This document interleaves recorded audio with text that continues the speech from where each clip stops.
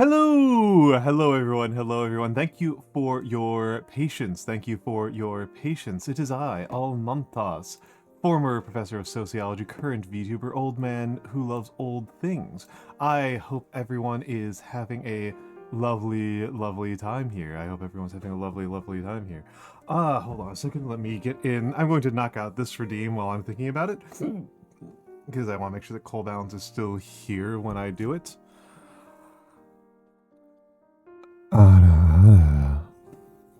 And hello. Icarus, you're fine. But yes, hello everyone. Yes, I'll do push-ups. That's where I was planning on going. That's where I was going to go. Put my water away. I'll have to go grab that in a minute. But yes.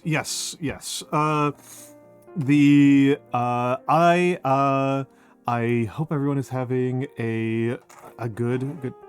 Wow, it was right in front of me. I am off today. I am mentally speaking. That is, I am mentally speaking, not anywhere near the top of my game. I am pretty confused at the moment.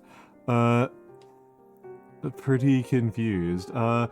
I mostly because I fell asleep from like 4:30 p.m. to 9 p.m. So I woke up and just blazed through my kanji practice. I fortunately did it very quickly. I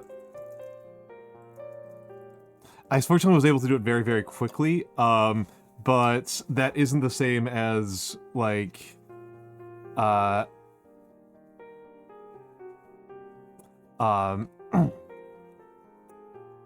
that is not the same as like I felt like I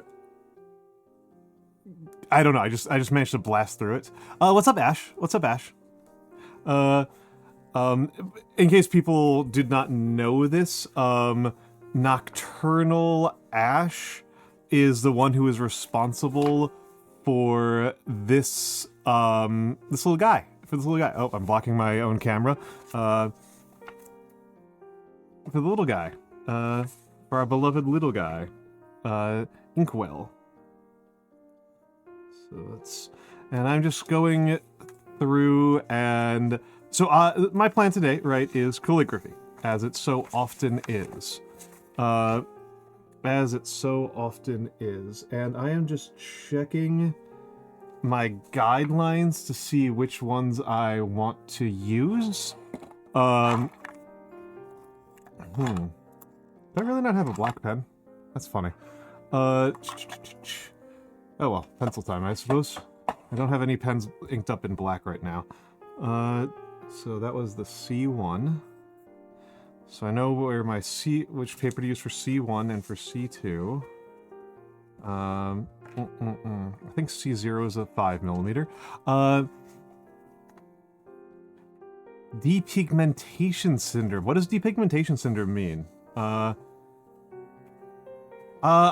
currently only actually have orange inked up. That's currently the only pen I've got inked up. I usually try to keep like a black ballpoint around because there are certain writing surfaces that a fountain pen is actually kind of bad on. So, C0 is a 5mm, right? Just checking some things. Yep, C0 is a 5mm. So, and then I gotta figure out C1, C2, C0, and let me take a look for C3. What would C3 fit on? I don't really need an answer for C numbers higher than 4. The back of your iris is releasing pigment that it holds. It can clog the... Interesting. I was wondering... Okay, so it's the back of the eye. So it doesn't does it change the color of your iris? Does it change the color of your iris? But yeah, I am hoping that... I am hoping in a perhaps irrational way that by streaming I will recover a bit mentally. That is kind of where my mind is at. Looks like a C3 is 2 millimeters. Okay. Okay, so I'm gonna take out these guidelines and put my guideline sheet away so that I don't have to fear them so much. And yes, that is... yes. Hold on, let me, yes! I actually, so the entire... So this is actually this model is actually a new model. It doesn't look that different, but you can see some differences if you look at the older one next to it. And the big place where you can really tell that there's a difference is that it has a different outfit. I talked to Sensational about getting a new outfit, because I wanted a new outfit, and so I did, right? I got a new outfit, and this is the summer outfit. Normally I change it a lot more up, but StreamerBot is busted, and I have been... Yep, still not working. I need to talk to the people who make StreamerBot about, like, what is happening. I need to check the error log. I need to send them the error log. And it's just not hooking up to the Twitch API. So I'll send that along. It's possible that it's broken in a way where, like, it just doesn't work on Windows anymore, or something like that. Or maybe they blocked New York by IP or something. I don't know. But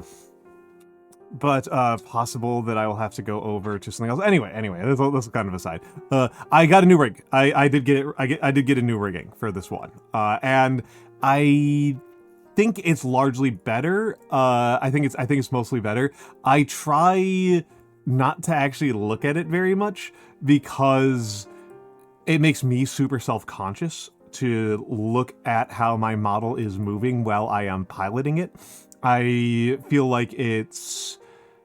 I don't know. I have a similar thing where, like, I can't talk normally if I'm in a video meeting where I've got a camera on. I cannot talk normally when that's happening. I need to not be aware of my own, of people looking at me in order for me to be, like, remotely normal. So you know, it's kind of a mental health thing. But yes, let me give you a quick shout out, because Ash is, as mentioned, the father of this, my Inkwell, my little guy.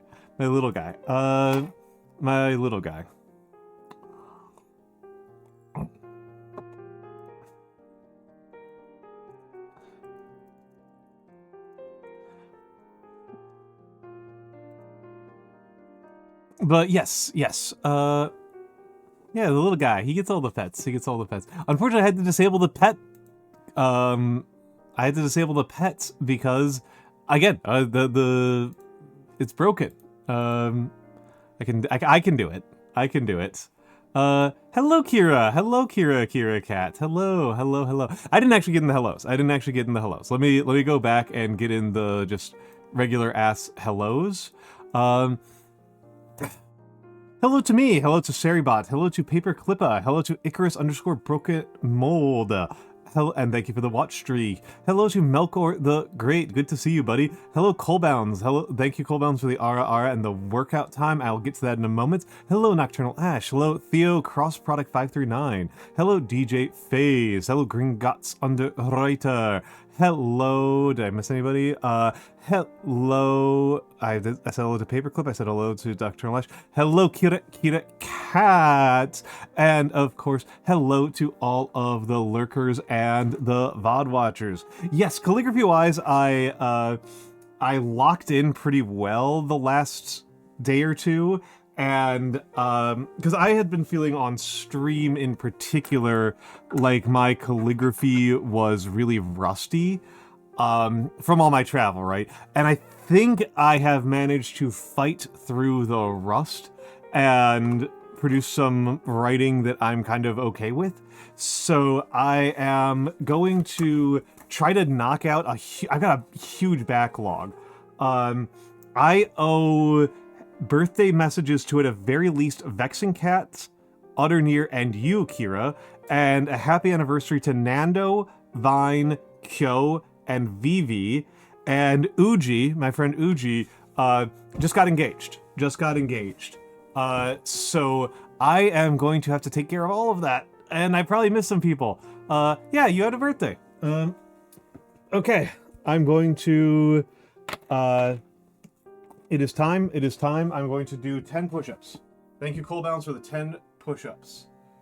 Take a big stretch here.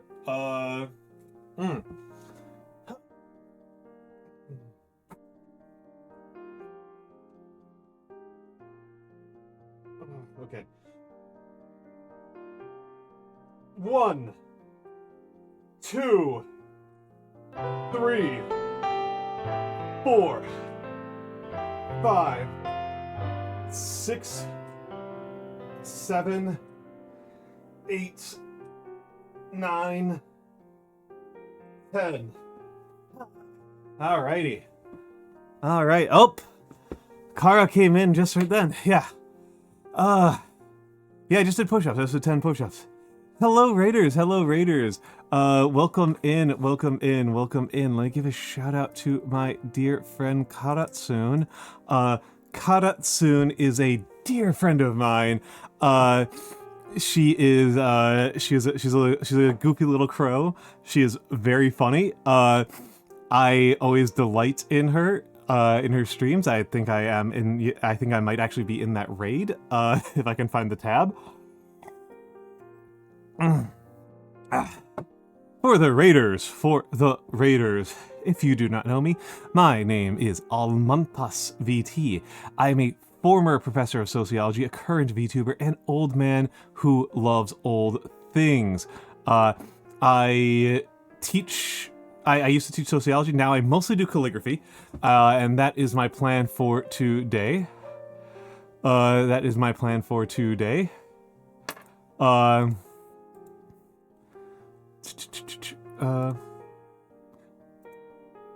That is what I am doing today. And yes, that is where we are at. Sorry, just taking a big sip of water. Yes, Karo, you were playing, what was it? Haste. You were playing Haste. How was Haste? It looked pretty fun. One of the characters kind of looked like how I wish I looked. It looked like it was fun. Like, it was like kind of like a 3D, like a 3D Sonic speedrunning derivative type of game. That's what it looks like to me. Yeah, the captain guy. Yeah. Yeah.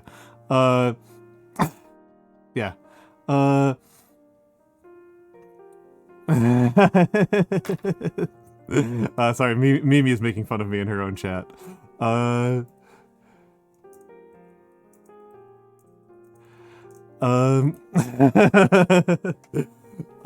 But yes, I'm glad you had a good time with it. It was you and Skellingtons. Hello, Mr. Hentai TV. Let me give a, is that, yeah, it's Ali Bashi. I thought that was Ali Bashi. But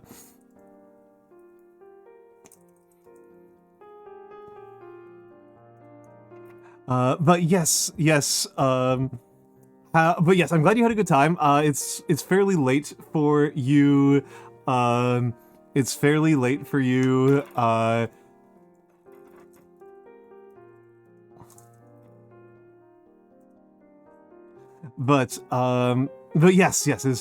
you. If you need to raid and run, feel free to do so.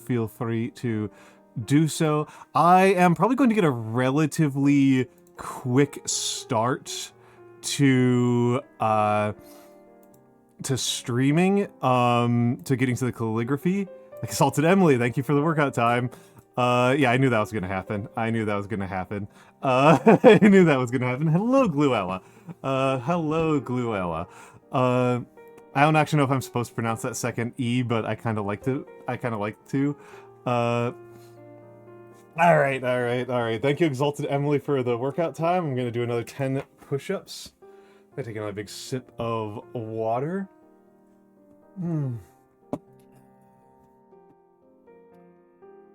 Stretch. And lean forward. All right, all right.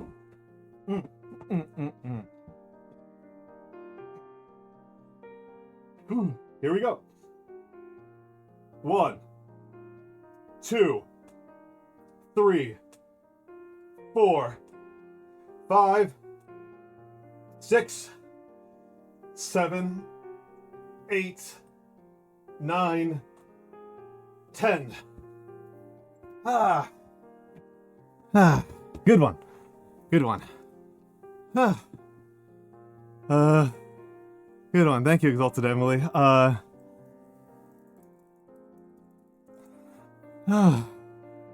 Thank you, Emily. Always good to. Also, hello, Emily, the cat lady. It does not bother me at all, Gluella. I think it's fun.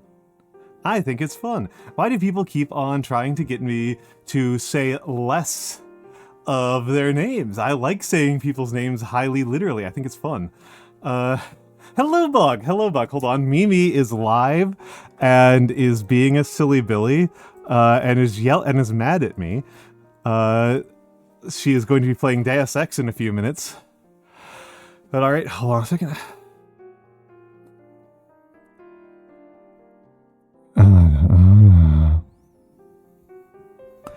There we go. There we go. Is she playing it through her own chat?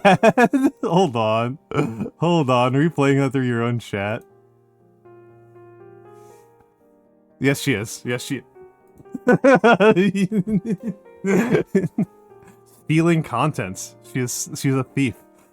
She is a thief. This elf is a thief. This elf is a thief.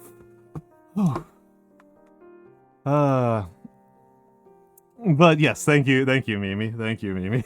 I like doing the I like doing the ASMR stuff. I actually have a what do we call that? A Fugi. I have a Fugi that is I call it the Toxic Yaoi Fugi, where it is two of my emotes looking at each other. And one of them is the disgust face, and the other one is a blushing face. Oh gosh, she really is stealing my content. She really is. That is really egregious. Germafan, hold on, let me make sure I get that number right. Germafan 1 million. Thank you for the follow. Thank you for the follow, Germafan 1 million.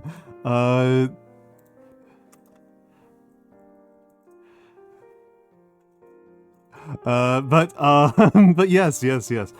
So, like I said, I think I am feeling relatively, aggressive about getting over to the calligraphy. Feeling relatively aggressive about it. Let's start with the C0. The C0, and let's get over there. Let's get over there. There we go. Okay, camera's not quite where I want it to be, so let's move the camera a little bit. And prop up Lightbox Coon. Okay, and yes, the 5mm paper. Yeah, I'm experimenting with new guidelines. I'm not entirely sold on this setup. Not like 100% sold on this setup. And let's get some paper, some sketch paper out.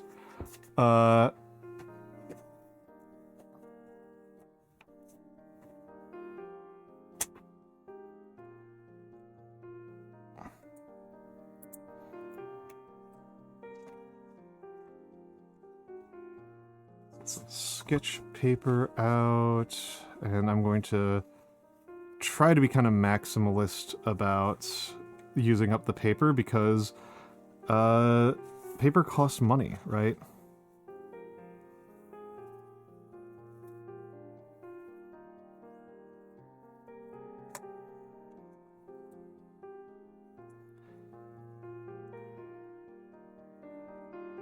And if I manage somehow to, by some miracle, to get through my my planned messages, I will probably work on Cadell's. That'll probably be what I'll do. Also, I want to make sure I've got this tight. First time for me using, hold on. First time for me using Takesume. Bamboo ash. Hold on, let's make sure this refocuses properly. There we go. Bamboo ash. Some bamboo ash. And...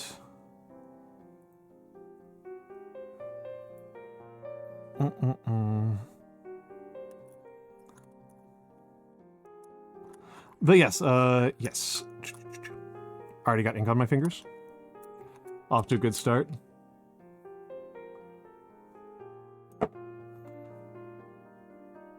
Off to a good start here. And my favorite way to ink these up. Oh. That looks like enough ink to get me started. Just gotta wait for it to come down a little bit.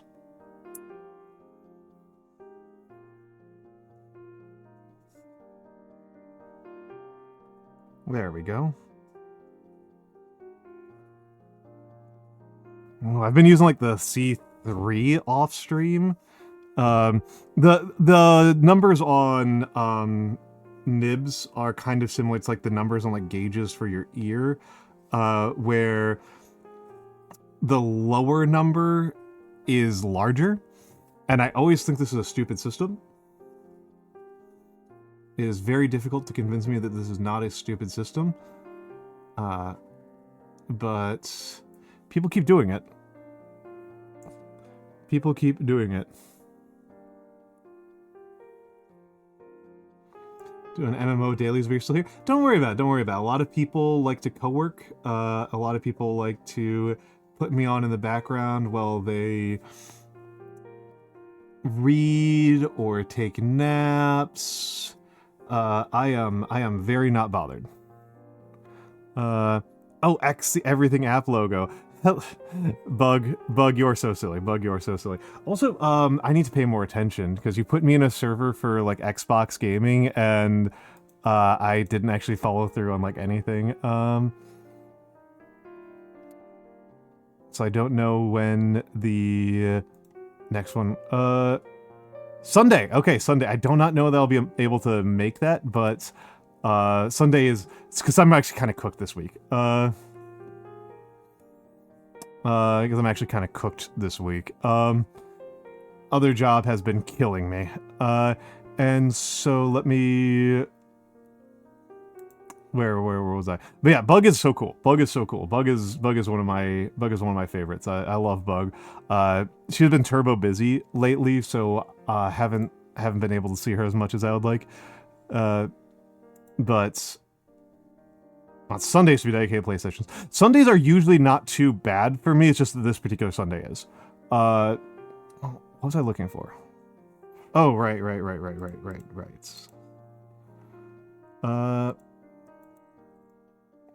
Should today be writing or art?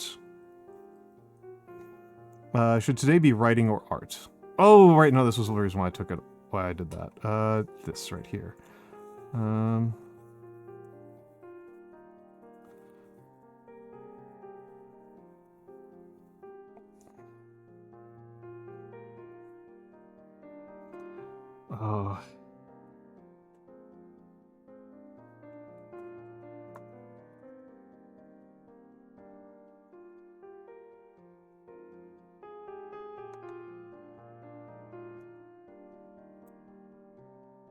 All right. I'm old. I also say groovy, right? Like,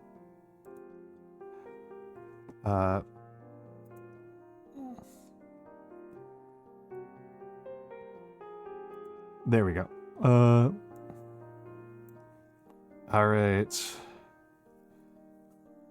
let's get started.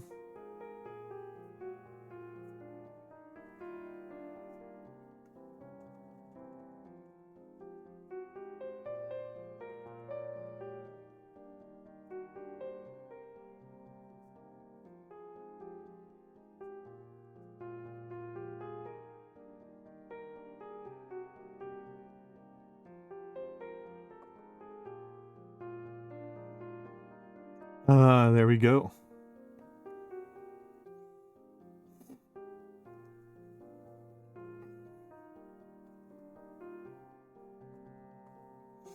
But yes, Bug is like a real dedicated like retro streamer.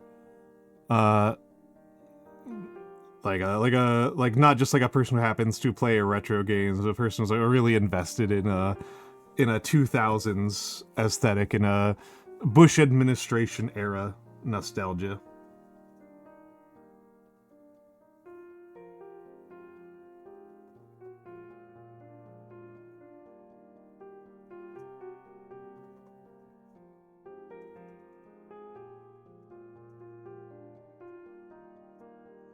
By the way, how cringe is it? How like annoying / cringe is it that I refer to presidential administrations like they're like Chinese emperors or like the consuls of Rome?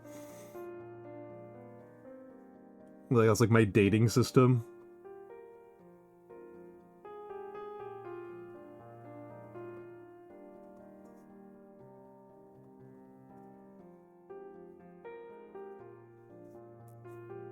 Hello, Chakray. Hello, Chakray. Yeah, there's a much more like meaningful emotional vibe to like the Obama era versus the Trump era than being like the early 2000s, being like the mid 2000s versus like the like what are you supposed to say, right? Like the 2010s like very much divides into a difference between like the 2010s includes both like the early Trump administration, the late Obama administration. Like those feel so different emotionally and historically. Gluel, so it's actually pretty funny. I was in graduate school and I was taking an enormous amount of notes.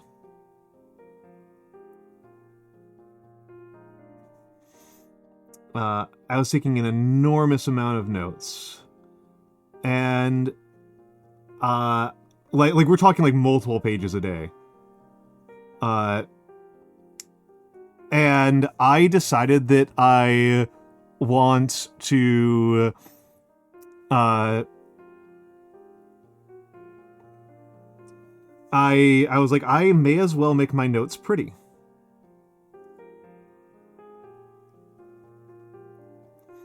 And so I saw that the college bookstore had... That was a mistake, but I actually kind of like how it turned out. Had calligraphy pens. Had a disposable calligraphy marker. So I picked it up then.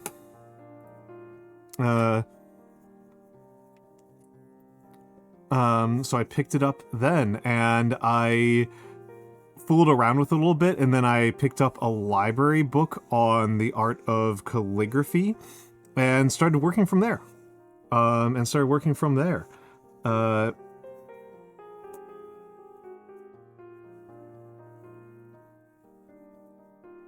that's how I got started. It started with I just wanted to make my notes look prettier.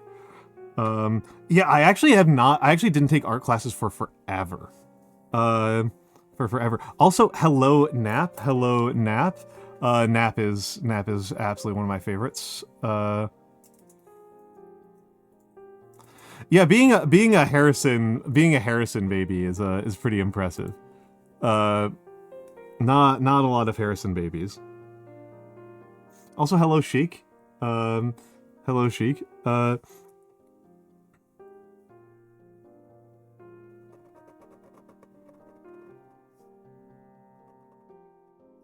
See, it's really funny. I said I was feeling a little bit more confident in my calligraphy today versus previous days because I was doing pretty good yesterday. This is not good. It might partially just be that, like, the larger the nib, the more unforgiving they are.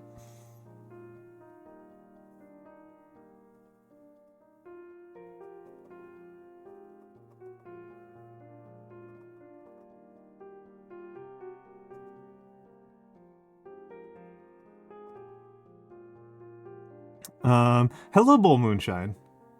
I am doing well. I am doing well.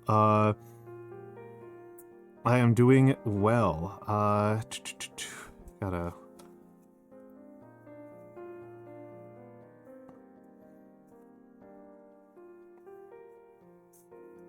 If I could do it again, if I could do it again, I would definitely do something different about these margins on this. I think they're actually pretty fine margins for actually working, but I do not think that they're very good for doing practice sheets.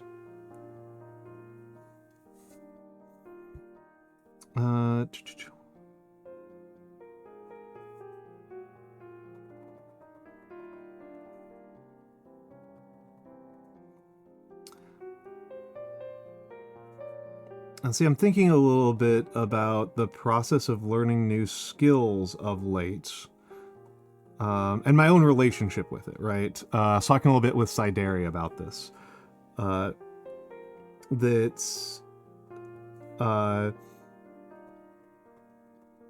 My perspective on calligraphy has been that it's worth, when you're first learning, it's actually good to use bigger nibs, right? Because bigger nibs are, your mistakes will be more obvious, right? Like this is a mistake right here. This is a mistake. And it wouldn't be as obvious if I was on like a C like 3 or something like that. If I was on like a 2mm pen as opposed to a 5mm. And I think this is an advantage. Yes, I would. I would.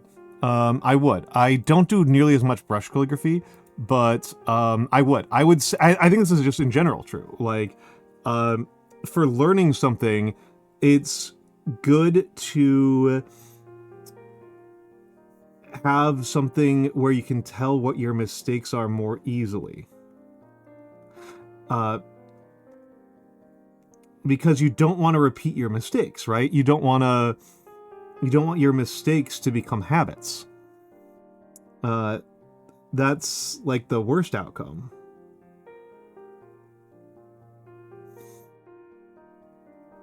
And maybe it's because I'm a jock, right? At some level, that like, if you learn how to do your deadlifts incorrectly, you're going to hurt yourself, right?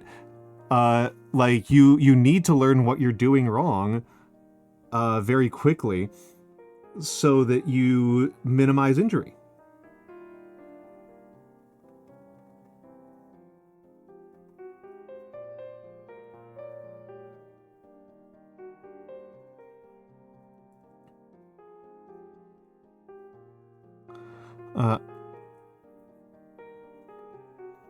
Yes, you have more options as well with the larger tools, right? Larger tools actually give you more expression and more options. The main disadvantage, right, is of using larger nibs and brushes is something that you can see right in front of you, which is that they use up more material quickly, right? Like, they are ultimately more expensive to use.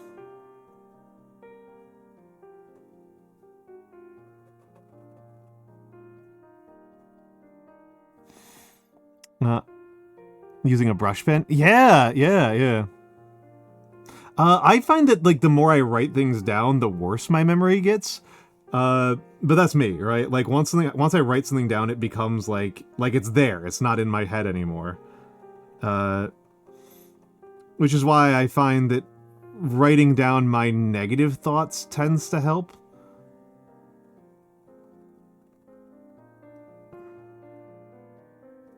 I really think all the time about that phrase from Indiana Jones. I wrote it down so I wouldn't have to remember it. But anyway, my point with this all was that, like, I want to see my mistakes. I want to get the feedback as harshly and quickly as possible.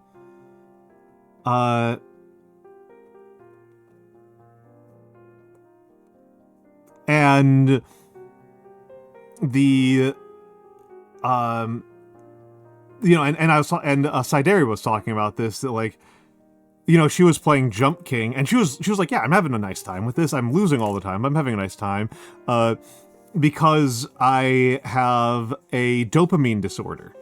And I tried to ask her, because I was just in chat, right? I should say I was talking with her. I was in her chat, and she was doing this. I guess the question kind of got lost in there. Like, is there a specific name for that? Because, like, I think people who have been around remember my Dark Souls streams. I would say as bluntly, maybe, not necessarily as harshly, but I want it to be clear, right? I want to just, like, know, right? I want to just, like, have, like, okay, like, this is what you did wrong. Blunt, right? Like, this is a mistake.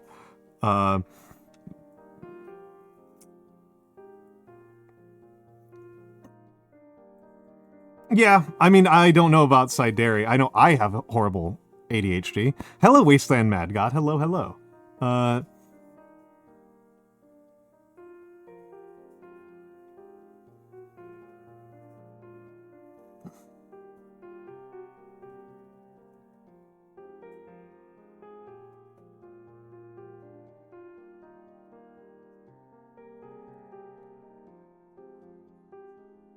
Hello, Kirill. Hello, Kirill. What's up? What's up?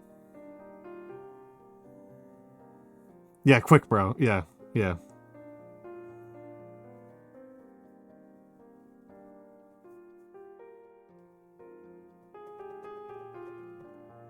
Yeah, the quick, bro. Oh, we got a raid. We got a raid. Hold on a second. Hold on a second. Welcome in, Raiders. Welcome in, Raiders. For the Raiders, my name is Almontas VT. I am a former professor of sociology, a current VTuber, an old man who loves old things. I do a certain amount of educational content. I shouldn't overplay it like I am particularly an educational streamer. I mostly do calligraphy, and I was just saying right before we started that I feel like my calligraphy has been improving lately, and I am not living up to that right now. How was stream? What were you doing? What were you doing? Yeah. I was a professor of sociology. Yes.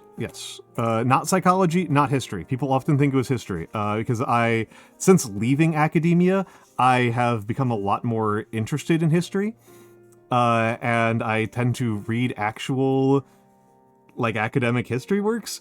But in my actual professional life, I was a sociologist. My history knowledge is amateur. Is very non-professional. Oh, that's very sweet of you to say, Hitori Kochi. That's very sweet of you to say. I'm still warming up. We're still in the warm-ups. Your profession is history? I mean, lovely. Lovely. Well,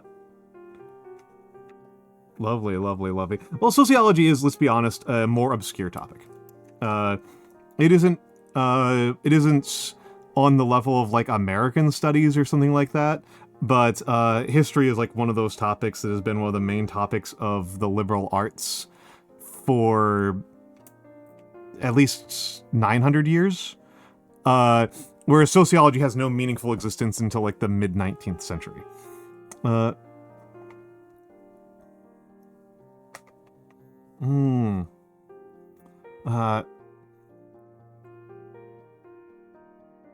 That is strange. That's strange that people would think that sociology is a Bachelor of Science. That is strange.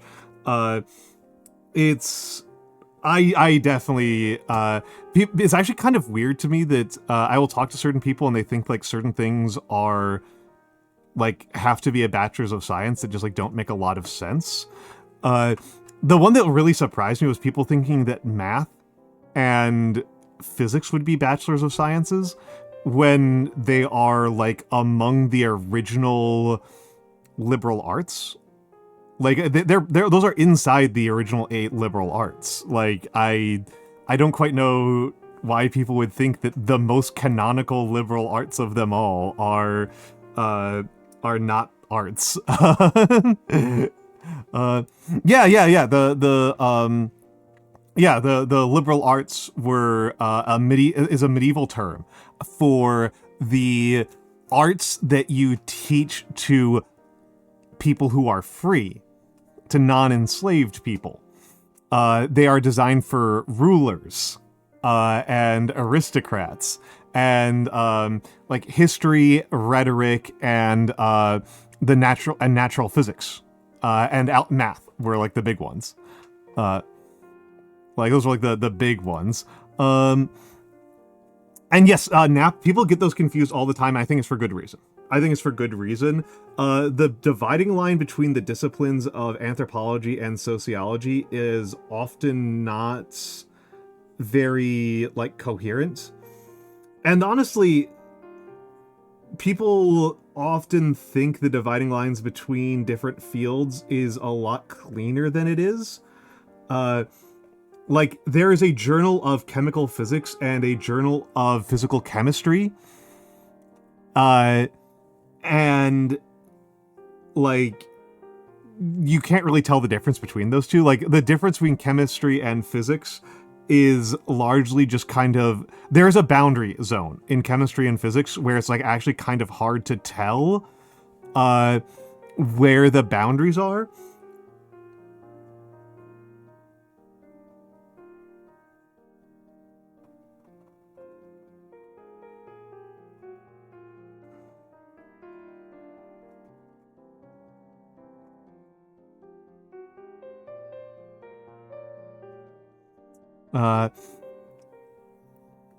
I mean, yeah, because there's paleontology, right? Hello, Nagi. Hello, Nagarunsky. Hello, Nagi. Let me give a quick shout out to Nagi. Also, I never asked what you were doing. What you're doing, Bassina. You said you're yapping, but thank you for stopping by. I hope you had a lovely time. If you need to raid and run, feel free to do so. And hello, Matthew. Hello, Matthew. Uh, uh, yeah. Well, also paperclip on the other side of it. It's actually really non-obvious where math is not philosophy. Oh yeah. No, if you're in a history paper, yes, very common to have archaeology in there. It's very, very common. Especially depending on the era you're working in. If you're like a medievalist or a modernist, it might not be typical to use archaeology. But if you're a classicist, you're going to be using archaeology. You're going to be using archaeology. And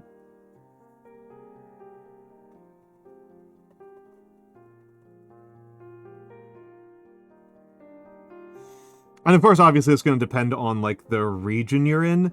If you do medieval Japan, there's enough written medieval Japanese sources that's like really not necessary. But if you're doing like medieval China, that's going to be a very different story. You do archaeology, yeah, and a lot of it kind of just depends on like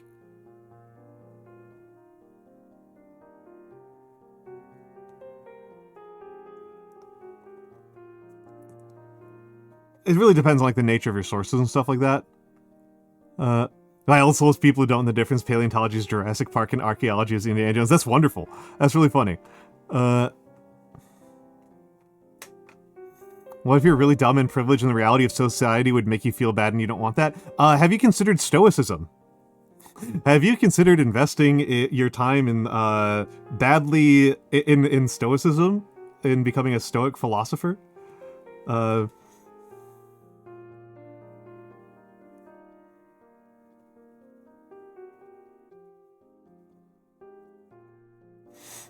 uh, I say as I'm about to have a collab with a guy who's really invested in stoicism. Definitely sabotaging my friend, who may or may not be here.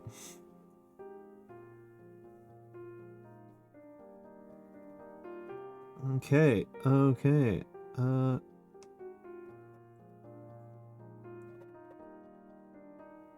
Yeah. Uh, uh,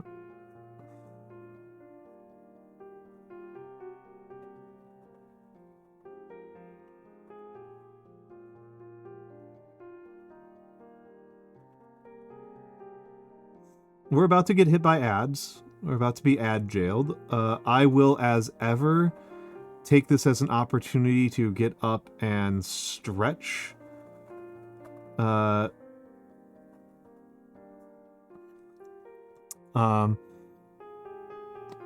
Russian and Eastern European. We have the primary chronicles, the only textual source for almost anything pre-Renaissance. That's pretty brutal. That's like really brutal.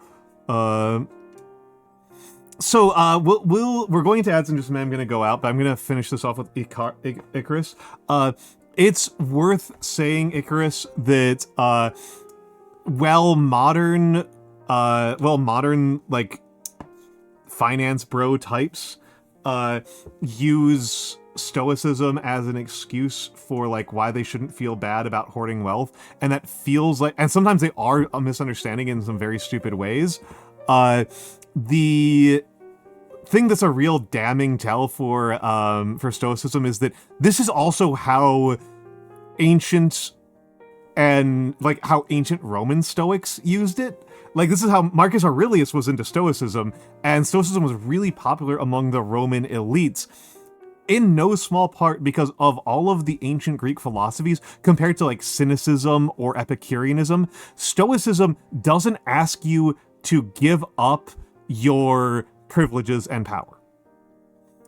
Stoicism is the rare ancient Greek philosophy that doesn't actually tell you that being powerful is stupid. It tells you that being powerful, that pursuing power is not worthwhile. It does tell you that the pursuit of power is not worthwhile, but it treats the already being in a privileged position as simply a external fact of the world that you don't need to do anything in particular about, which, Epicureanism or Cynicism would ask of you that you change your world in a material way. Whereas Stoicism does not ask you change the world in a material way. That's like a true thing. We can get to them when I get back. But suffice it to say that Epicureanism asks you as a matter of, like being a good Epicurean is you move out to the woods with your friends and just hang out and stop being powerful. And Sheik has it correct. And Cynicism asks that you literally give up everything and live in a pot. Okay, we'll be back.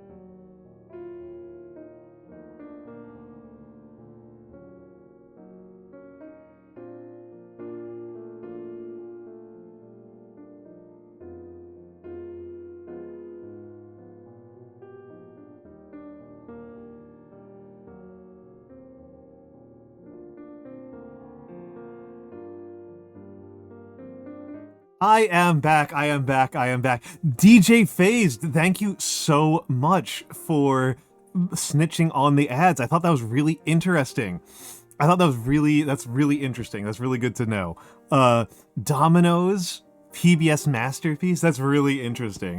That's a lot of ads for 3 minutes. That feels like a lot of different ads for 3 minutes. Those are short ads. Okay, so to back up here a little bit and talk about what Stoicism actually is, and not just like the image of Stoicism. Stoicism is an ancient Greek philosophy and Roman philosophy as well. Marcus Aurelius is probably the most famous Stoic philosopher, and he is very much not a Greek. Yeah, betting ads, that's brutal. He is very much not a Greek. Tacitus is probably the other one. Yeah, it feels much better to me, DJ Phased. Like, 15 seconds, I can't even tell what's happening. Takes me that long to figure out that I'm looking at a Domino's ad. Let alone for them to try to convince me that the pizza's tasty.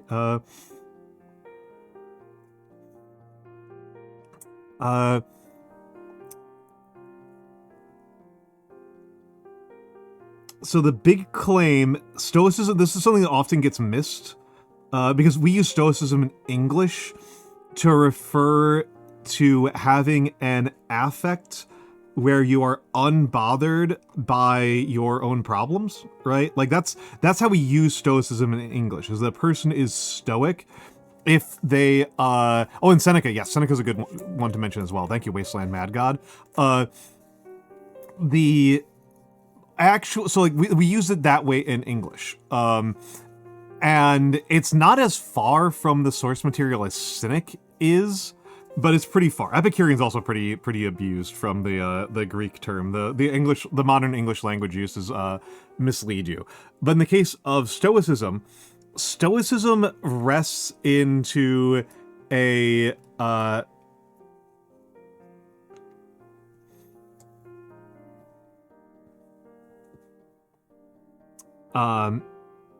Stoicism rests on a metaphysical claim. That's the actual heart and soul of Stoicism, is a metaphysical claim that you and I are the same.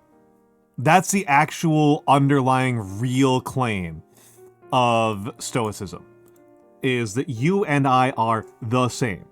And I don't mean like similar, or that we share interests, or that our mutual hatred or whatever is stupid in the same way that, like, you know, Martin Luther King would argue.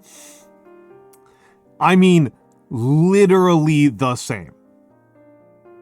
Literally the exact same object. Like the same physical object.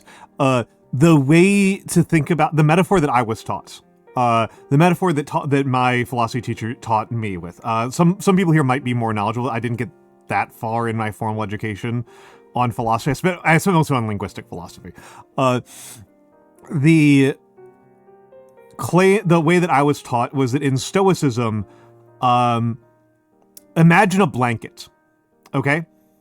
Imagine a blanket, and there are places on this blanket where it is wrinkled, and places where it lies flat. And we are seeing the world from the perspective of looking across the wrinkles and not seeing all of the flat parts. And so we think that different wrinkles on this blanket are different objects, because we are being fooled by our senses into perceiving them as different objects. But the underlying reality, the actual truth, is that they are the same object. And that is me and you, right? That is me and Kira. Despite me and Kira living on opposite sides of the planet, we are in fact actually part of literally the same object. And it's not limited to people. It is the entire universe. And so there are a couple of consequences to this, right? If the entire universe is one object, with one shared set of interests, and your perception that you are a distinct thing from anything else on the planet. One, being jealous of other people becomes asinine, right? It is like you said, Icarus is like your hand being jealous of your foot, right? It comes across as insanity once you start to perceive the world that way. The other part that becomes an interesting consequence of this is that being dead, somebody dying, is not destruction. It is one of those wrinkles being flattened out. Right? The whole world is actually still intact and ultimately actually unchanged. It's just lightly rearranged.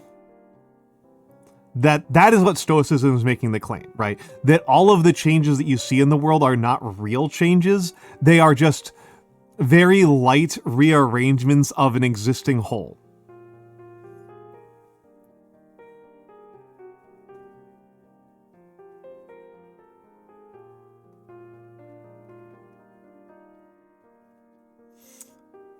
And so that's the underlying engine that makes Stoicism work. Halid302, thank you for the follow.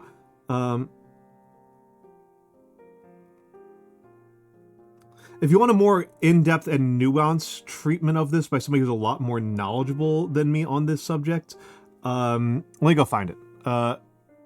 You have to slip away. I was going to actually respond to something you said.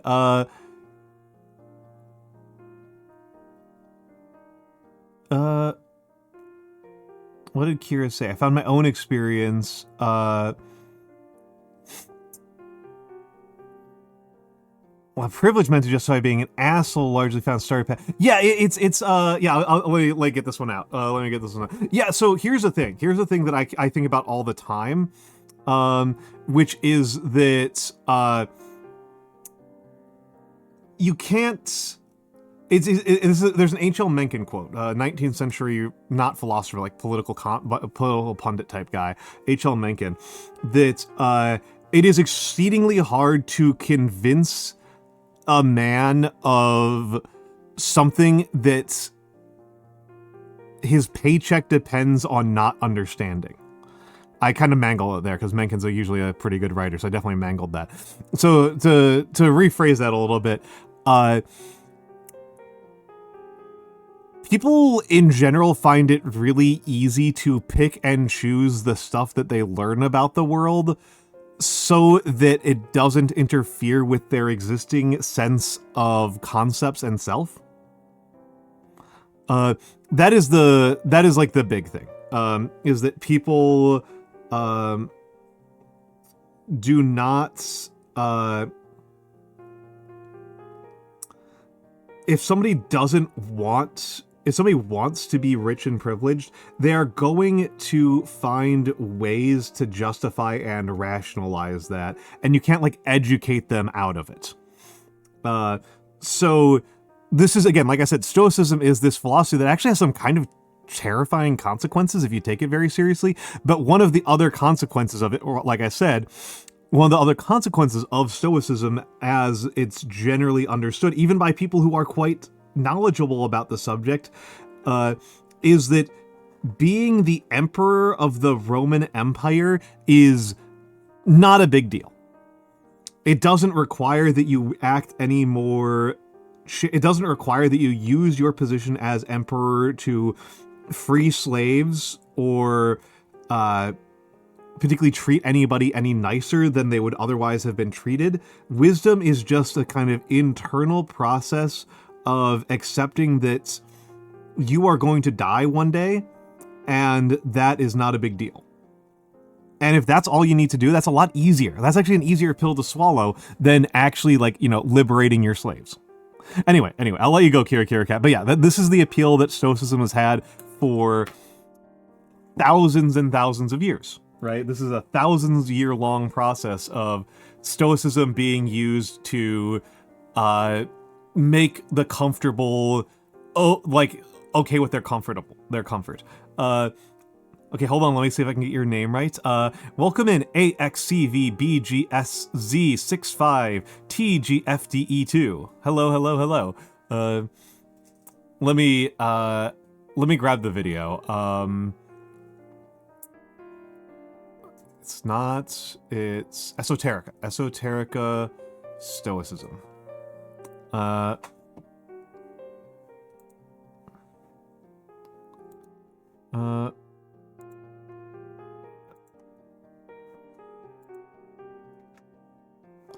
Yeah, this is a good, Justin Sledge is really good. Justin Sledge is like a top 5 YouTuber for me. It's like Justin Sledge, Any Austin, Vale Fisk. I found 2 more that are like real, like in the last week, that are like real competitors for me as like favorite YouTubers, of Taberna et Historia and Little Wars TV. I had Little Wars TV sitting in my like to watch list for years. You're welcome, AXCVBGSZ65TGFDE2. A little bit of a mouthful, but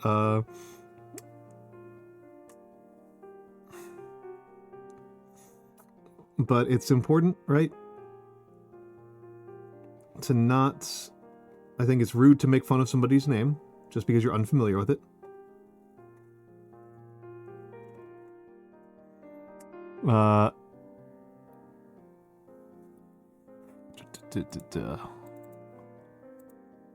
What's going on with okay.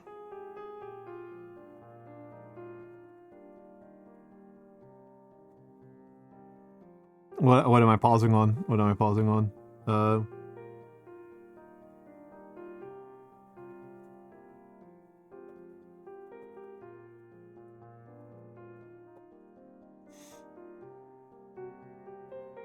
Okay, hold on.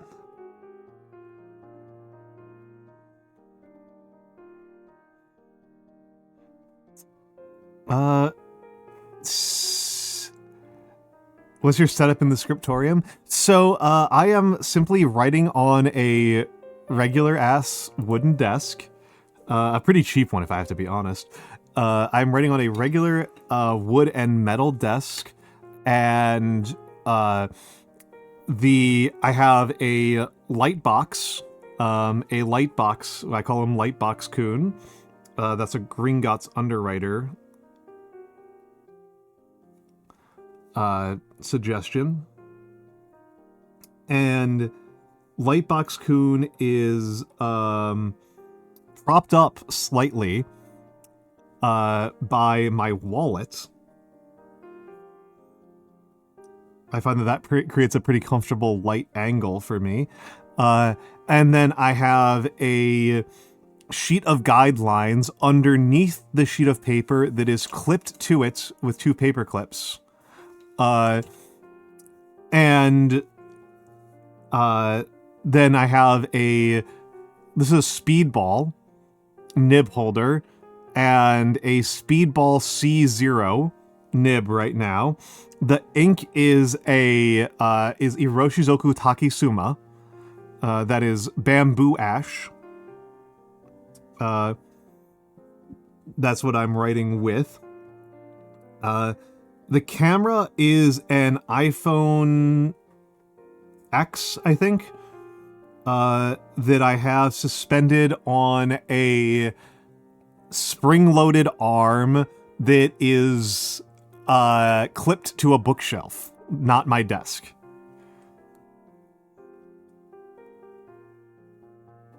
And that feeds directly into my OBS. Using DroidCam OBS. I think that's pretty much everything that's like relevant. The iPhone lives here permanently. I don't actually use it as a phone. No. Not my wallpaper at all. I don't have wallpaper. I like wood paneling.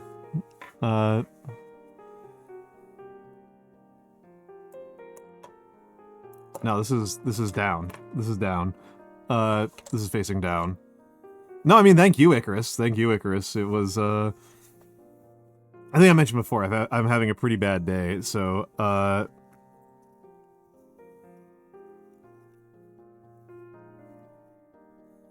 and hello, Captain. Hello, Captain 870.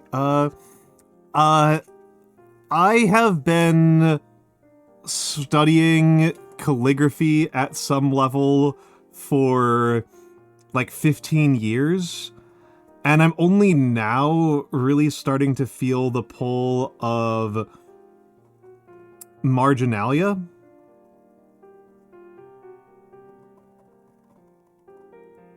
And embellishment.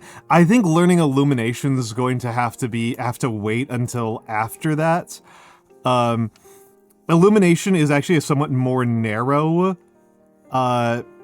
skill that's I think I am not in a position for that to really be my focus.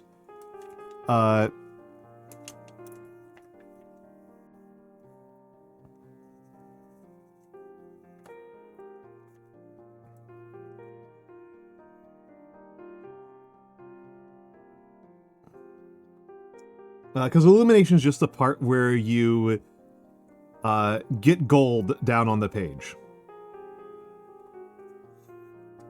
Like the other parts of making a medieval manuscript look the way it does are not necessarily illumination. Yeah, I like black letter a lot. I will tell you, Wasteland, if you do get into calligraphy, into broad nib calligraphy, black letter is like legitimately harder than other scripts. It's not even actually my favorite. I end up practicing it all the time. But in no small part, I am practicing it all the time because it's so much harder than the other stuff I do. It is also like the main one that I do commissions with. So like it is the most monetarily lucrative of the scripts I work with by a pretty considerable margin. But it's also definitely harder. Batard. Batard is my favorite paperclip up.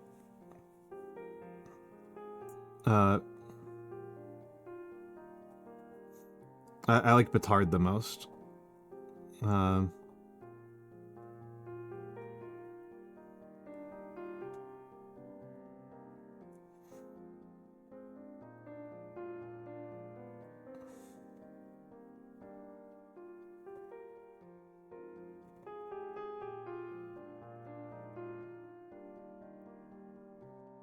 Which is like a late medieval French variation on Gothic. On Blackletter. We don't do things because they are easy, but because they thought they would be easy. So true, Mad God. So true.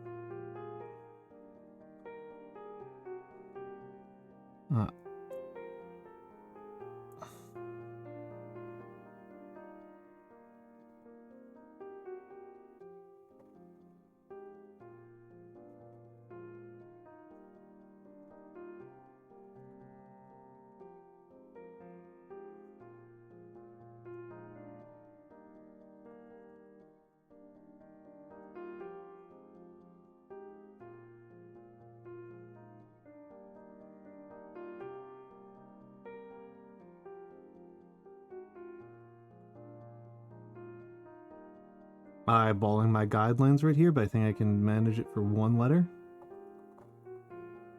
But not for more.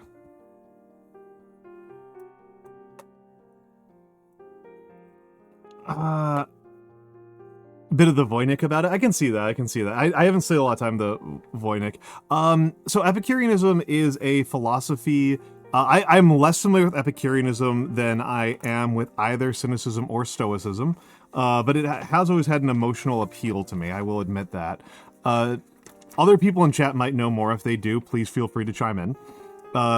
The way I understand Epicureanism is that it is, the philosophy of Epicurus. Very, very self-fulfilling right there. I don't really understand the metaphysical claim under Epicureanism, but the main kind of takeaway from Epicureanism as I learned it is that the good life is one where you and your friends live together in a small commune and you enjoy simple food and simple pleasures and spend your time talking about philosophy. Right? That is how I always learned. That was my understanding of Epicureanism, was centered on this idea of finding pleasure in simplicity and company. That those are where the good life is located. And I don't actually know that much about the other claims in Epicureanism, but like I said, it does ask of you, if you take Epicureanism seriously as a philosophical stance, it does ask that you not be, a god king ruling over others. Hello, Ulysses. I mean, that's fine, DJ Phased. It's just, remember, if you look at almost all of your icons in the sciences did spend a lot of time with the humanities. Right.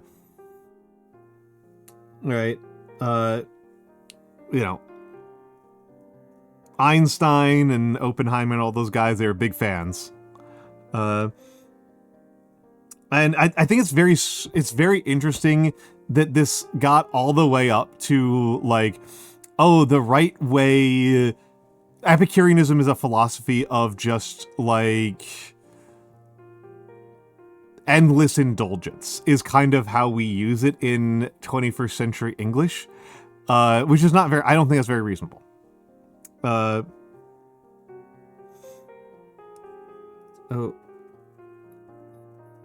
Too much ink there. But I think that if you are working through a lens of medieval Christianity, where the pleasures of the flesh are temptations that distract you from the refinement of your immortal soul,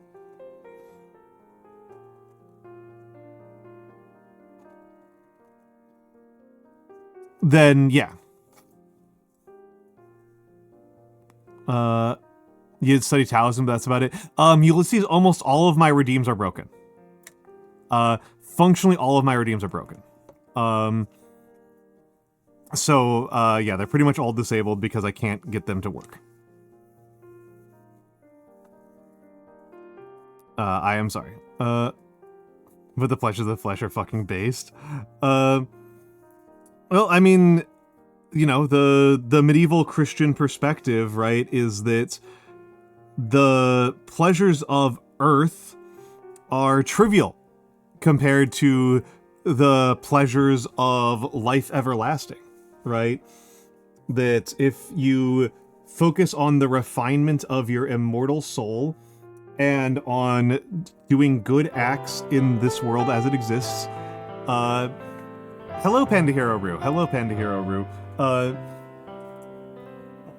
Let's give a quick shout out. What were you up to, Panda Hero Roo? What were you up to?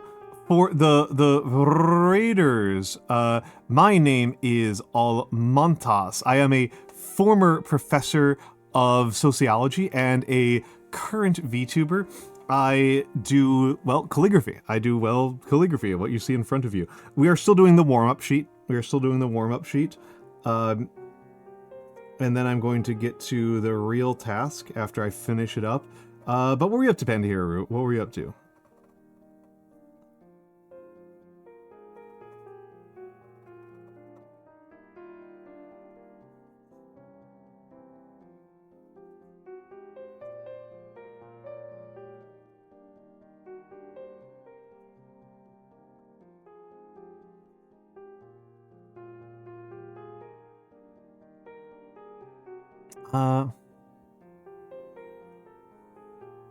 But do they have Cherry Garcia in Paris? Presumably. With Gabriel Knight. Oh, heck yeah, heck yeah, heck yeah, heck yeah. I hope you're having a lovely time with Gabriel Knight. I hope you're having a lovely, Icarus, I think, so yes, Panda Hero, you came in well, we were discussing ancient Greek philosophy. We were discussing, Stoicism and Epicureanism, and somebody has brought in Buddhism into the conversation, which is something I know way more about than I know about any of the ancient Greek philosophies. I know way more about Buddhism and Taoism than I know about any of these ancient Greeks. Far better story than it is a game. Yeah, that makes perfect sense to me. That makes perfect sense to me. For people who don't know, the Gabriel Knight series is a series of frequently inscrutable puzzle games. Would be a polite way to put it.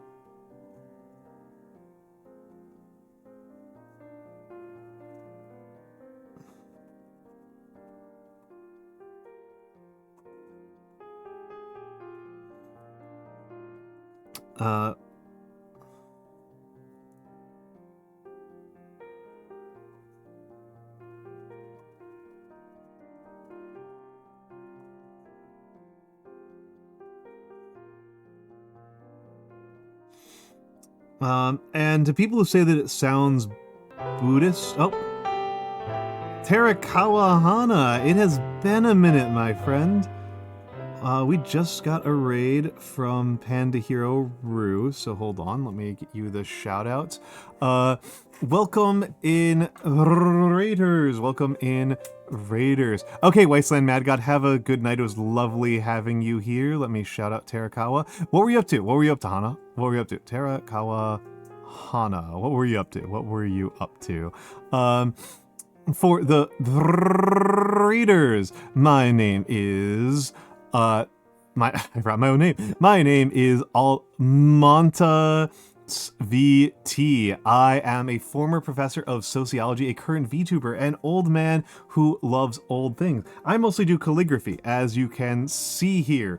Oh, Slay the Princess is wonderful. Slay the Princess is wonderful. Slay the Princess is one of my favorites. Slay the Princess is wonderful. I really like Slay the Princess. It was one of my favorite games that I played in 2024. Easy to recommend it to people. Easy to recommend it to people. I'm gonna do a slightly different K here. I actually kind of like this K right now.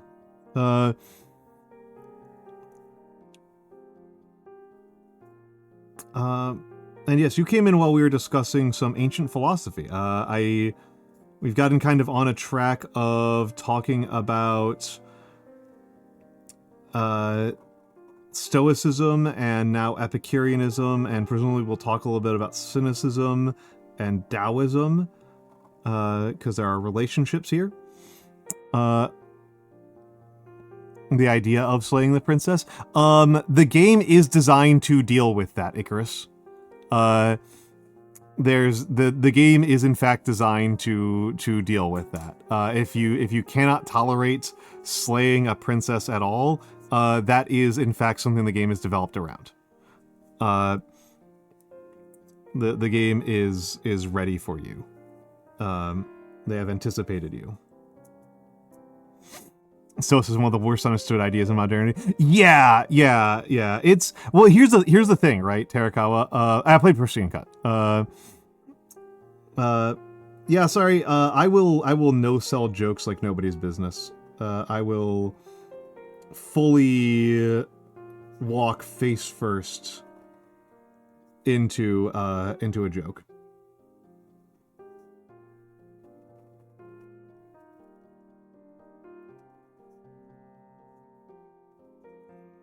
But also, like, the game is in fact is like that.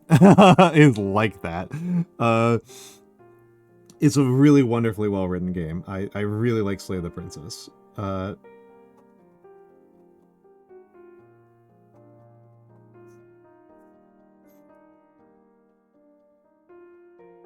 I think what was my first route? I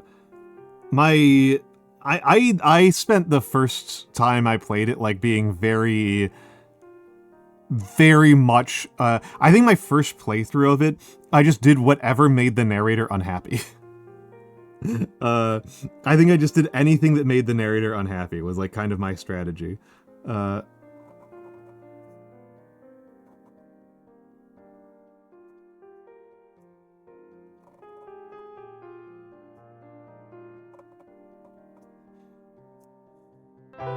Well, and Sparkly Anarchy and Akshi, welcome in, welcome in, welcome in, Raiders, welcome in, Raiders. Hello to both of you. Oh my goodness. Welcome in, Raiders. Oh, okay, that's just the sound playing again.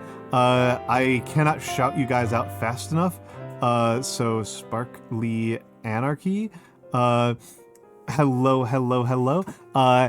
What were the two of you doing? What were the two of you doing? Oh, timeout error. Nice. I'm being timed out like crazy. Sparkly Anarchy. Let's try it again. For the Raiders, my name is Almantas VT. I am a former professor of sociology, a current VTuber, and old man who loves old things. I mostly do calligraphy on this here stream. I mostly do calligraphy on this here stream. You're doing a Kingdom Hearts Archipelago randomizer. Lovely, lovely, lovely, lovely. I am going to swap out my nib. Go live with each other for you're done explaining yourself. I am kind of grateful that I'm getting this many raids early in the stream, because that tells me that I need to use a very small nib for my thank you. Let me set that up. Let me set that up. Oh my goodness. There we go. I want raids to be the only thing I can see. Okay, so, oh my goodness, it's been 1, 2, 3, 4, 5, 6 raids so far. That is madness. And I don't, it's not reasonable to assume that I'm going to get like that many raids every hour, but, Big 35! Wow, thank you, Akshi, thank you, Akshi. So how was it? How was the Kingdom Hearts randomizer? How was the Kingdom Hearts randomizer? I think it will not surprise you to learn that I consider Kingdom Hearts to be pretty firmly after my time. Yeah, I consider to be pretty firmly after my time. We have been, for some reason, discussing ancient philosophy, and so to give you the real quick recap on this, Stoicism in modern English is a word that we use to mean tolerating emotionally distressing situations with dignity, right? That's usually what we mean in modern English.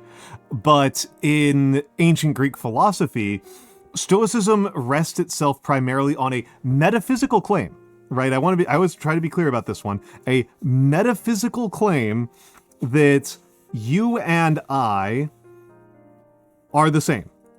That you and I are the same. Oh, this is actually kind of a useful part about this. So, 3, 6, 9. Okay, this should have enough lines for me to not have to worry too much about running out of space by the end of stream. Stoicism is a claim that you and I are, and I don't mean just like similar, I mean literally the exact same. Anonymous, thank you for the gift sub to green_goblin. That's very kind of you.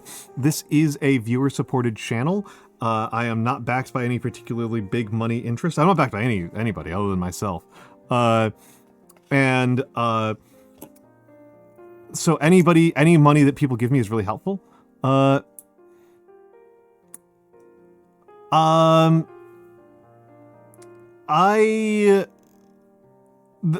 me continue on this track for a while, Broken Mold. I don't tend to be the person who actually recommends that people go back to school. I will be honest. I don't actually tend to recommend that very often. There's a lot of issues with academia, and they don't seem to have gotten better in the years since I left. But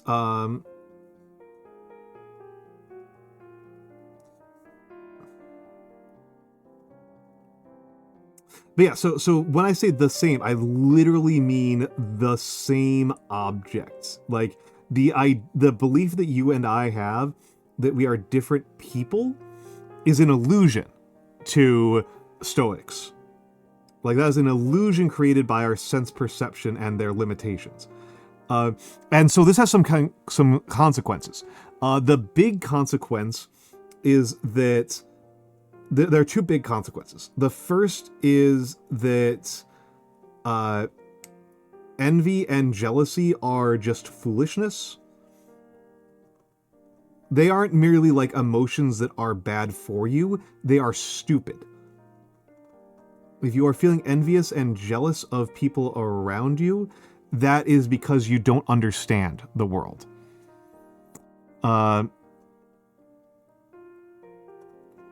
The other consequence of this is that changes to the world are also illusions. Oh my god, I already fucked this up. I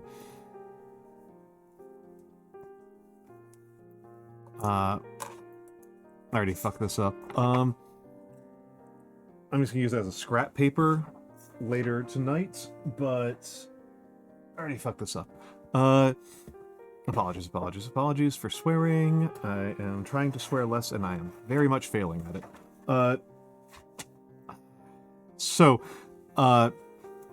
Where was I?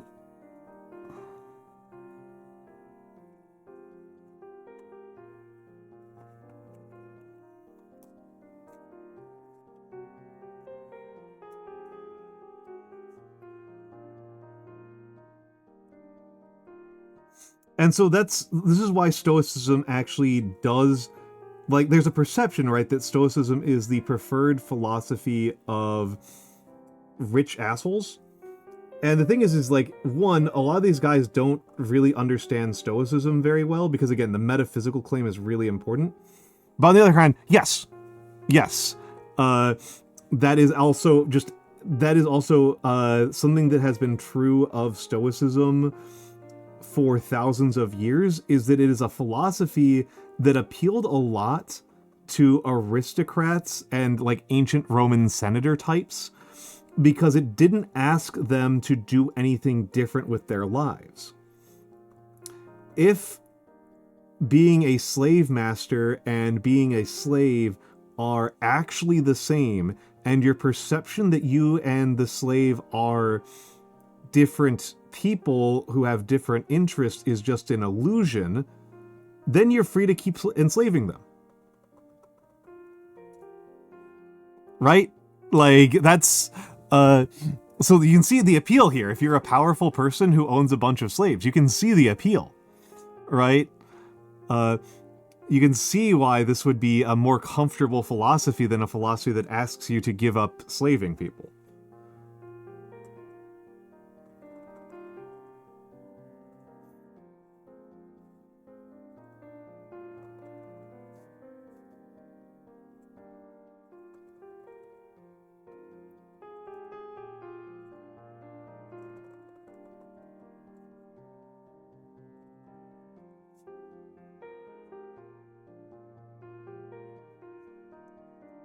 Gonna lurk while you post stream care? Absolutely, please do, Akshi. Akshi and Sparkly Anarchy are very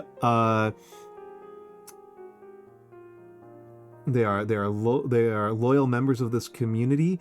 Sparkly Anarchy actually did the fan art that I used for this week's schedule.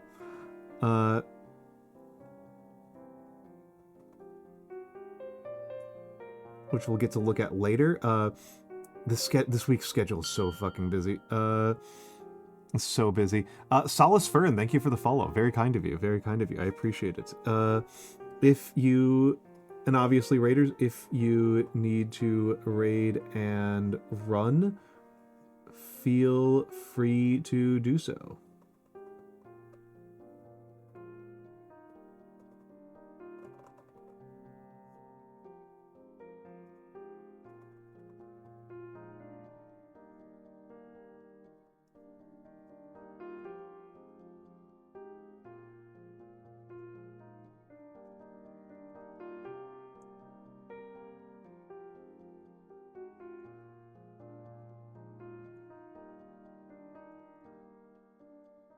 Locking in a little bit here. That was pretty bad.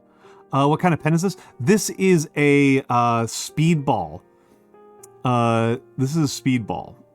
Is the name of the brand. The nib holder is a Speedball, and the nib is a Speedball C3. C3 nib, which is a broad nib that is a right-handed broad nib. They have a different series for left-handed broad nibs. It's about 2 millimeters wide.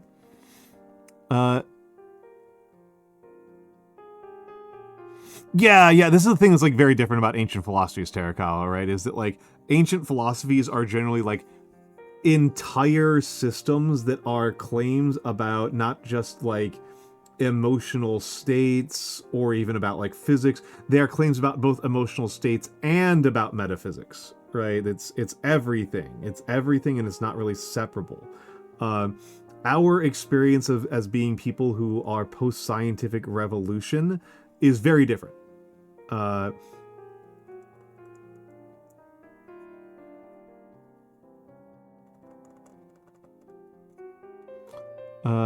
Yes, this is a Roshizoku Takesume.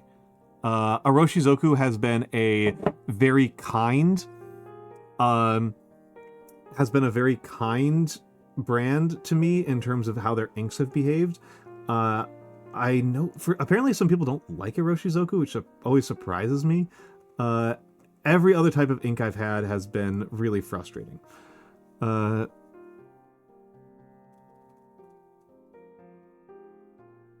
I do have some Speedball ink, but I just kind of don't feel like using it.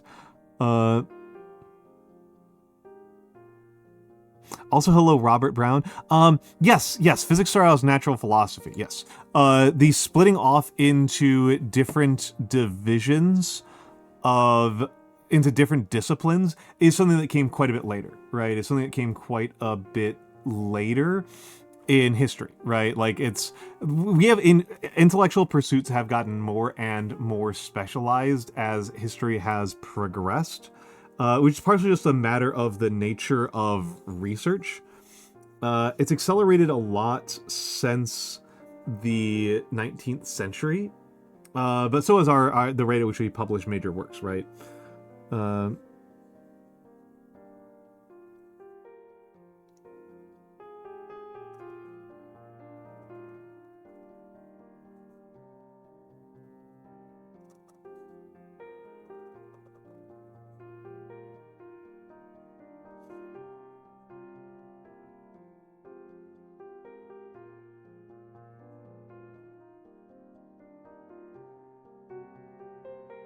And the more things are published in a given field of study, the more specialized future works become, right? This is just kind of a kind of like natural phenomena almost. Oh yeah, sorry. There's a lot of things going on. Yeah, there was actually an interesting thing, Robert Brown, where being a physician and being studying medicine and studying practice were like very different fields of study. Protagonist is male-coded, narrator is male-coded, princess is female-coded. And the way the protagonist is meant to assert agency over the princess, and this is the way she's a reflection of agency instead of her own internal agency. Yeah, it's actually kind of interesting. Hello, Nuna. Welcome in. Good to see you here. Yeah, it is kind of that is a kind of interesting point, especially given that like what the princess is. Like the princess is agency, right?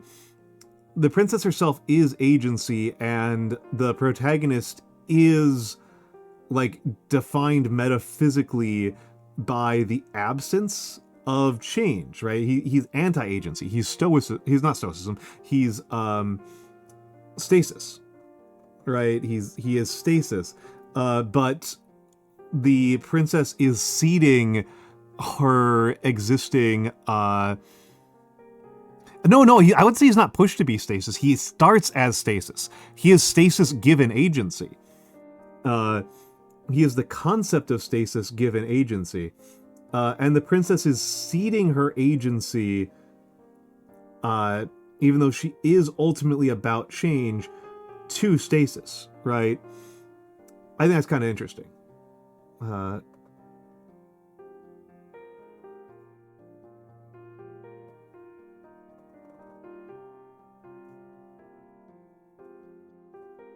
I think that's kind of interesting. How you doing, Nuna? How you doing, Nuna?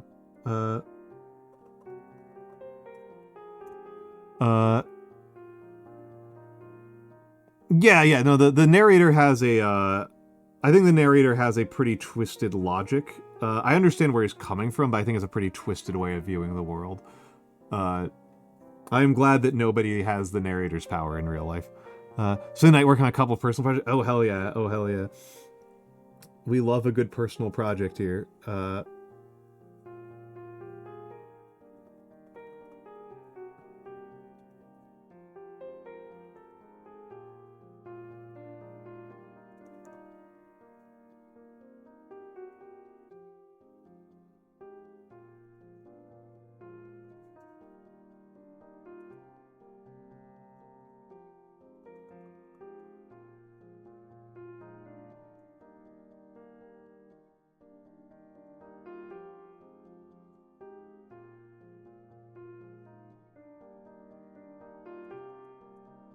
I don't think this is the most like authentic way of doing a Gothic-esque, but it really appeals to me.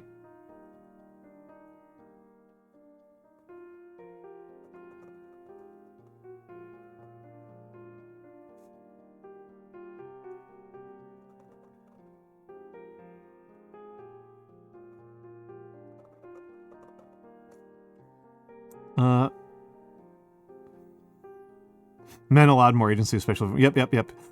This song is called "Wine Glass and I." It's by Nobu. I got it from Doja Syndrome.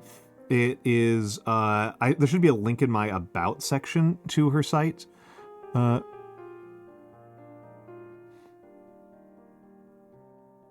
in the mirror. The mirror signifies the way our agency reflects how the princess had to see. Oh, okay. Yeah.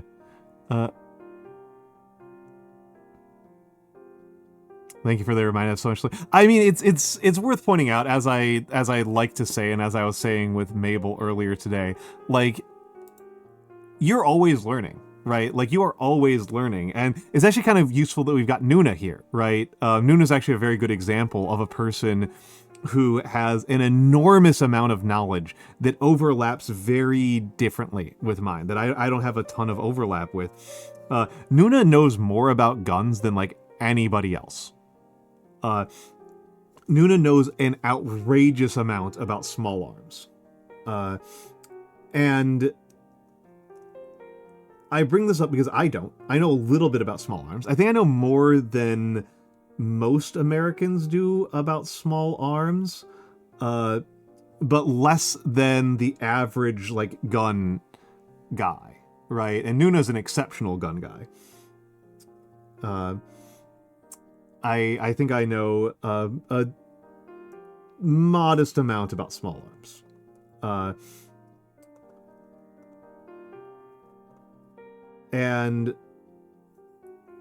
I bring this up to point out that, like, you are always learning. And if you are, you're always learning, and, you know, it's not always... The thing about what I know is that it's a lot of the stuff that I know is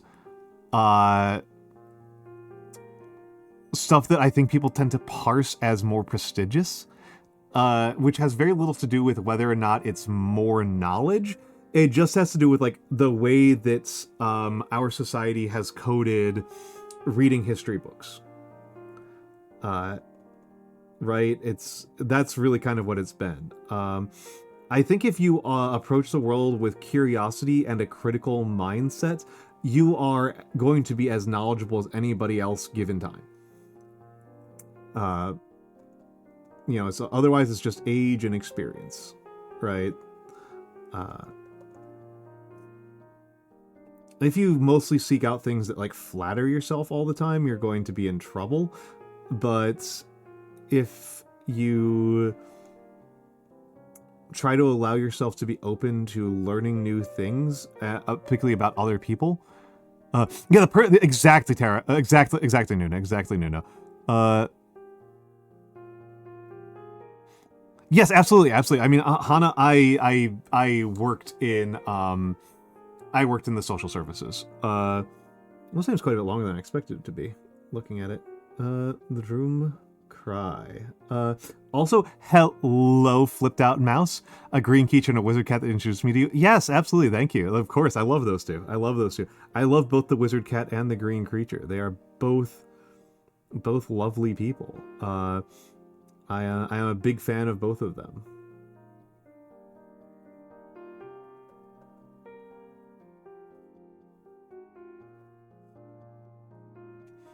I'm a big fan of both of them. We are about to go into ads. But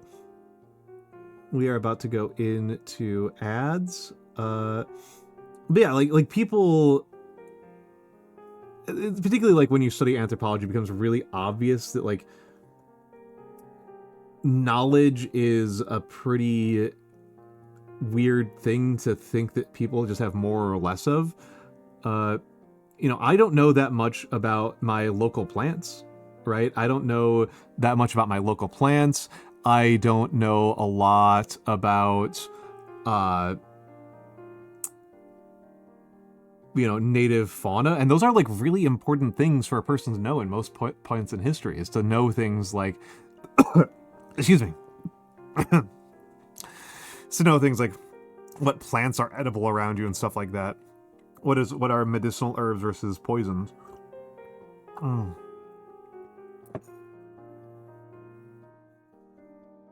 You're trying to maximize editing? I hate editing so much. I am such a patient person. I do not have the patience to learn how to edit. So I am, mazel tov to you. All plants are edible until they taste like not edible. I only do field work, so you can't be a farm girl. That's pretty funny.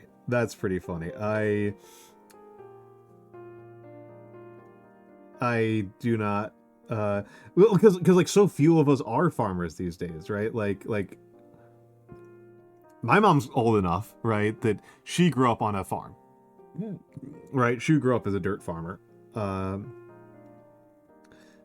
and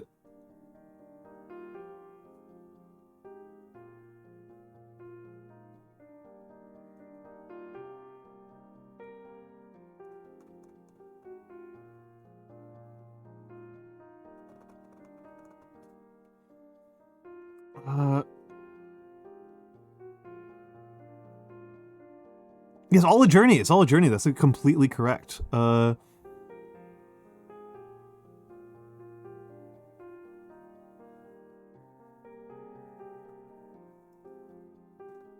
no plant knowledge for you. Hello, Pharaoh Nines. A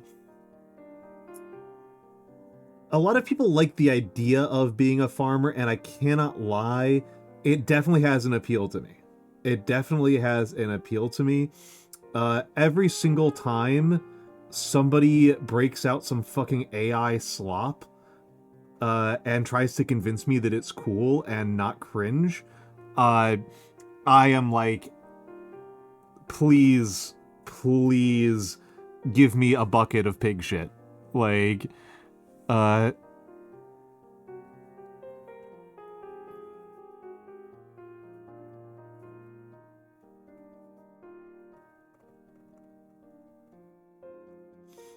even though I think based on my actual skills that I have developed over my life, I think I would not do well at growing my own food.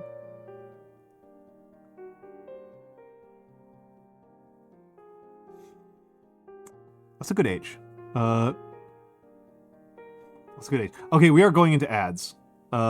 We are going into ads. I'm gonna take a big stretch here. Everybody please get up and stretch. I don't want anybody to hurt their back. As I point out, usually the limitation on these streams for me is that my back and my arms start to cramp up. So anything you can do, right, to take care of yourself, please do so. We will be back in a few minutes.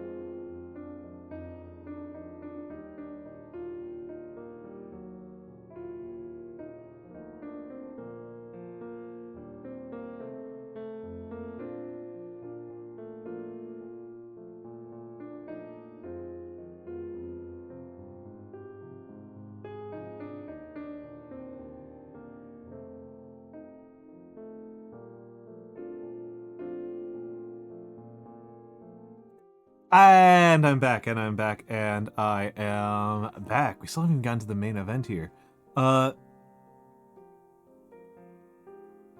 Yeah, no, take care of your back.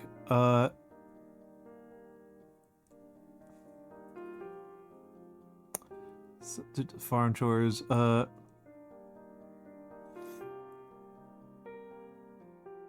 to maintain against bugs. That's a huge part. That's a huge part that's often underrated. That's often very, very underrated. Is it like you can't take for granted that your plants are going to be safe from pests. Like, it requires kind of continuous upkeep and maintenance. You know, for the peasant, right? It all seems so romantic after my divorce, but I guess to stick to yoga, pottery, and wine. Yeah. I think it's I think a lot of us, when we experience a significant setback in our lives, we think the pastoral fantasy asserts itself, right?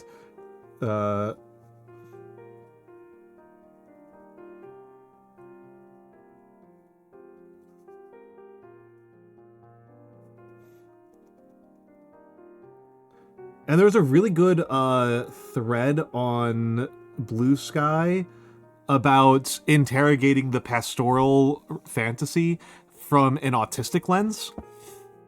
Like what is, like, the pastoral fantasy has a particular appeal to autistic people because of, like, the control that it gives you over your social interactions and over the stimulus in your environments in a way that, like, urban living does not.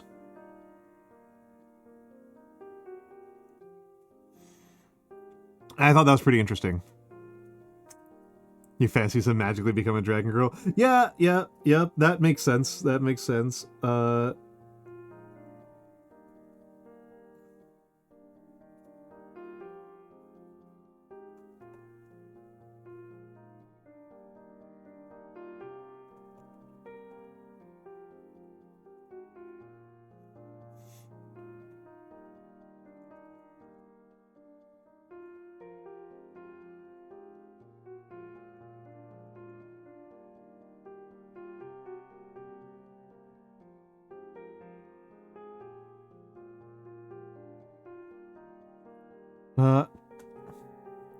Very deeply about becoming a farm and just fucking right off. Yeah, it's got a certain appeal. Yeah, so the pastoral fantasy, what I'm talking about is, it's a long-standing narrative in our society, in our culture, that farmers, particularly like peasant-style farmers, are living a more real form of life than the rest of us, and that their way of life is valuable and worthy of doing in a way that living in a city and doing industrial or intellectual work is not. Hello, Huggatree. Good to see you again. Good to see you again. Second stream that Huggatree has caught me on today. And it's a long-standing fantasy that people have been invested in art-wise for a long time, right? It's arguably one, depending on how loose you are with it, people tend to focus on its role in the Romantic movement of the 19th century, but it has its roots in older literature, and there's an argument to be made that it's something that sedentary societies have just kind of inegalitarian sedentary societies, right? Highly inegalitarian sedentary societies. I should be careful about that one. Societies that have both peasants and aristocrats. That it might just be a natural development of those kinds of societies, not because of anything about those ways of life, but because telling your lessers that actually what they are doing is really good and shouldn't be changed at all.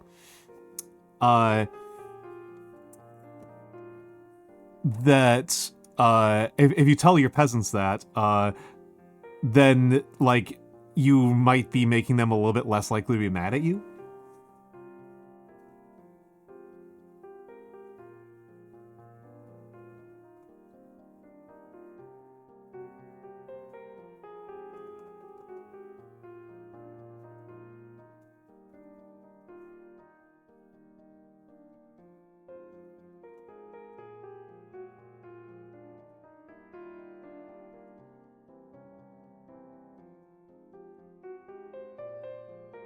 And hello, Sir Shabby. Hello, Sir Shabby. Oh, I think I said hello to you already. Where the dark fantasy was a trend in both music and... Yeah, of course.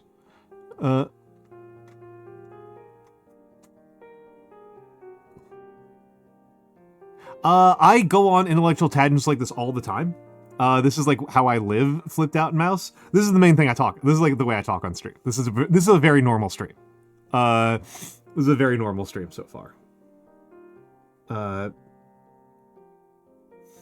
And do I have a nickname? I like Al and I like Manny. Those are the two nicknames I tend to like the most.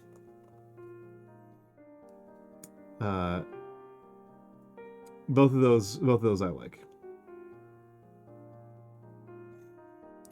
Hold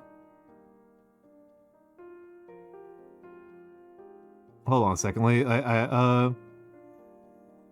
Being a simple thing isn't... Yeah, you're being simpler and... So hold on, Robert Brown. Could you explain a little bit more? I just kind of like lost track of the grammar. I just kind of lost track of like the these kinds of things explode. Yeah.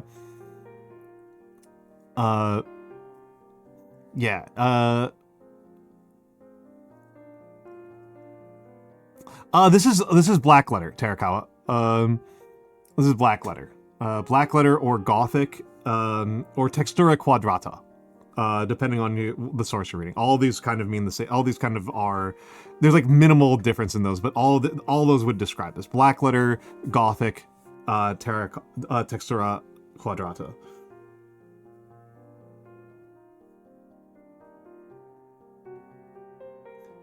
And there's Terakawa Hana.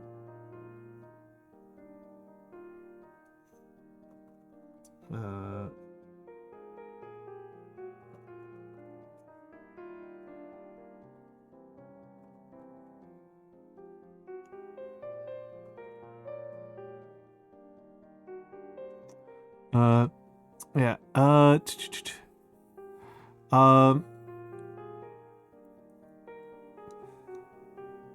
Learned a bit about scripts at uni. Nice. I am very self-taught. I learned very little about this in university. Like the pastoral fantasy gets driven out specifically after. Yes, that's what I meant by like the romantic thing, right? Like that's why we tend to focus on the romantic angle of it. But like I have seen versions of the pastoral fantasy in ancient Greek and ancient Chinese. So I think that like it has somewhat of a deeper root, but I do think that like, yeah, a lot of the drive for it is these is times and periods of economic disruption and innovation does definitely tend to make it more popular and lead to more innovations in it. That's what I was going. Yeah, you are correct. You are completely correct, Robert Brown.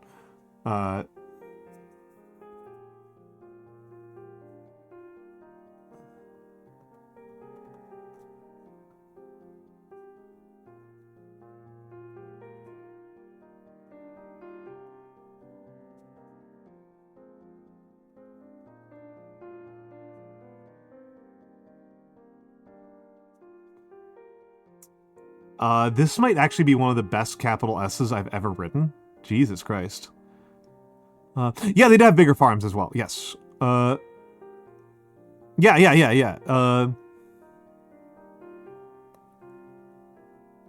Hold on a second. I'm losing a little bit of threads here.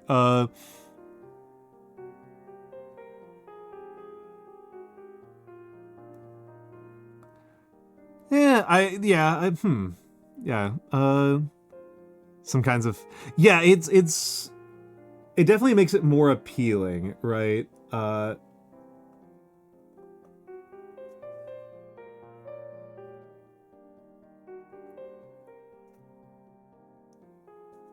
And you have to wonder, right?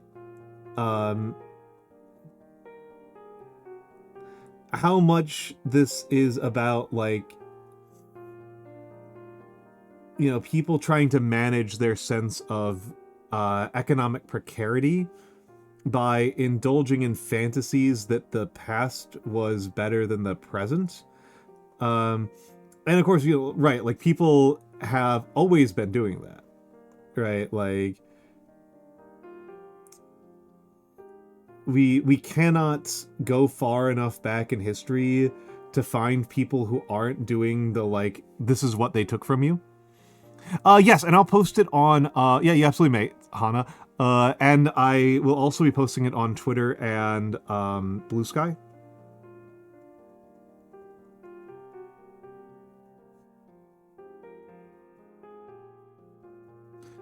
Sometime after stream. Either, depending on how tired I am at the end of stream, either at the, like, an hour after stream or tomorrow.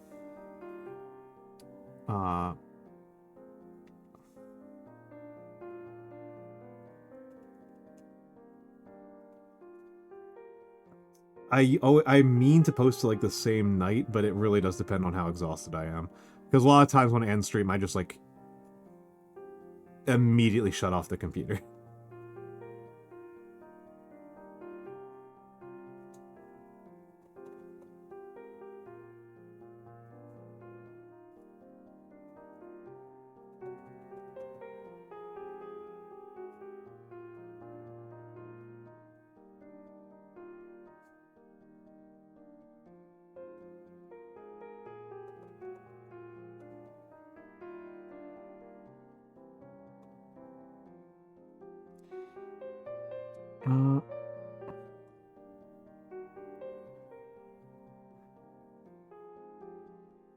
Yeah, do you see yourself as a nice self-sustaining farmer in the countryside? And it's worth pointing out, Robert Brown, right, that the entire Roman social structure was built around having lots of independent yeoman farmers in order to serve in the military, right? I would say, I would not say I'm, like, strictly against. I'm just kind of a bit of a skeptic. And it might just be a bit of a skeptic relative to, like, my peers who often treat going to school as the only way to become a real human person. And I think that whether or not you should go back to school depends a lot on both your ambitions and your current financial status. I think that going back to school can be a very ruinous amount of debt. So, yeah. Yeah, join the army, get land, become farmer. Yeah, that's how the Romans did things, right? That's how the Romans did things. Yeah, exactly, Soulsford. Exactly what I am getting at, right? Also, brutal mistake here. Well, I don't know if it's to get the connections themselves, Soulsford. No, my connections the actual connections don't tend to pay off in the way that people want them to. But what pays off is that, at least in America, having that bachelor's marks you out as a different kind of person in a lot of professional contexts and opens up an enormous number of doors. It opens up an enormous number of doors. I cannot overstate this.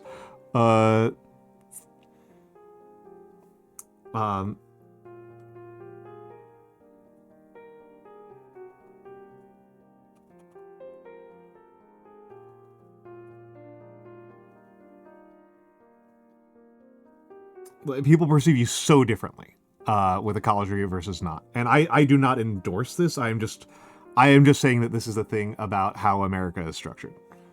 Uh,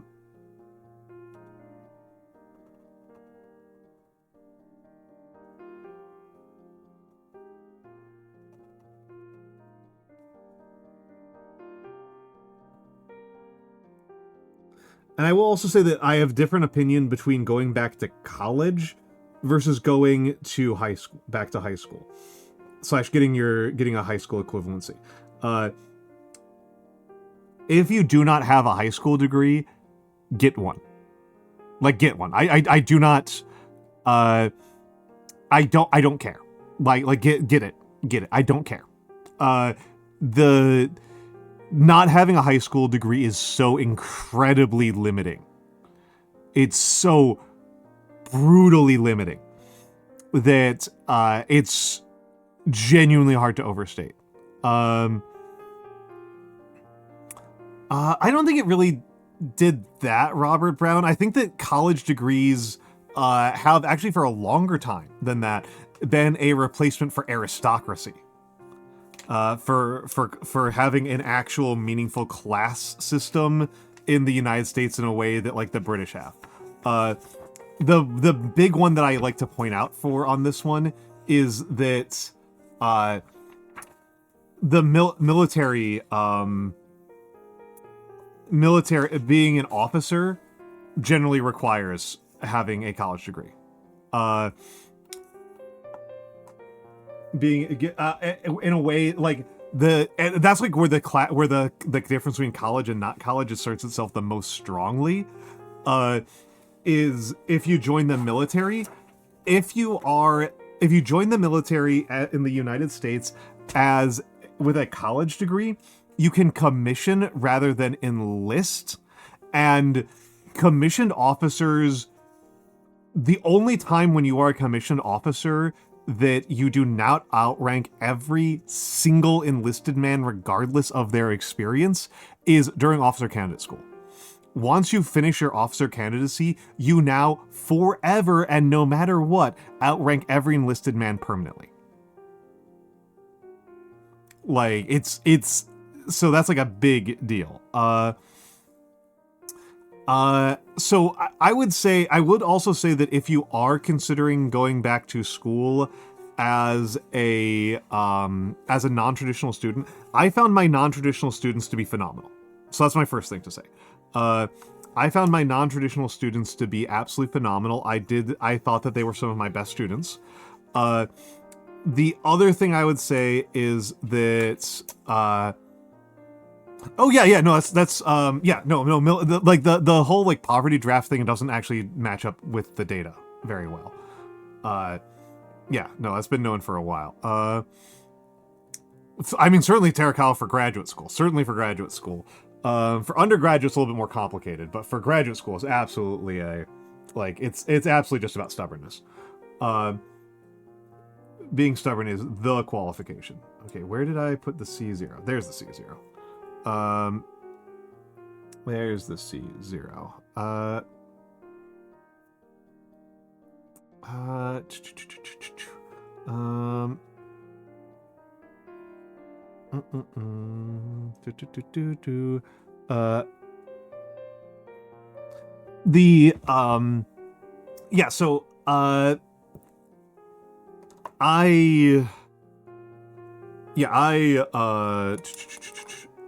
Let me take a big old stretch here.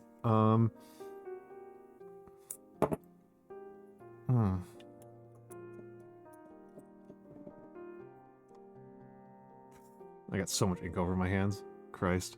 Okay.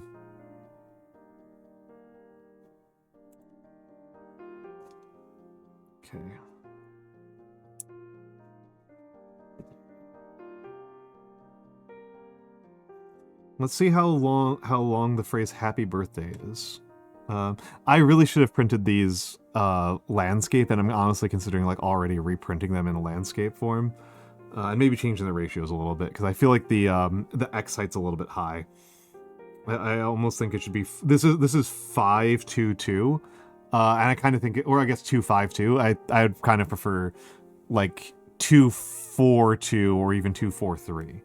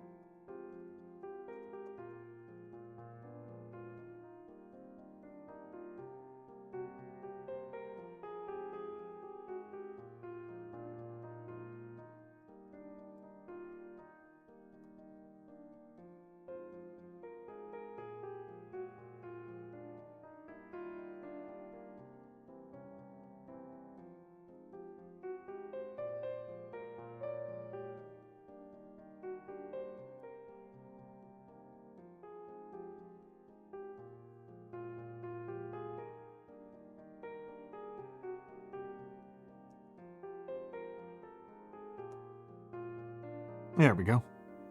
Hold on a second. Wasn't Medicare given accommodation? Hello, Eggy Goka. Hello. Welcome in. Welcome in.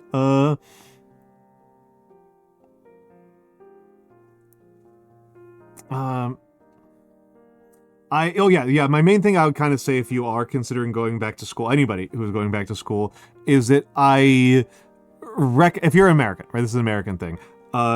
I recommend investigating how many credits you can get from a community college to transfer into the university system you actually want to graduate from. Because, good lord, does that save money. And particularly in the last 2 years, community colleges have been stepping up where traditional four-year institutions have been failing. Traditional four-year institutions in the United States are not doing a good job at their stated goals in the last couple of years. It's been very embarrassing for those of us who are invested in the concept of higher education.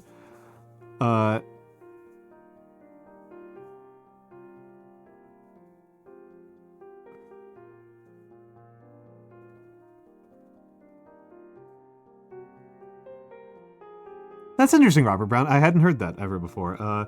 I was diagnosed with ADHD like quite late in life.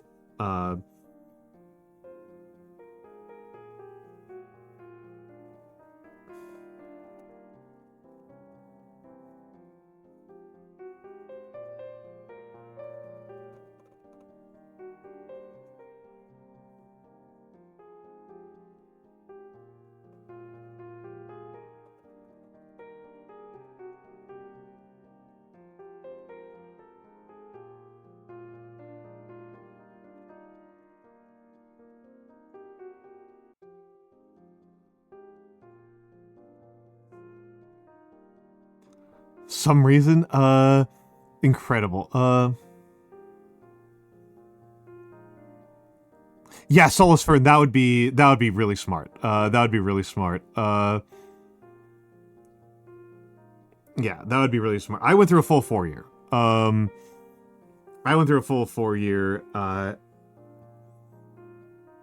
And I don't know how wise that was.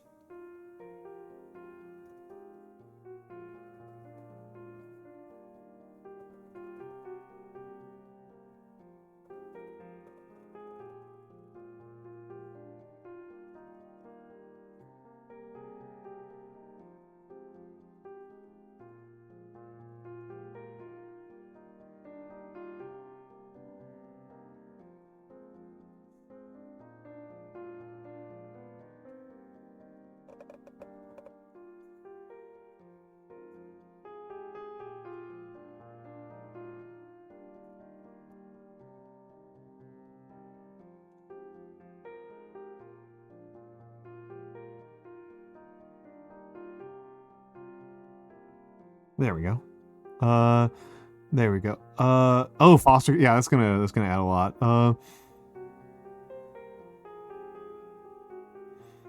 Yeah, that'll help a lot. That'll help a lot. I say take all the advantages you can get, right?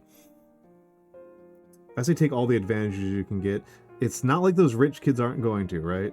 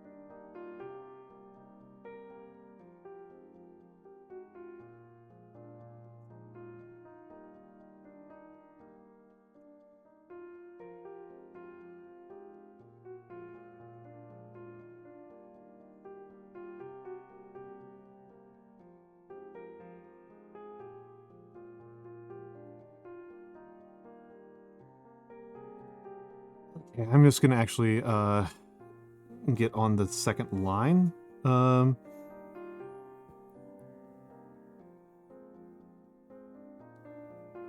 that's pretty good. That's pretty good. Hard for me to complete school. Yeah, Yeah, my big obstacle in school was insomnia.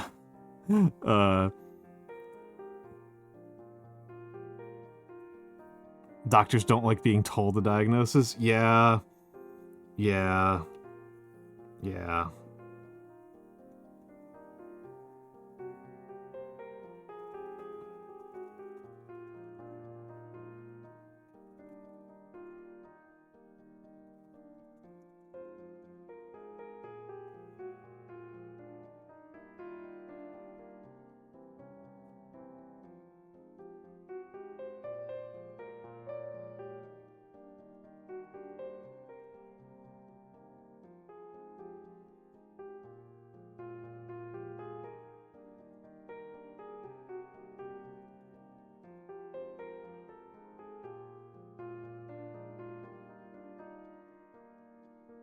They don't.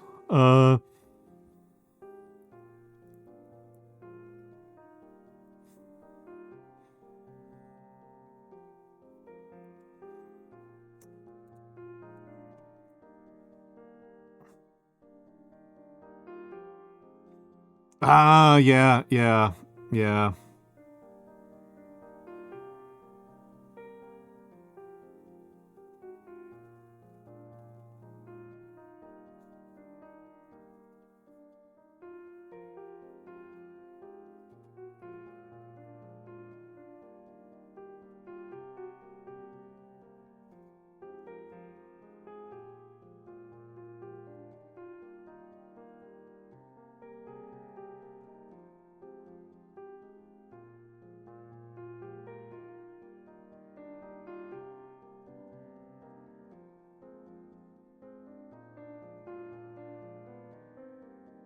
Hello, Wea Biscuit. Hello, Wea Biscuit. Like the name.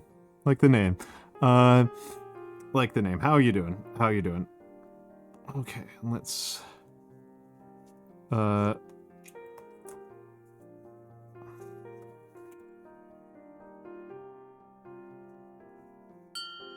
Some schools just don't work for everyone. Wea Biscuit, thank you for the follow. Thank you for the follow. Don't be afraid to school shop.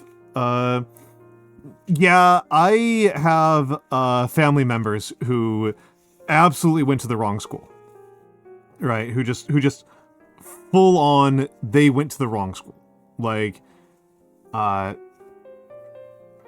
you know, they went to schools in particular, it was the thing that was in my family that I noticed was people who had poor self-direction going to party schools. That was a really brutal one.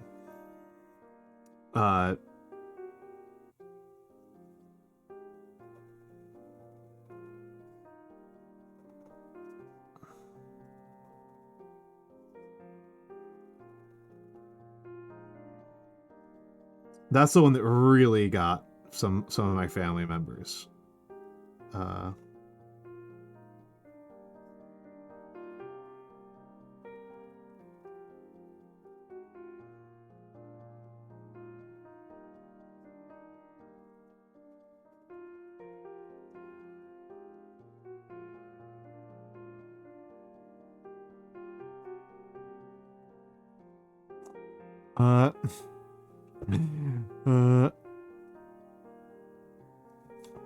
Hunter's pretty good. Hunter's pretty good, to be honest. I think Hunter's good.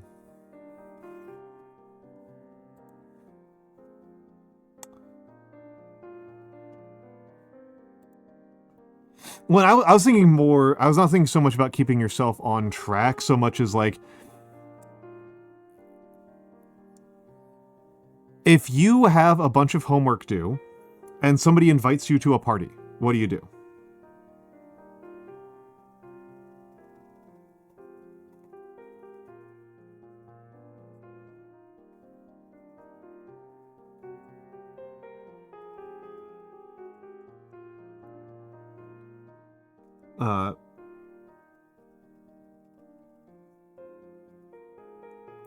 Like, if you treat a invitation to a, hey, we're throwing a party tonight, as like somebody put a gun to your head and you absolutely have to go, don't go to a party school.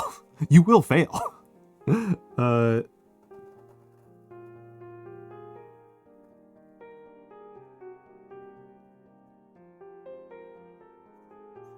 Okay. I am going to redo this one because it's way too far to the left. That's way too far to the right. But that's a good lesson to learn. Oh yeah, no, it's a huge factor. It's a huge factor. I went to a... I'm not going to disclose which one in particular, but I went to a relatively elite school. And I have distinct memories of... I have distinct memories of students being kicked out of parties by other students for not doing their homework. Like, I remember a guy who if he showed up at a party, we would ask him to show his, his completed homework. And if he couldn't show us that he had finished the homework that was due that week, he wasn't allowed in. Because he kept on screwing up. He kept on, like, not completing his work. And so, like, we as a community of students took it upon ourselves to force people to, like, do their work. Like, it was not a very individual experience. And so that's how it was at your college. Yeah, like, people like, are like, wow, that sounds insane. I'm like, I don't know what to tell you, man. Like, don't you care about your friends? And so, yeah, that was how we did it. Yeah. And it wasn't necessarily, like, nice, right? Like this guy was like, this was a fully adult person, and we're like, you're literally not allowed to hang out with us until, like, we know that, like, you're on track again. And he didn't fail. And whereas I know I knew people who went to bigger schools that, I also spelled birthday wrong. But let's just take a look at how far this is to the right. The top down is good. The top down is good, but I need it to be,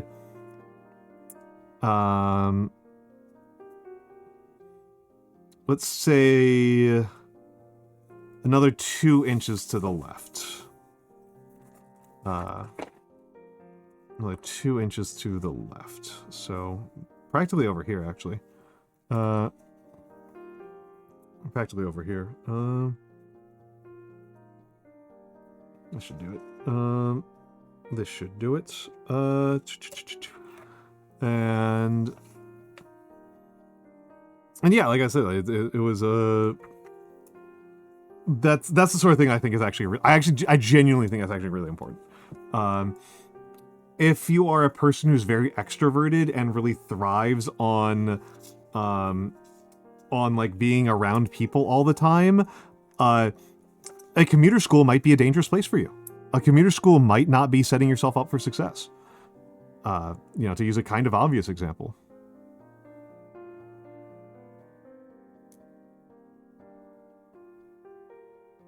got tore up apart and extremely hung. The practical part. That's crazy, Wea Biscuit. That's crazy.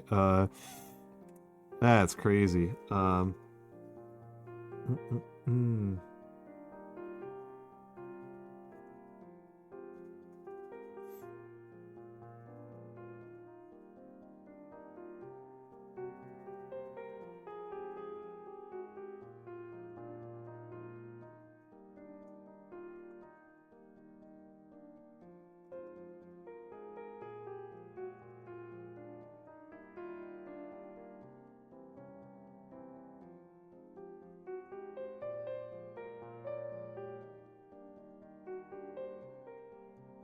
There's an alternate universe Almontes that went to culinary school, and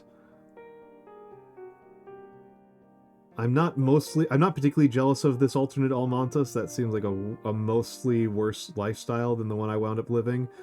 I think I'm actually pretty ill suited to what goes on at a culinary to being a cook, to working back of kitchen, but I do kind of wish my knife skills were good. Commuter school, yeah, commuter school. Commuter schools are a thing, yeah. Oh, that's a struggle, Sparkly Anarchy. I went to a pretty the type of school I went to. This is actually was really shocking to me. I went to this the type of school I went to, like the physics major was like over a third women. And like I was taking like sexuality studies courses, right? Like I was taking like women's lib courses. And the women libs courses were like half men. And so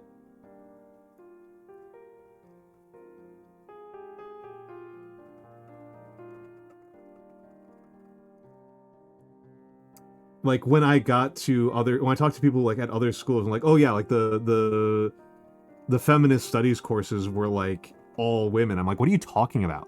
Why would a man be afraid of reading Gloria Steinem? Like, what's wrong with them?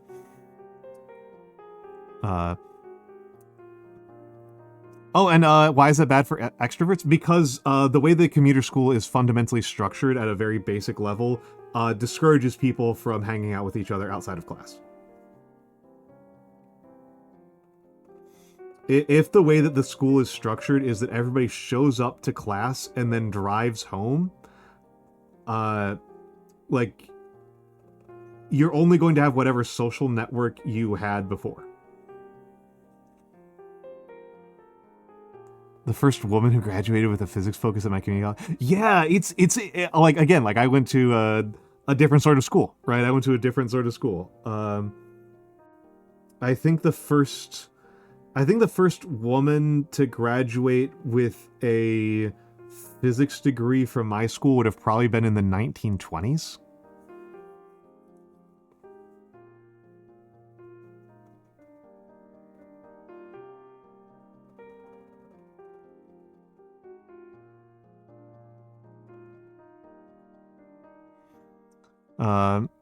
But anxiety and depression. I think you would have done pretty well in the dorms, Matthew.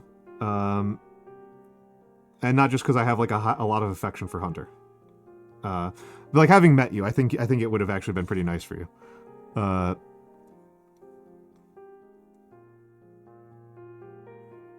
Matthew, you would have been able to play the saddest war games on the saddest tables set up in like dorm kitchens.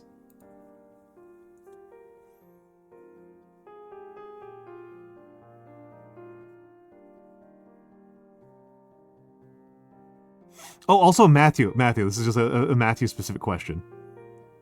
Oh, I didn't know that. I have a Matthew-specific question. Have you ever heard of Little Wars TV?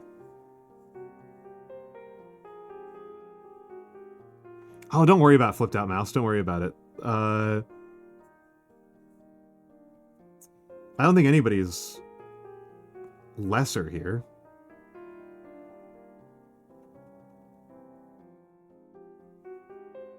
Yes, yes, they're so good. I only just started watching them. They're so good. I think I finally trained my YouTube algorithm.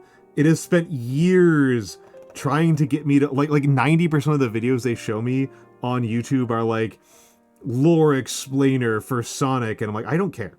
Uh, the only Sonic lore explainer video I care about is the um is the H Bomber guy video. Um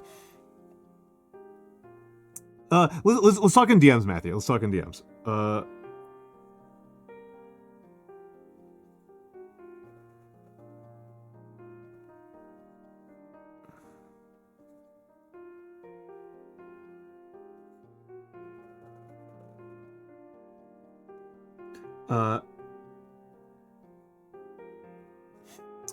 yeah, I do like the H Bomber guy video about that.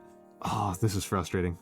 Um and uh it's like all these like video game like lore explainers and like the most broken card in the Magic Gathering. Like, I don't even like Magic. Like, why are you showing this to me? And I finally managed to like tell them enough times, like, please stop showing this to me, that they started showing me Little Wars and Taberna at Historia, which I'd never heard of before, and I'm like, oh, this is so good.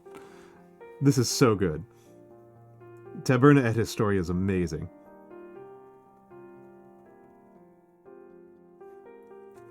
Uh,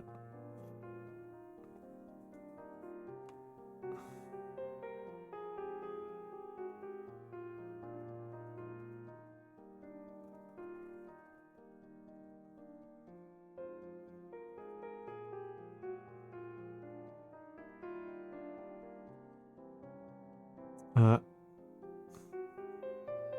it's just so much work because it's like a 12-year-old YouTube account. I just think the YouTube algorithm is like very weighted towards certain types of content, like above and beyond what a person's actually interested in.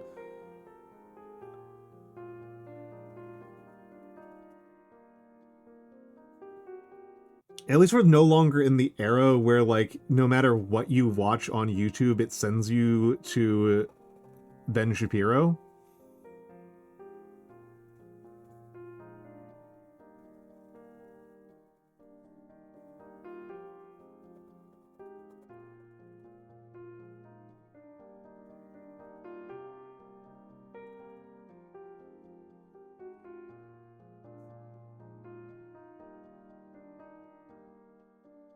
Uh, yeah, uh,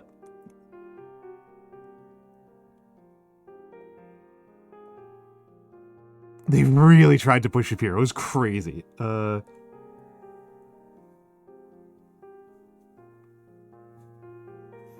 I'm gonna do a slightly different eye.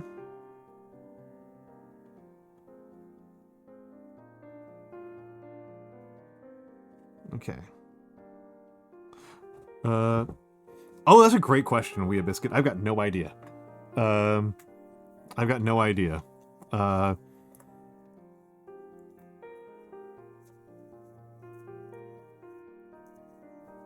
I am pretty baffled as well.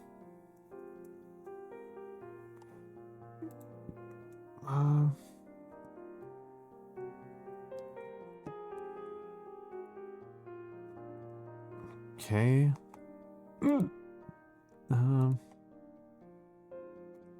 Hello, Commander Caleb.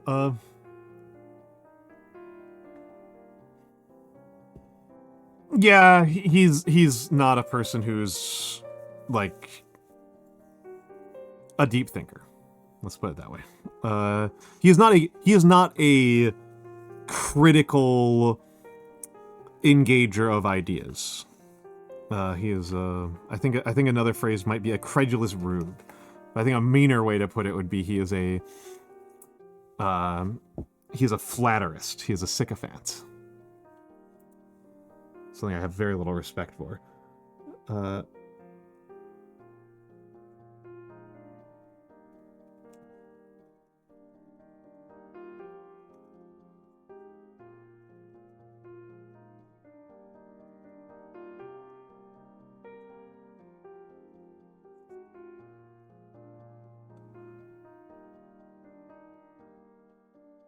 Oh my god, yeah.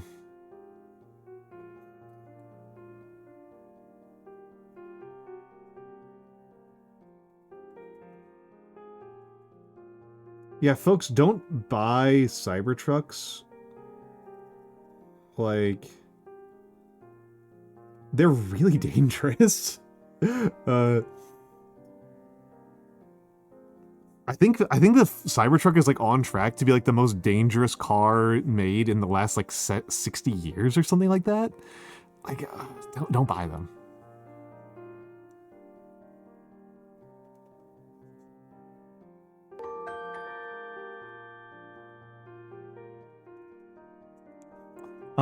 Thank you, Anonymous, for the gifts up to Cybercuck. Very generous of you. Very generous of you. As mentioned, the stream is viewer supported. And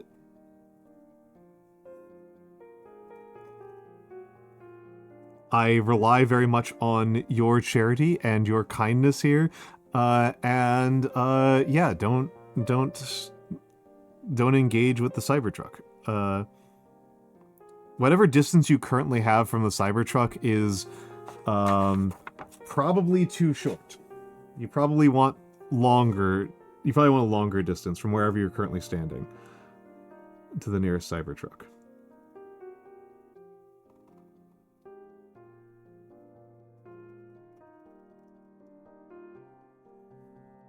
I have this really distinct memory of when I was when the 2024 election was happening. That I'm in Brooklyn. I'm a Brooklyn guy, and there was a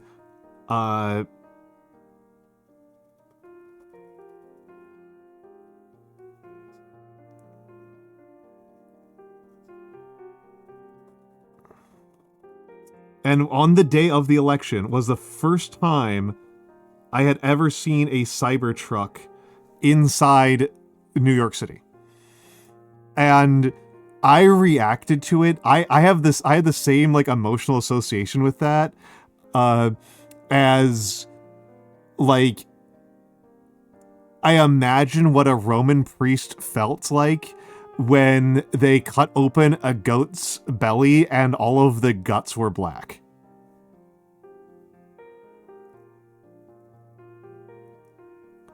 Read you're about, for an old man, your hands look like they're about 20. That's incredible. I think it is partially the camera not focusing super well. The lighting is probably being pretty generous to me. Because I've got liver spots. Oh, hype train. Hype train. I have liver spots on my hands. But mostly shea butter. Mostly shea butter. That's the big thing. That's the big one. Shea butter, and I don't get a lot of sunlight.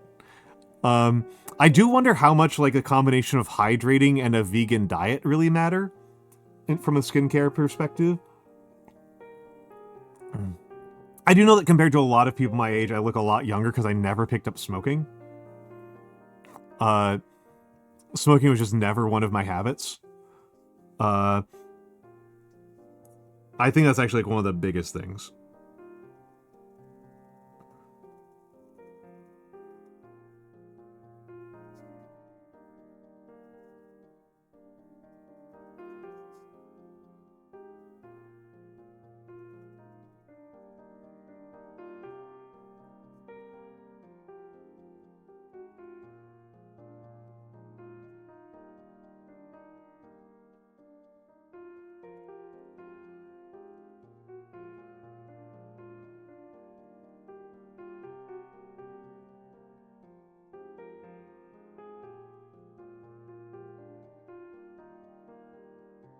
Yeah, less sun exposure. I mean, my sleep is terrible. I take vitamin C supplements, and I have a pretty fruit-heavy diet. Yeah, oh, shea butter's incredible. Just pure shea butter is honestly, like, amazing. Huge recommend for me to get pure shea butter. Pure golden shea butter as, like, for, like, skin and hair treatment. It's incredible. And I also do take vitamin D. I do have a vitamin D deficiency. That is like that is a thing. I do in fact have a vitamin D deficiency. It might be good for me to actually up my intake of vitamin D because I'm calorie restricting. I've been calorie restricting since late February, and it's definitely affecting my mood. It is definitely affecting my mood. I am definitely on a lower mood. How much was it testosterone? I mean, the body damage got to be huge. Yeah, the body damage was huge. Your hands in the your 40s and you're a lady. Flipped out mouse. I have a really terrible thing that's very deeply funny, which is that it turns out that I actually have for a guy who is otherwise like super masculine, like at least one person who is in here in chat has met me in real life and can confirm that I'm a pretty manly looking guy. For a guy who is like kind of just like a fat hairy white guy, like you can see how hairy I am, and I have like a huge beard and everything. My wrist is smaller than like half of my female friends. I actually have like very thin wrists, and I know at least two of my friends, two VTuber friends I have, like, are actually kind of got like mad at me. One of them was Saffron, who was amazing. Lady Saffron. This is actually, I get to show this off. I have a sock puppet of myself. I'll do the redeem because I can't. The redeems aren't working, so I'll have to do it manually. So give me a second. Sock. We're gonna sock it.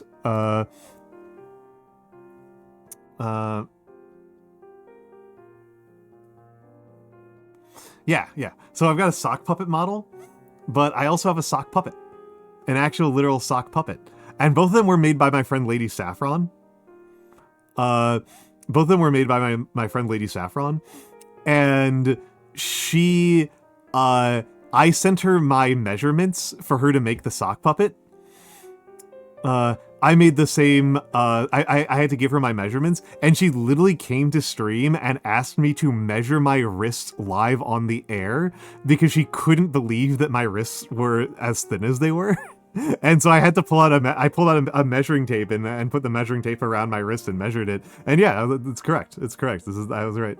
I do have an owl. Solus Ferd. Oh my goodness. Thank you for the 1,500 bits. That's so kind of you. That's so generous. Thank you so much. Thank you so much. I'm actually going to.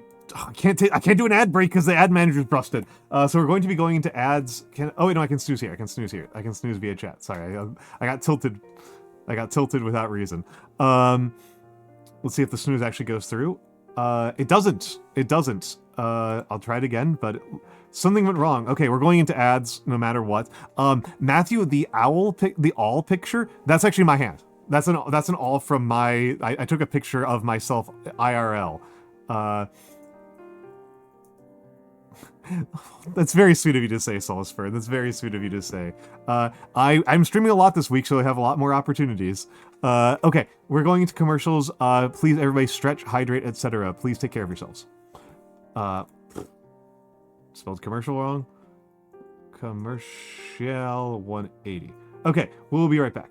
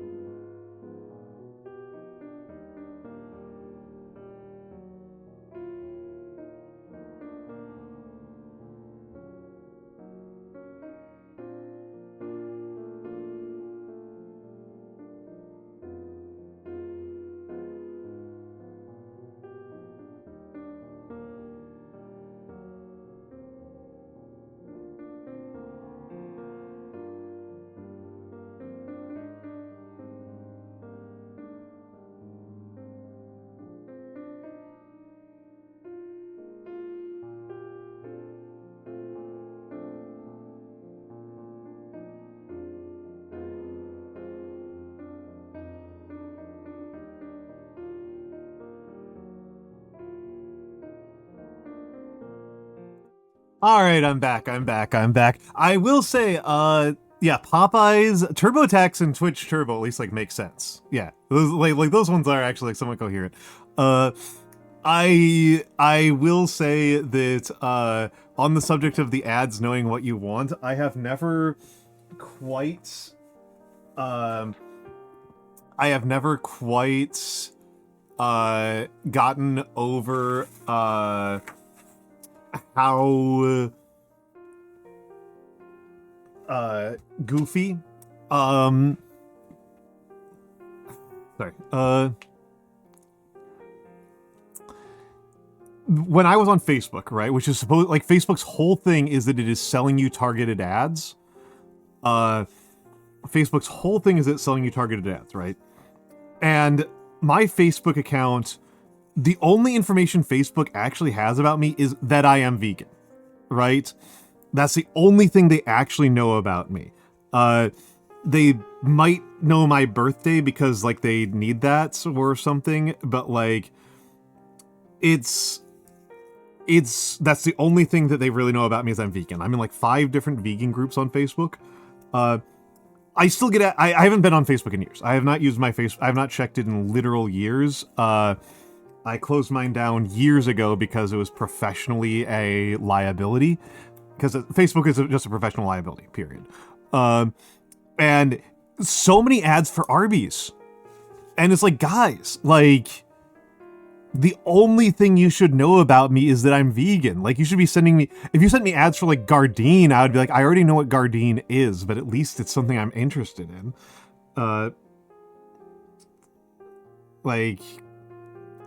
But like, what are they trying to do here?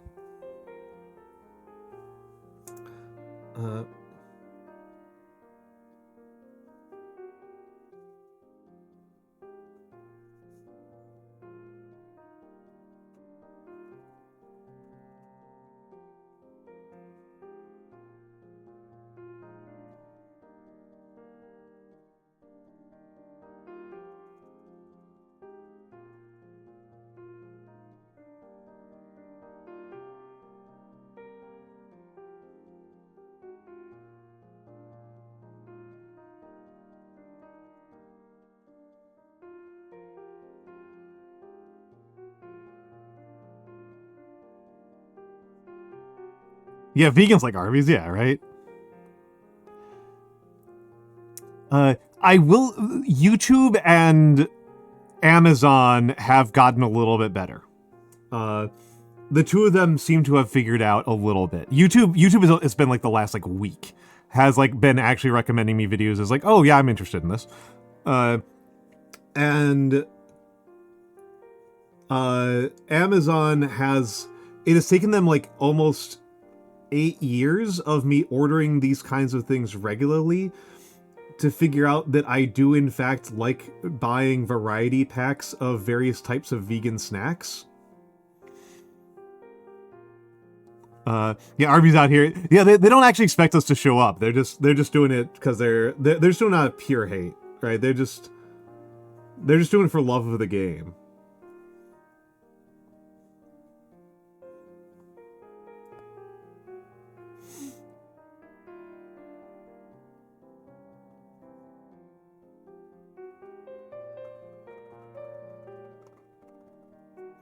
I gotta say, I've been a big skeptic of.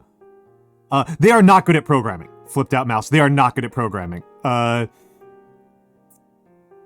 are not good at programming. I have friends who are programmers, and like what they do with AI at work is create busy work for their managers to try to keep them from implementing more AI. That's the main use case for AI is create rabbit holes that the managers have to deal with so that the managers can't tell you to use more AI. Regional ads is actually kind of useful. At least it's local.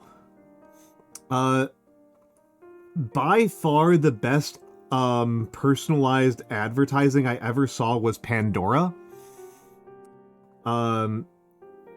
Which I don't think Pandora's even existed in years.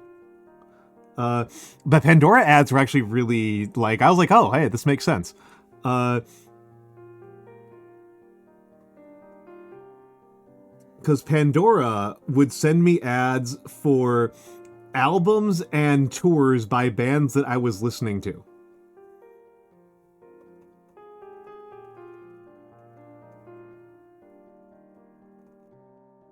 I was like, oh, this makes sense. Yeah, Goroth has it completely correctly. Also, hello, welcome in, Goroth.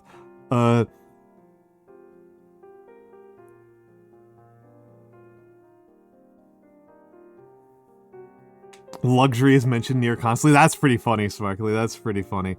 I feel like whenever I don't pay attention to my Twitch ads enough to really tell what I'm really getting advertised, the only thing I've really noticed is how much they want me to play Valorant. Like, they, like, really want me to hop on Valo. And I'm not going to.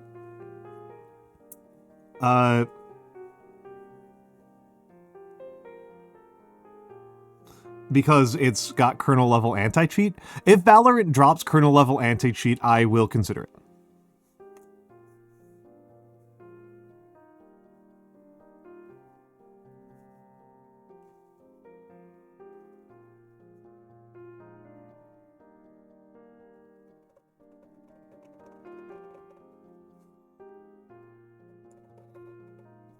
But I am not really interested in having an entire separate machine from my general computing machine to play one video game.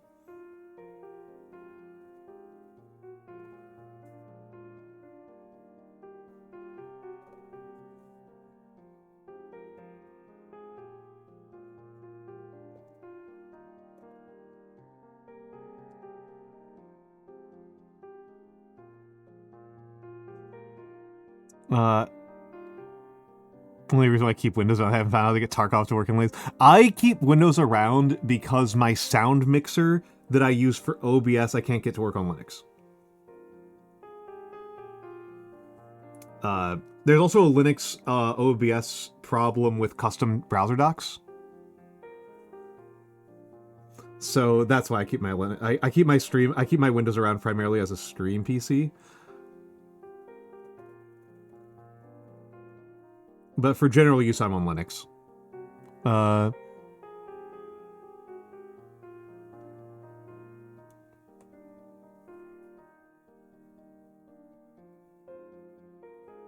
Tried running it only in VirtualBox, became too annoying to be worth doing.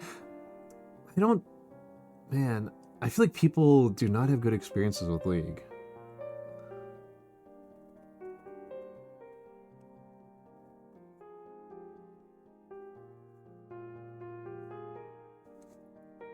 Oh, I was assuming towards me. I'm actually using Ubuntu these days. I was a Linux Mint guy for a couple of years, but somewhere around like 22, I started having some install problems, and Ubuntu turned out to be a little bit more reliable. But I thought I actually liked Mint a lot. I liked Mint a lot. I'm not gonna lie, I really liked Mint. But I'm currently on Ubuntu. Apparently Kachi is really good.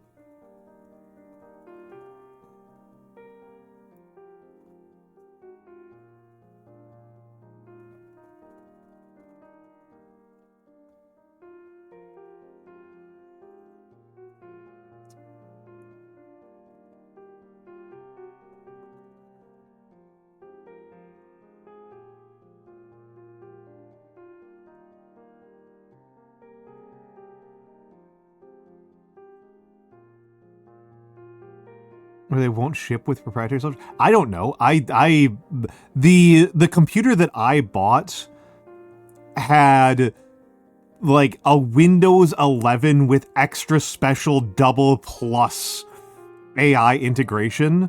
So I looked at that for like 30 seconds. I literally did not even set up an account with the software that came with it. For Wi-Fi and NVIDIA drive. I haven't been having trouble with NVIDIA. I will not lie though, I am considering like I might do some research about what might work better with NVIDIA. Because I'm really just, I am a Linux idiot. I am a Linux moron.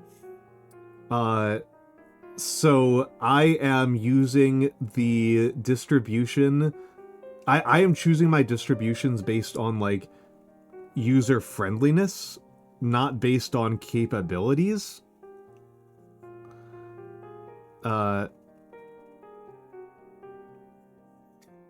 So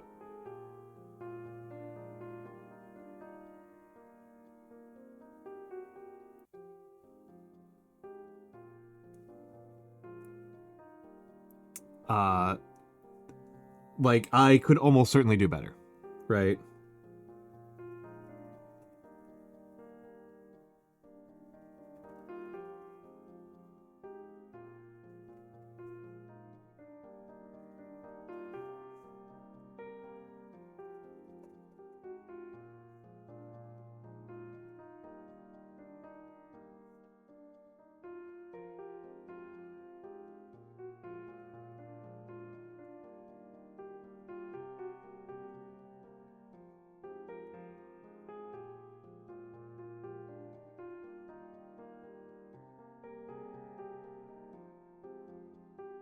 Yeah, the UI I'm not a huge... I like the UI in Mint the most so far of all the ones I've used. I actually rather dislike the one in Pop. I used Pop OS for a couple of years.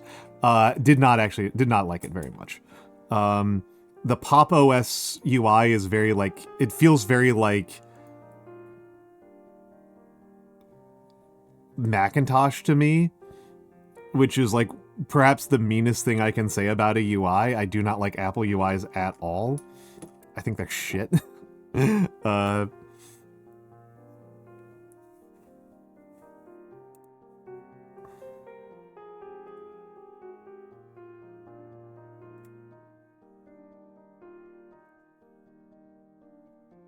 So...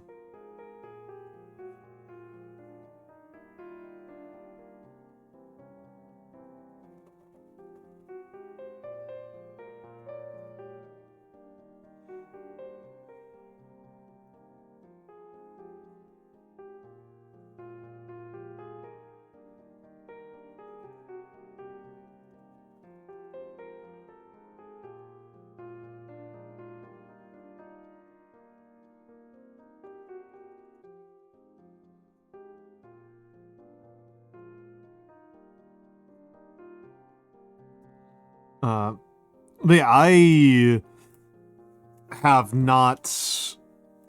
To be honest, from a gaming perspective, I usually, not uniformly, but usually get better performance on my Linux than on my Windows. Not uniformly, Apex seems worse. But most games, like, just run very smoothly. Yeah, well, what Pop OS has a company that ships like pre-builds that have Pop OS installed on them. As a company, I had fairly good experiences with them. I did not like it as a laptop. I did not enjoy. I did not ultimately have a. It's System 76. I did not ultimately have a good experience with System 76. I have had a much better experience buying Asus and installing Linux on it.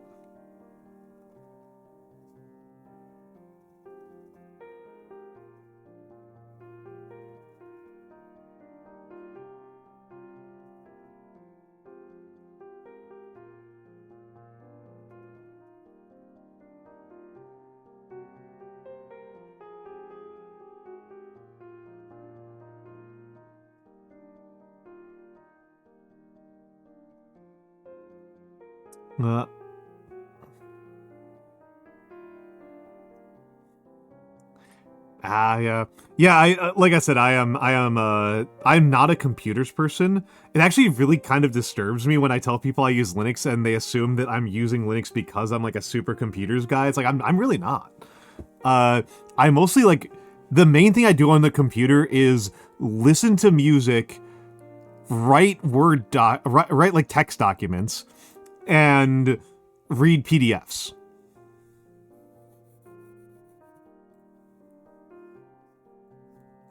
Like, I am not like a computers man, right? I am not L:Q.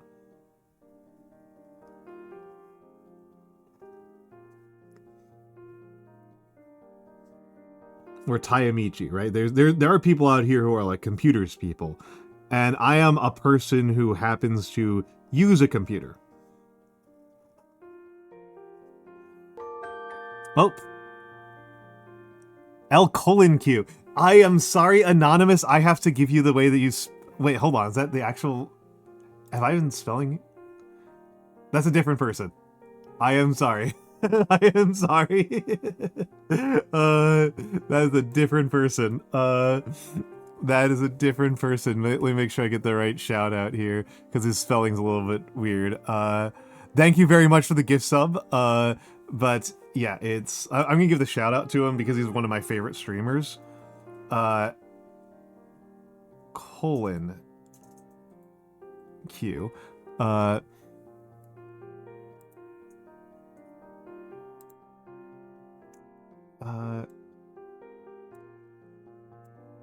Did not go through. Looks like it got eaten. Did you guys see a shout out?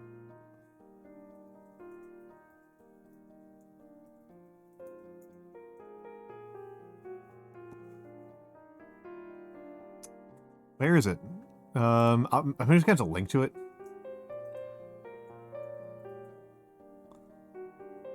I guess I'm just gonna have to link to it manually because Twitch is so borked. Oh wait, hold on. Chad is borked. Chad is borked. Oh, I love Modclonk.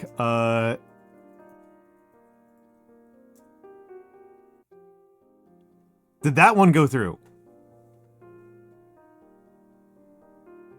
Did that one go through? Yeah, there we go. Clonk is L:Q. Clonk is one of my favorite streamers. Okay, so it's OBS is screwing up right now. OBS is being really weird right now. Let me make sure that went out to the right person. That should be the right person. Wow, my whole internet is being really bad right now. My whole internet is just being terrible. At least OBS is actually keeping up the bitrate. Otherwise, I'd be very, very concerned. But yeah, Clonk and Modclonk, his wife, are amazing. Two of my favorites. Thank you for the gift subs to L::Q and Modclonk.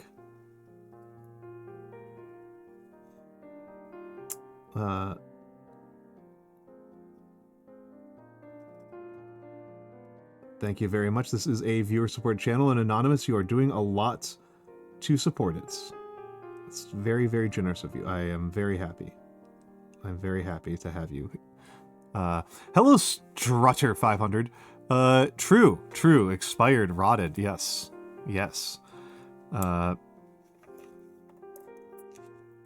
Expired and rotted. The end of dudes. The end of dudes. Okay, hold on. I gotta start marking some of this stuff down. So, Vex, Utter, Kira Cat is next. Oh. There we go. There we go.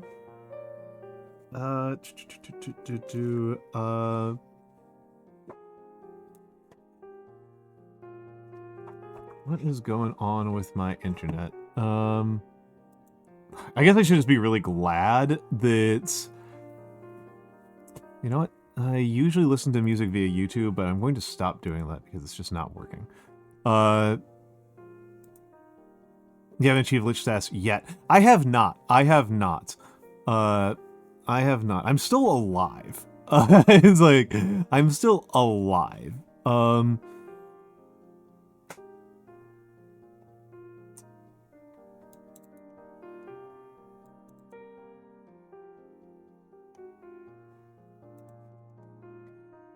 So I got that going for me.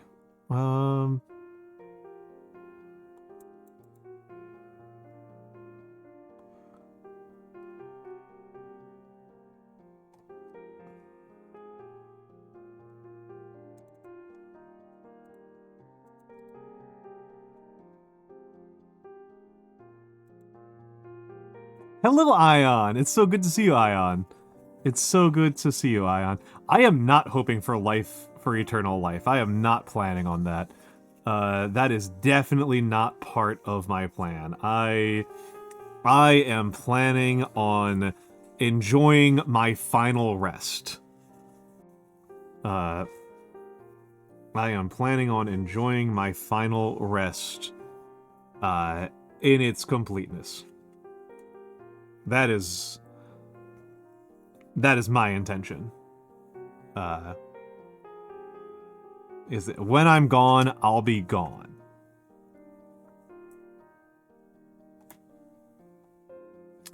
So up next is Kira Cat. And I also gotta check something in my DMs.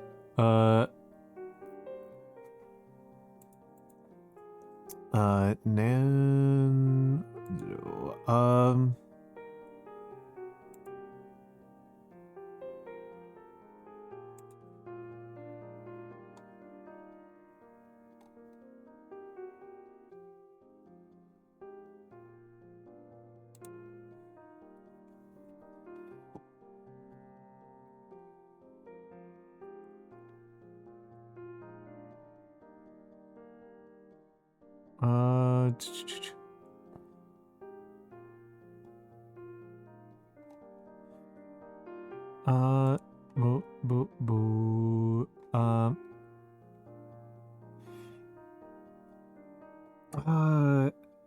okay.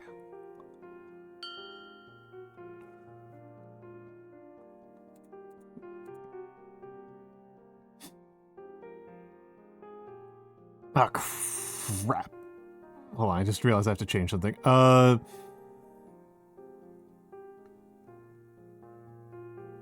Crap. Oh, and... Sorry, hold on a second. Sorry, I just was checking something and I screwed up something.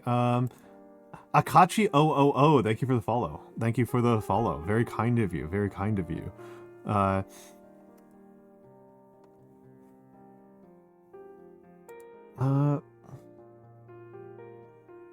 Can't stay for long. They haven't dropped my one. That's alright, that's alright. I do know that I am streaming pretty late for us Americanos. I do realize that I'm pretty late in the evening for the Americans. And so I realize that that can be a bit of a challenge for people.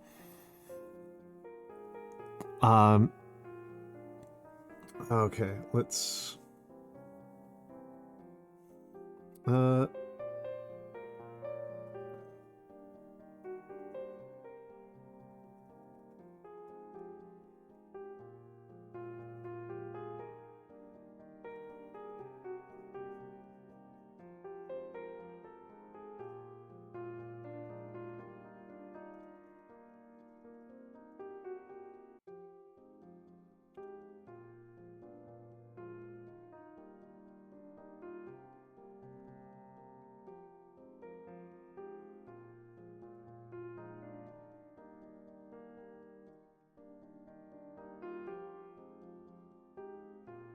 And this feels relaxing. That's I just like to keep it cool. Yeah, I'm very much a night owl. I'm very much a night owl. That's very good, Solus. That's actually kind of what I'm hoping for. And that's kind of part of that's kind of like what I'm aiming for. Is that I'm a DGen hours streamer, but I'm not like throwing a party, right? I am hoping that this is something that people, my thought at least, is that people are using this to relax after work.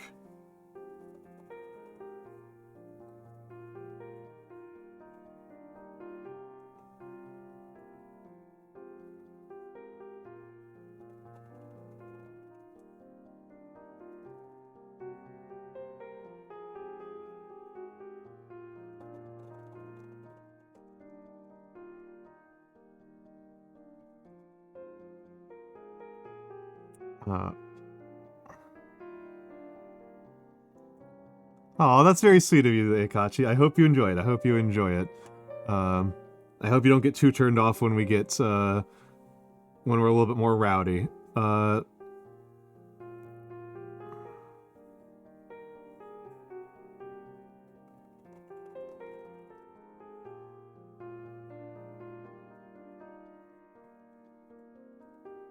don't think we actually get too rowdy here, as a rule.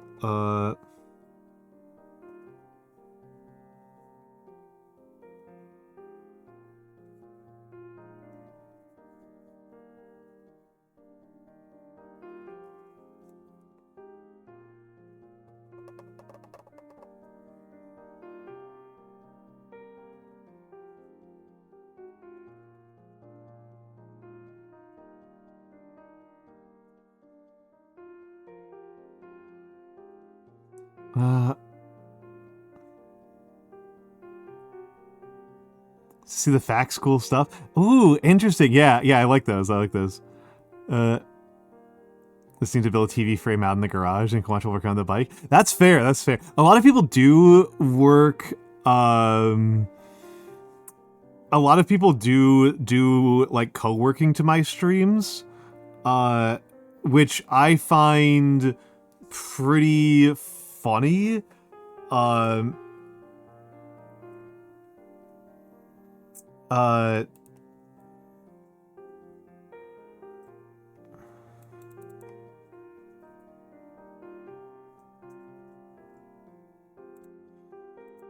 I do find that kind of funny that because I don't like co-working as a person.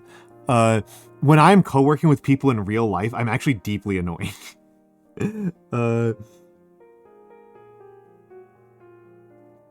I am extremely house husband coded as a person.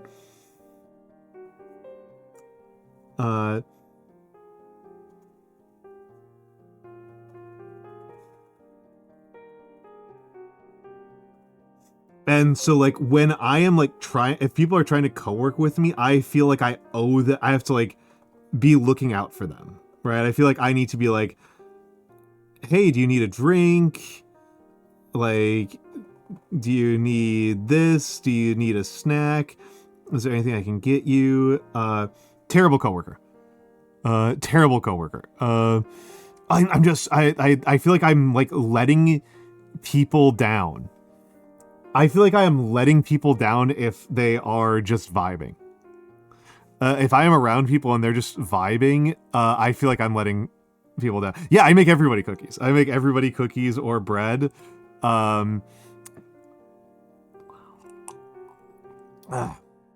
Most people who come to visit me get a full dinner.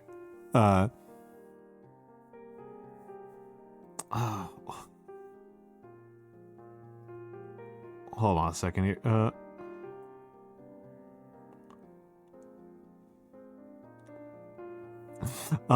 No, people don't get work done, Akachi. They don't get work done. They don't get work done. It's a problem. It's a problem. I did not do group study sessions in college. Like I did them like 3 times, and like I am losing my mind. I am so anxious here. I cannot focus on my work at all, and nobody else can either.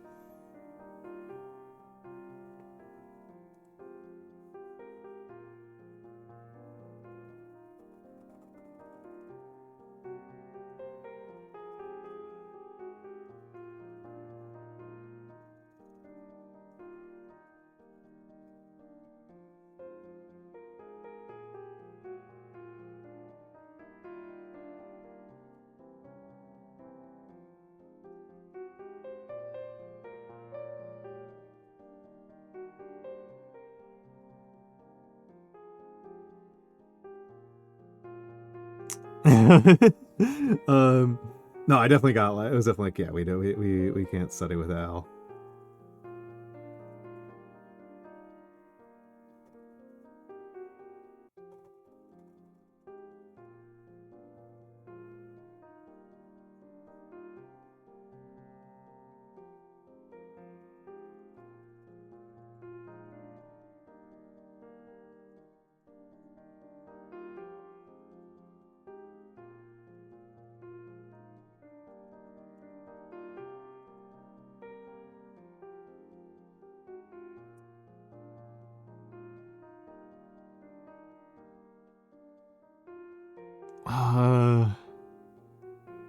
Hello, Kira. Kira. Hello, Kira. Kira. Yeah, yep. She can't hear me. Yep. It's you. It's you.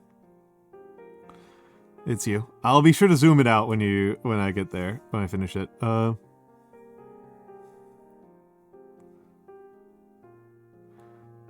Yeah, no, study skills are valuable. Study skills are really valuable. I think it's still worth developing them no matter how old you are. I found that for myself, the most important thing for good studying was to take lots of notes.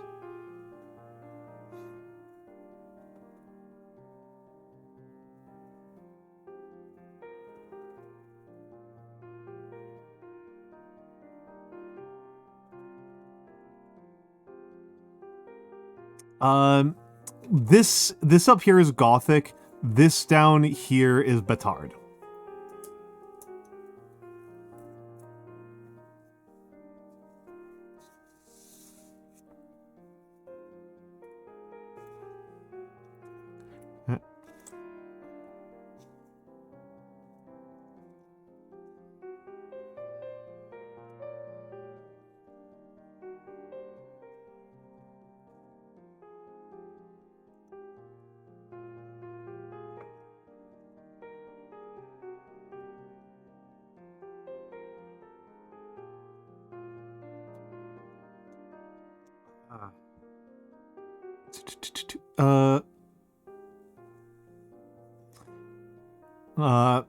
Yeah, repetition's very valuable for me. I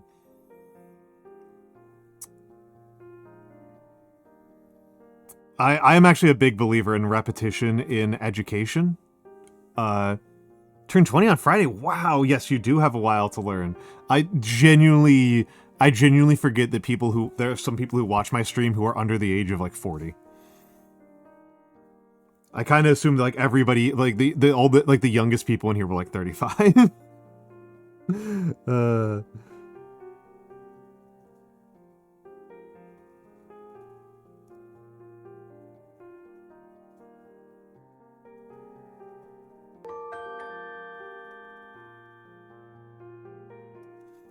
Anonymous, thank you for the gift sub to 27. You get to be young again, yeah.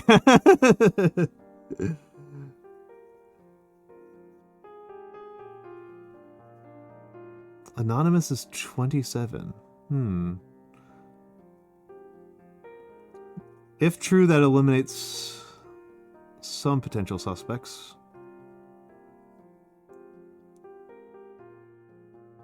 Oh, really good A here.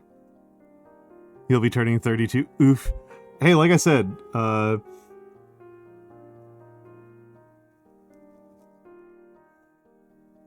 kind of assumed everybody here was at least 35, so...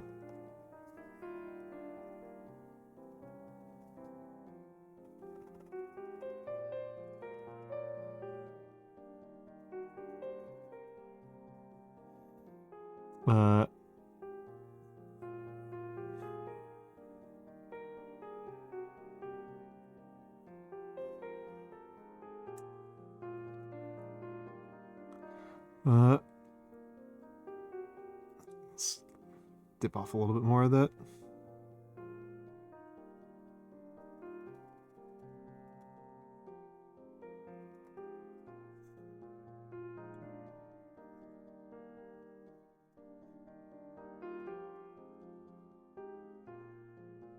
You just turned 35, nice.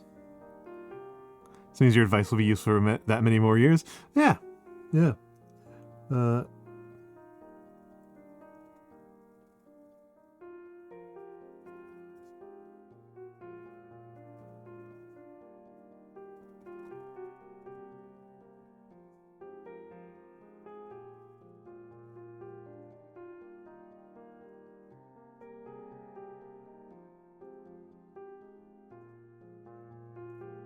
Okay.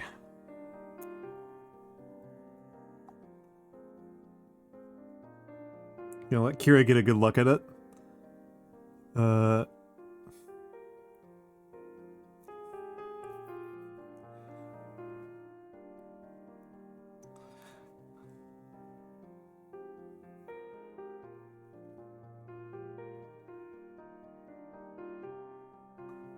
Itsy Bitsy Bones, I think you might need to rewrite that, because I like that. I just like, I'm like, I can't read that grammatically. There's a grammar issue there. Offhandedly saying that we are now in the age bracket of when parents were saying they watched Grease when they were younger. As thank you, Matthew. Thank you, Matthew. Thank you, Matthew. Okay. Huge weight off my shoulders getting that done.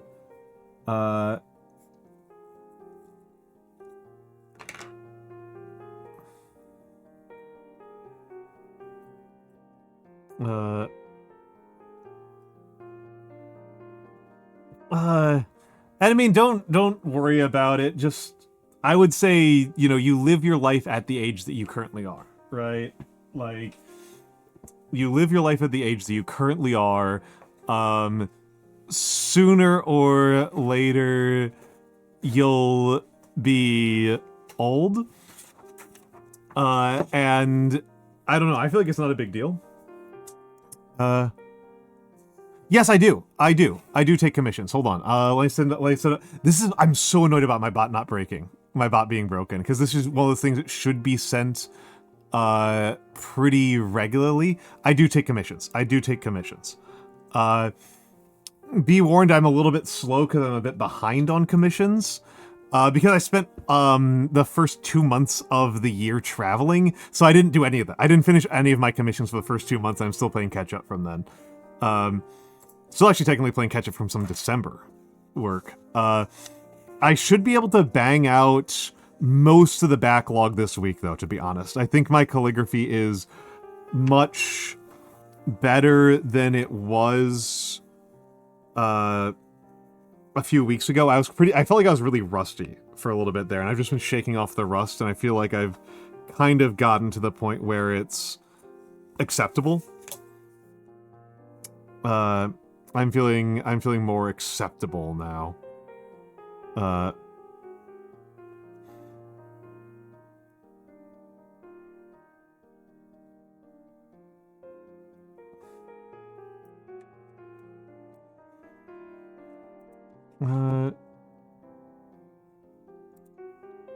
And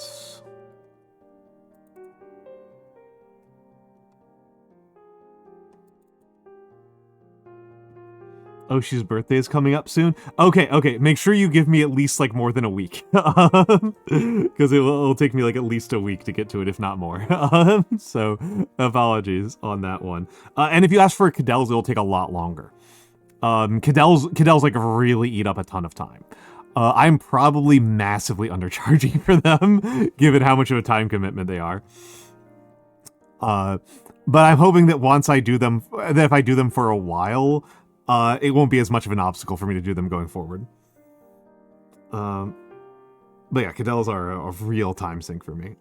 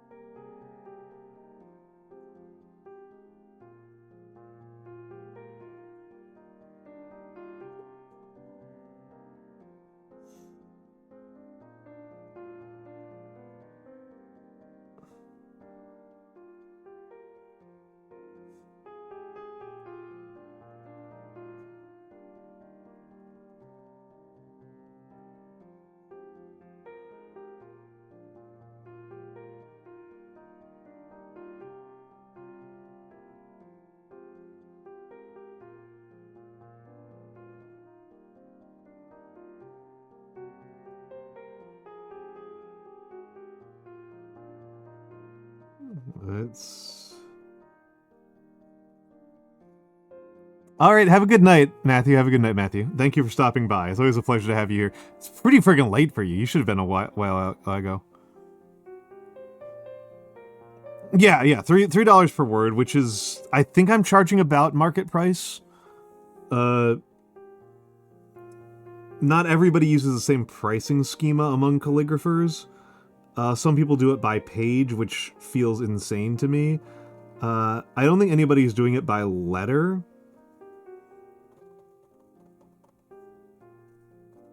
Yeah, you gotta wake up in 5 hours, buddy.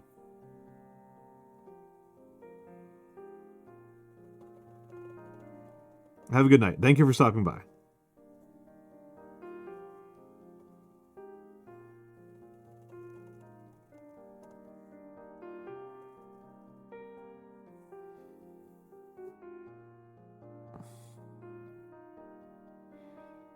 The game would be $6.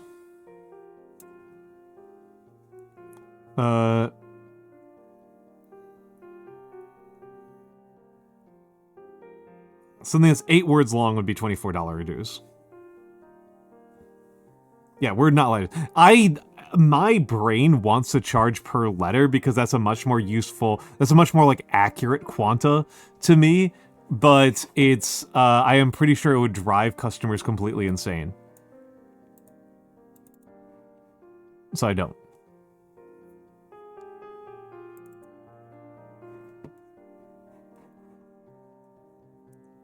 A few thousand, I haven't transcribed a chapter of a book. And not that it would be $3 per word, but that I would charge like 25 cents not $3 per letter, but like 25 cents a letter or something like that. But like I know that would drive people nuts.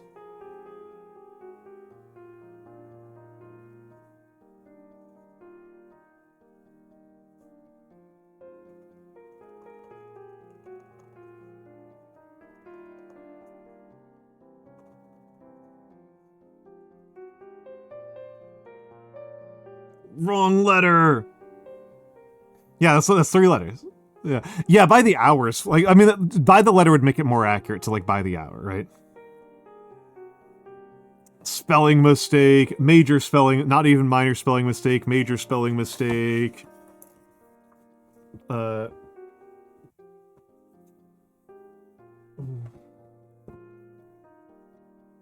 it also means that the word I is $3.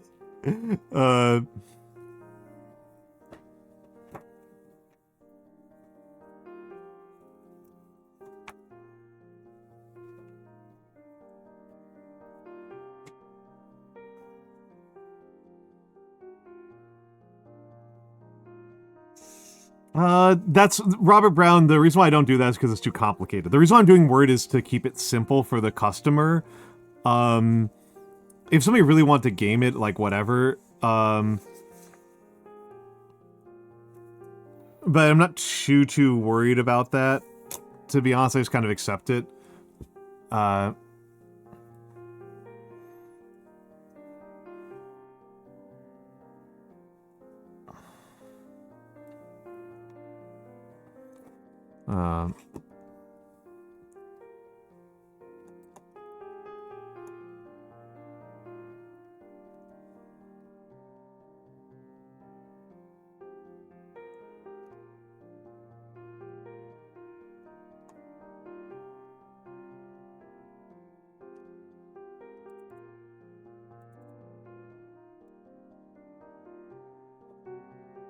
I scan and photograph.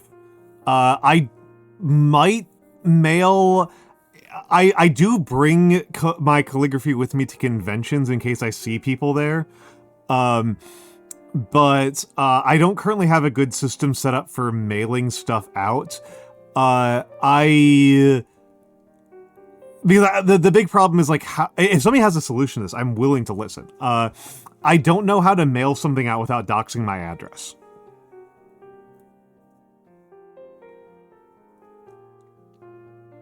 That's like really kind of the big issue.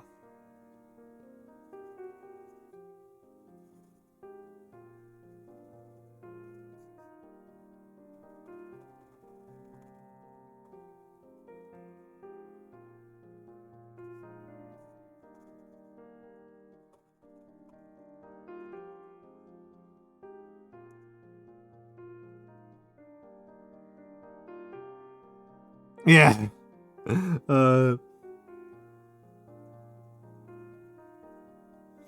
Yeah, if you're at Offkai or you're Oshi, I'll probably be at Offkai.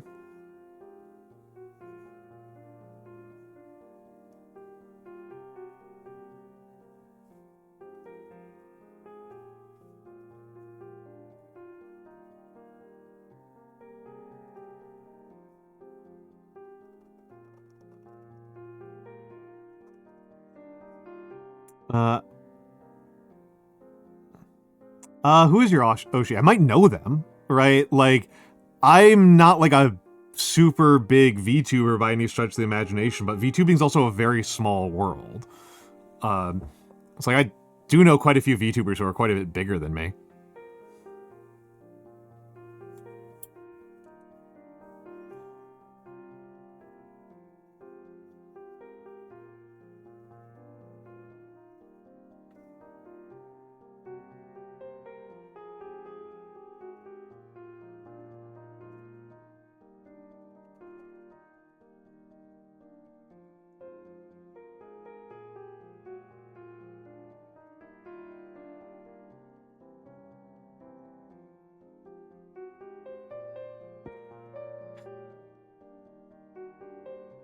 Yeah, I mean, who is it? Again, I might know him.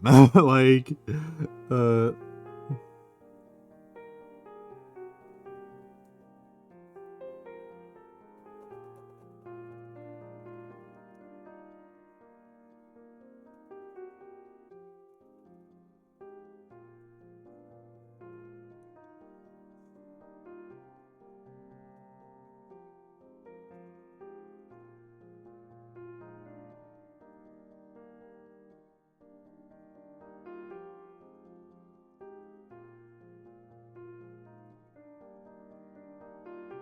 Psychic Refugee. Okay, I don't know Psychic Refugee. Okay. Okay, I'm sorry for pushing on that one, but I do not know them. I was like half expecting you to say Envy or Schlimbo or something like that, who I do know. Golf Alpha Yankee is on a 50 watch streak. That is insanity. I am really not recovered from this. Jesus. No, you're allowed to talk about other streamers here. It's not a big deal.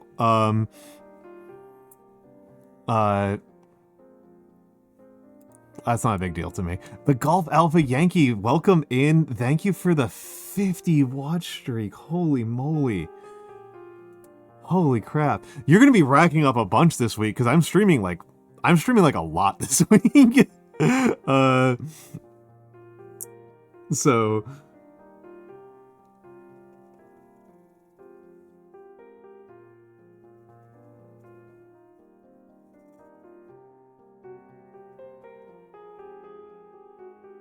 but welcome in.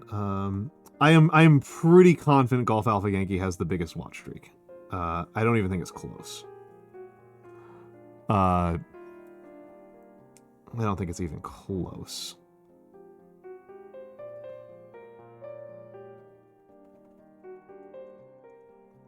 I don't know if I don't think you have the most watch time.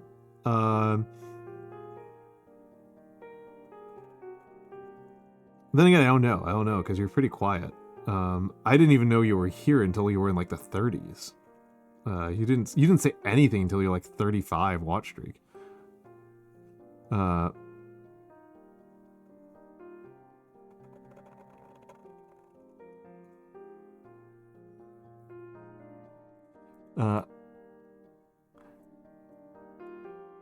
Yeah, you mostly lurk. Yeah, so so you could have like a really high watch time for all I know. I tend to assume that like Emperor's Armpits and Beautiful Angel have the like biggest watch hours because they're here all the damn time. And they've been around for forever.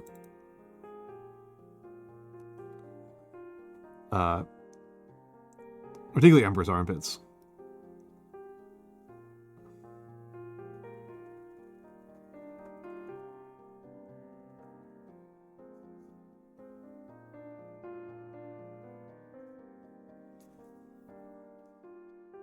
So this is Vividly Vivi. Okay.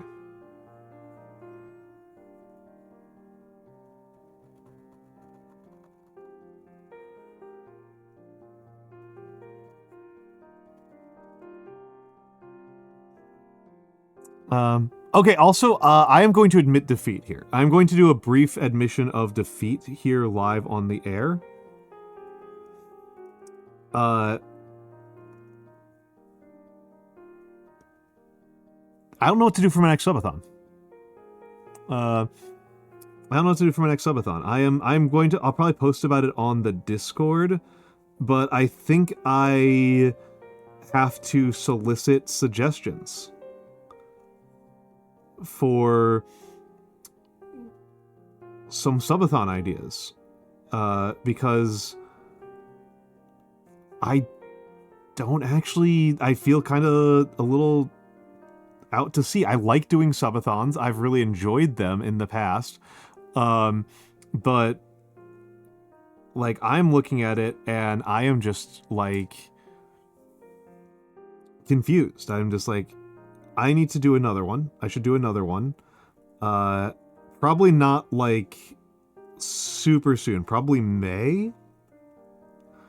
But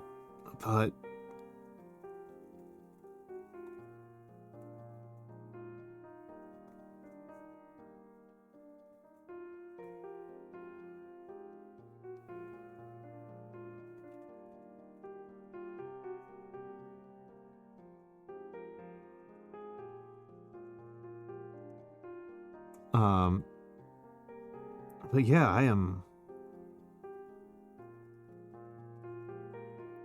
looking at my ideas and I'm just like,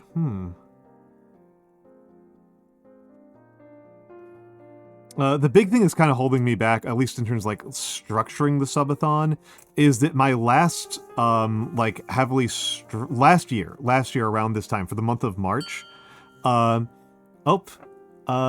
Reversation, thank you for the follow. We're about to go to ads, Reversation. And anybody else who's here. But last year I did a Dark Souls subathon. I played Dark Souls for the entire month of March. And let me go grab that. I reposted it recently in the Discord because it amuses me so much.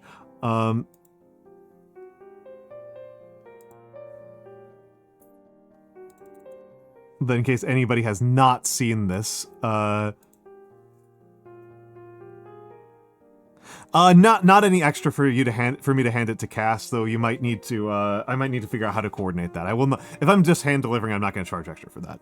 But yeah, for last year I just did like 12 or 13. I did 13 Dark Souls streams in a row as a subathon, and it kind of like wasn't actually that fun to do that many streams of the same game in a row. So I don't really want to do a subathon that's just like do like one activity over and over again. But I'd like to have a little bit more structure than my usual subathon structure of like, I just am kind of streaming more, vaguely.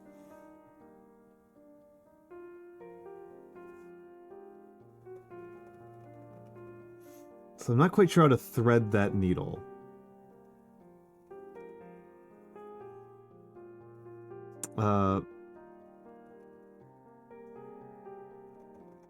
But yeah, May is my anniversary. So, my streamer anniversary.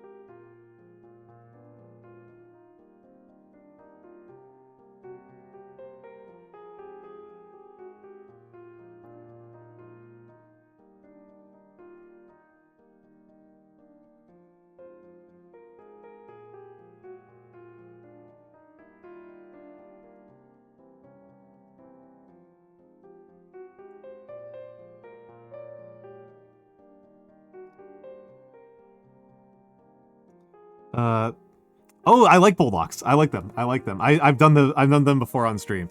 I will find the clip for you, DJ Phase, but we are going to commercial, so we'll be back in a few minutes.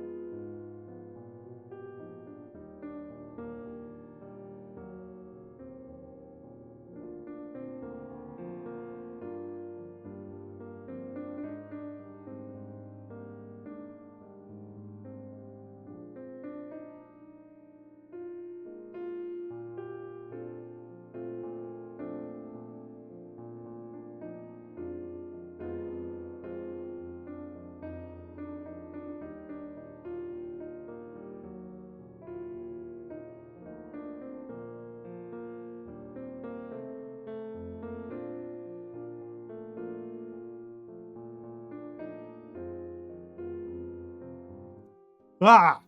Thank you, Solace Fern. I really appreciate hearing just a single booking.com ad. That's not that unreasonable. That's not that unreasonable.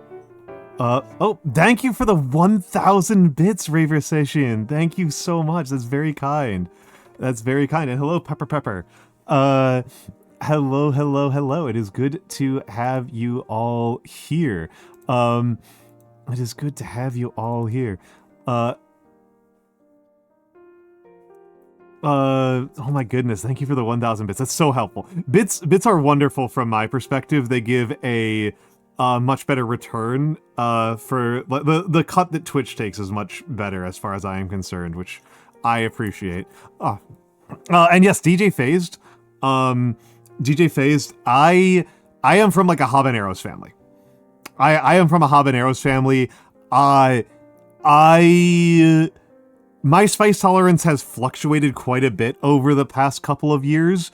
Because the thing is, like, if to get to be at like what I would consider like habanero levels of tolerance is pretty natural to me. That's just like what I kind of consider normal levels of like, this is hot. But I have gotten up into like scorpion levels of hot periodically. But it's actually just kind of annoying to cook food that spicy on a regular basis, so it almost always drops back down after a while. Usually fairly quickly. I tend to wind up being like a round habanero when I am not thinking about it hard. You're from a mild Midwest family? My parents were from mild Midwest families. That was... I have this theory, right? This very abstract theory that humans are... that for the most part, we take after our parents, and then we choose some deliberate method of not being like our parents. I think is a very common one, is that a lot of people look at the way their parents were, and then they choose something about their parents, and they choose to be deliberately different from their parents. And in the case of my parents, for my dad in particular, it was he wanted spicy food. Thank you for Anonymous for the gift sub to fat_Pope. That's very, very kind of you. This is, oh my goodness, it helps so much. Thank you so much. And yes, Robert Brown, exactly. Spice tolerance can be trained, and you can lose it, right? You can lose it. In my early 20s, I was eating very little spicy food, and then I remember coming back home after not being home for a while, and my dad's cooking was like really pretty miserable for me. To finally like hot foods. It's, yeah, I don't know. I've kind of like always liked a certain amount of spiciness.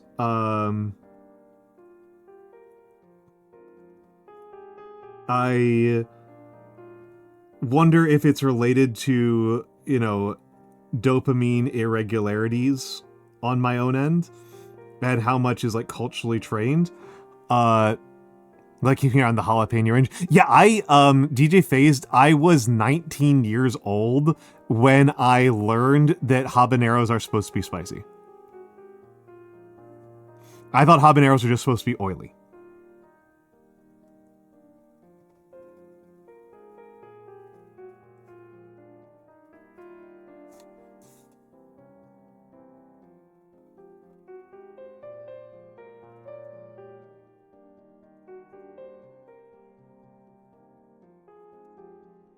Okay, so for the future ones, anniversary is a little bit long. Tongue of Iron. And they've never given me problems with digestion. Spicy food does not give me any stomach problems. Where I get stomach issues with is greasy food. And it took me forever to figure out that that's what was happening. When I was in like my mid-30s, I started getting heartburn a lot, and it turns out it was French fries.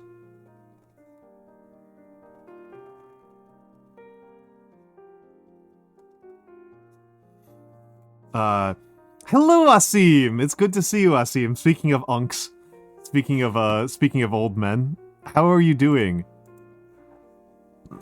How are you doing, my friend?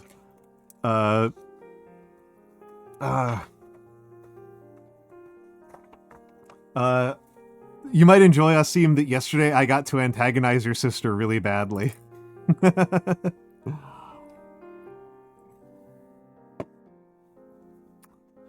uh, yeah, Ronan.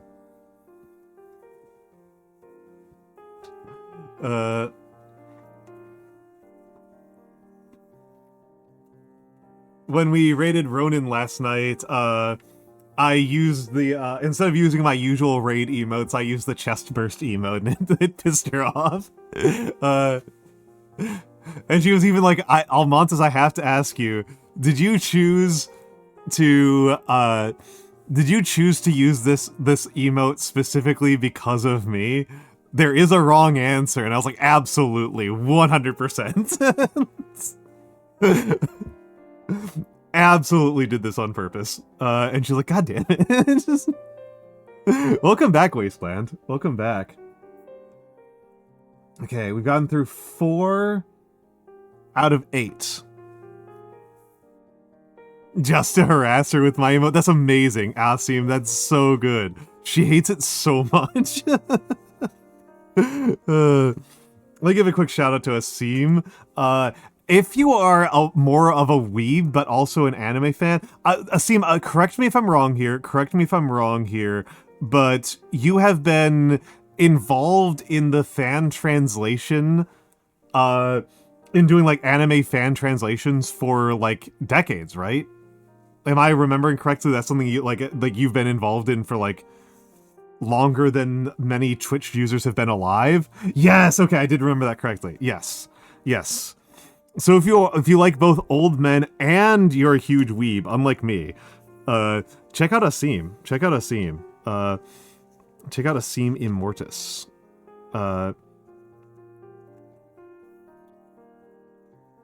Used to be an old fan subber. Yeah. Back in the days of the hard subs. I still like hard subs. Chobits.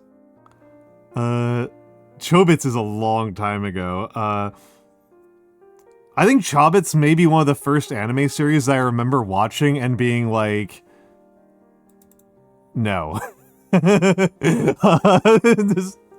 Chobits was definitely like, no, I am not about this.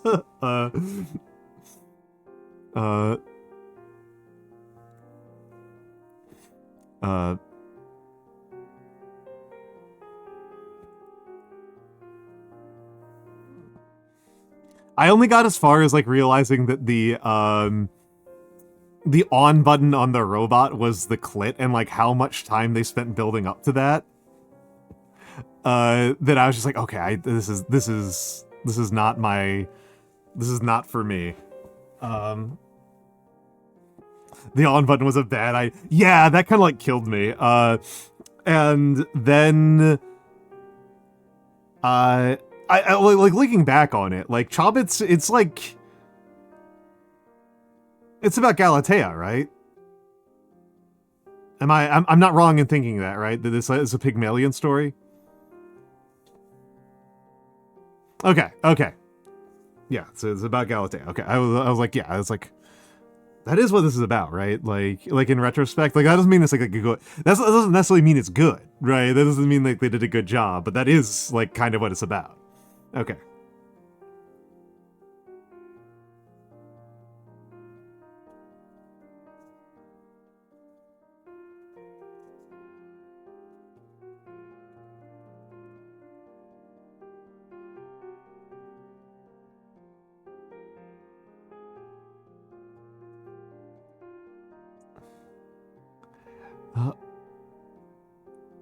The first manga you ever bounded over? Aw. No, Asim. I was watching you. You were playing. You said it on stream. It was either World of Warcraft or Final Fantasy XIV. It was definitely on Twitch.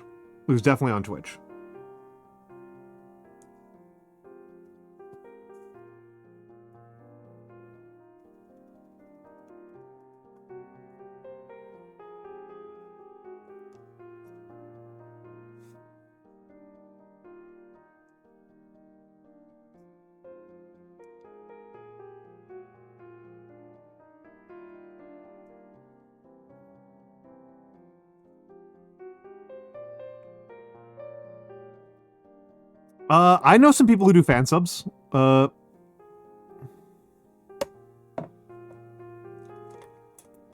Basically a brown coat. Okay, to me, brown coat is a reference to Firefly. So I don't really know what that means in this context. Because I'm assuming it's not something to do with Firefly.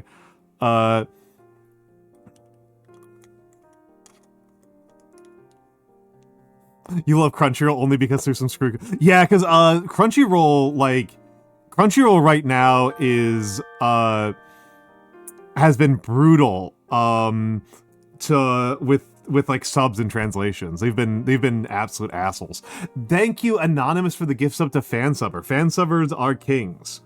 I love fansubbers around here.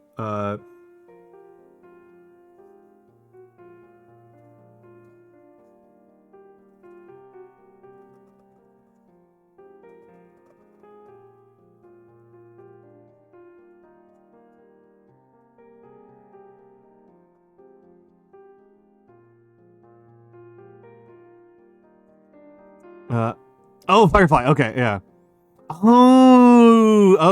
Okay. I gotcha. Now it makes sense to me. Now I understand.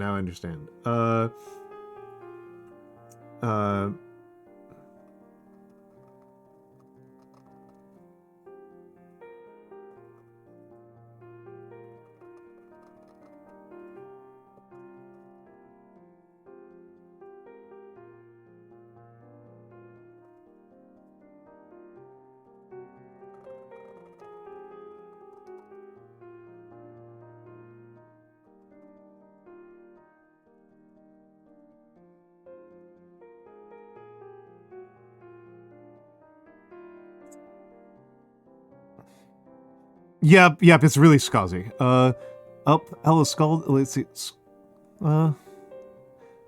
Literally turning ribs into women. Huh.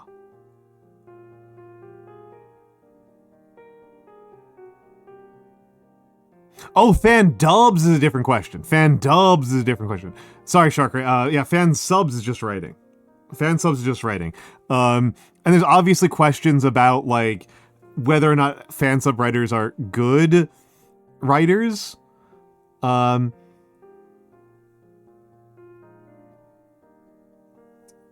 mean, they're really scummy today. Like, they haven't stopped.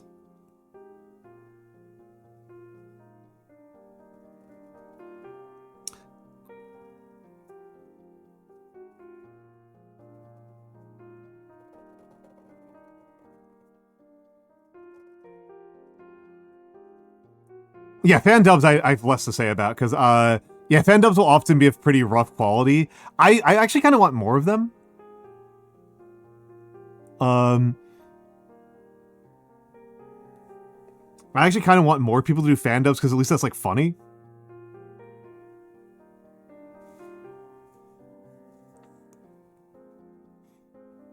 Like, it's like amateur theater, right? Like people deserve the right to try themselves out on the amateur theater circuit. I think that's a valuable thing for people to do as a cultural practice.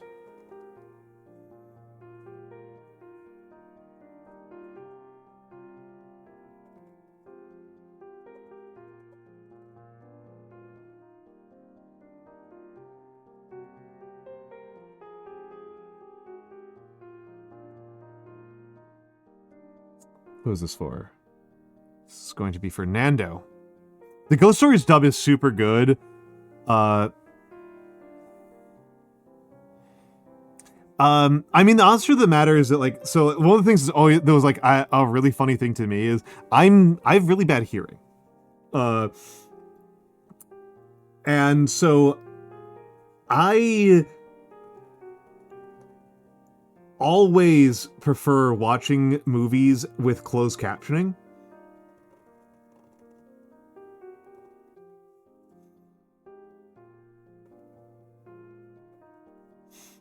Even in English, I prefer watching closed captioning because I can follow what's fucking happening. You're deaf? Okay. Yeah. You're not the only one. You're not the only one who watches me who's deaf, DJ Phased. Shia Shinos and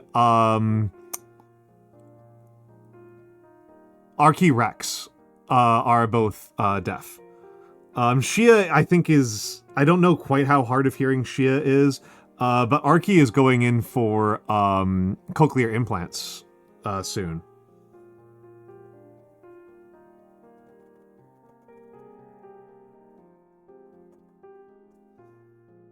Kind of interesting. Because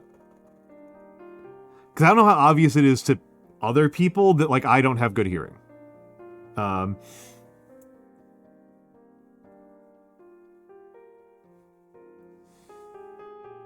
The context notes? Yeah. I really dislike when I am looking at how anime fans talk about translations, and they talk about a translation as if there aren't artistic choices. It really bothers me, to be honest. It really bothers me when I see people talking about, like, oh, this is, like, not the true translation. They're like, this is closer to the true translation. And I was like, this is... Like, what do you mean? There's, like, they'll see, like, two competing translations. They'll be like, oh, this one's true and this one's false. And it's like, this is not how translation works. This is not how language works. What are you talking about? And there seems to be this acceptance from a lot of fans of anime that machine translation is true. And that human translation is, like, an imposition, and I really am not into this. Really not into it. Oh, Cromarty's in... Yeah, I watched Cromarty, and it was a nice, confusing one. I like Cromarty a lot. But you are correct. A lot of Cromarty is completely incomprehensible without a context clues. Also, hello, Miera Luna. Hello, Miera Luna. Welcome in. Yep, you will. I mean, this is from... I've got a bunch of ink on my hands from the bottles. This is Nando.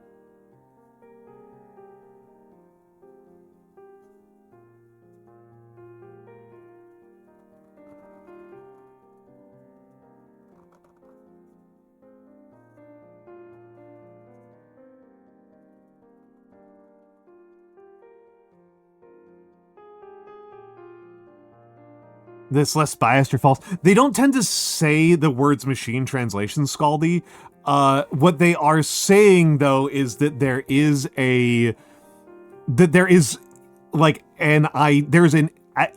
an accessible version of a translation from Japanese to English text that will simultaneously have 100% of the meaning without any editorializing or contextualization about cultural notes, which is just not true.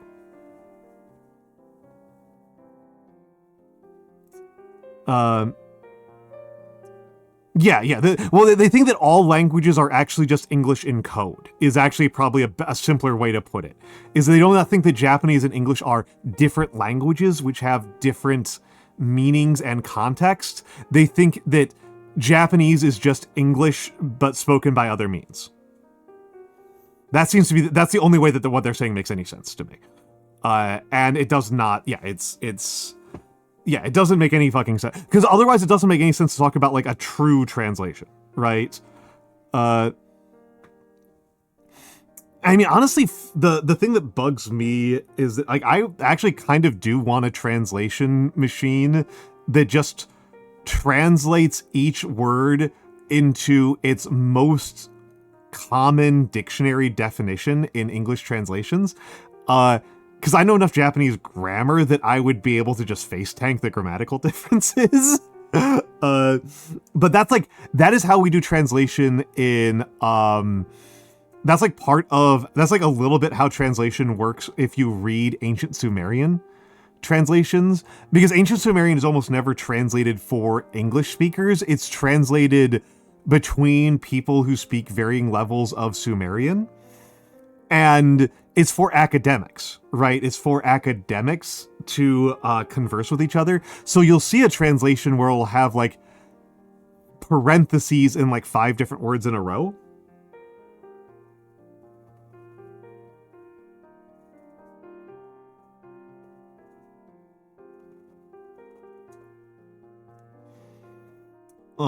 And like there's a common phrase in Sumerian that translates usually in English to my thighs shook. But in English it would be quivered in your boots. Would literally convey the exact same thing. So if you're localizing, right, you'd say quivered in their boots. Quivered in my boots, quivered in his boots. But in the literal translation, they stick with calling it, the thigh is shaking. Because, like, it's different translations for different contexts. Because translation is really, really, really complicated. And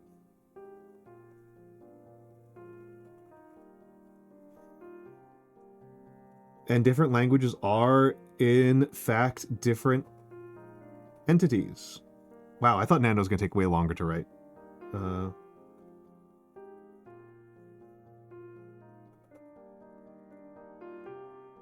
By the way, I'm going to be at Nando's stream on... I'm going to give a quick shout out to Nando. Shout out...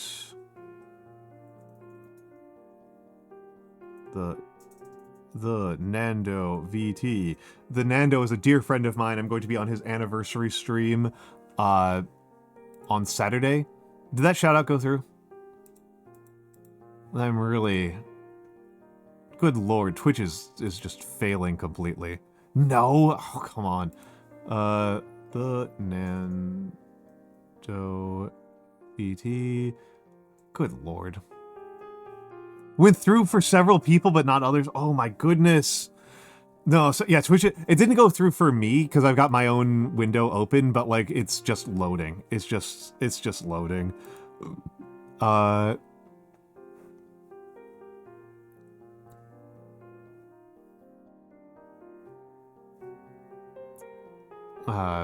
It is just loading. It's dreadful.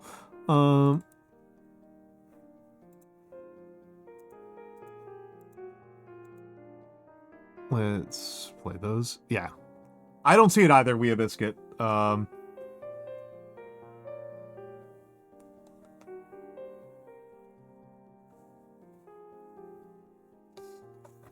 Yeah, I think they can see utility for it, but for like but it's going to be less artistically valuable. It might be more intellectually valuable, right? It might be more intellectually valuable, but if you are if you're going for like artistic and entertainment purposes, I think it's less honest than doing actual localization.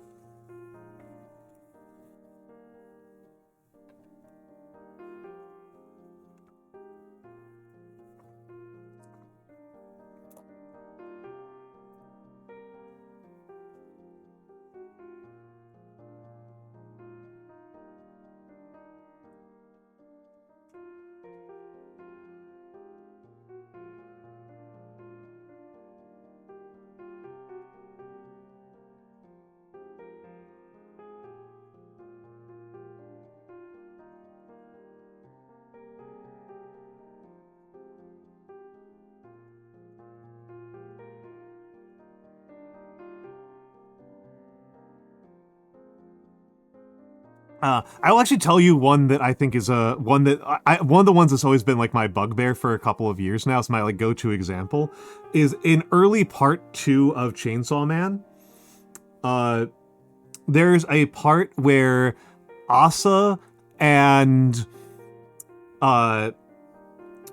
Denji are mad at each other, and they are both walking away from each other and saying "shine" over and over again.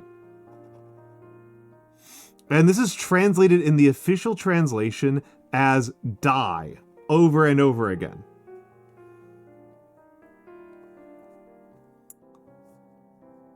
This is technically accurate.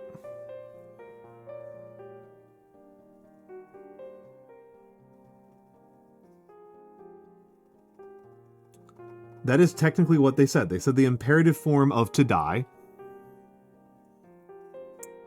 But the thing is that shine in Japanese is much harsher than die is in English.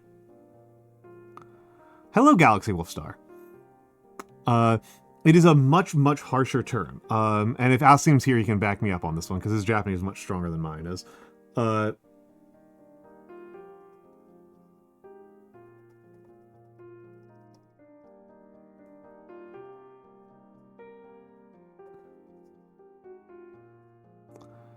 And so I feel like I'm not sure what I would translate Asa's as, because Asa is saying it in kanji and Denji is saying it in katakana, and this is supposed to obviously reflect the differences in their education and erudition between the two of them.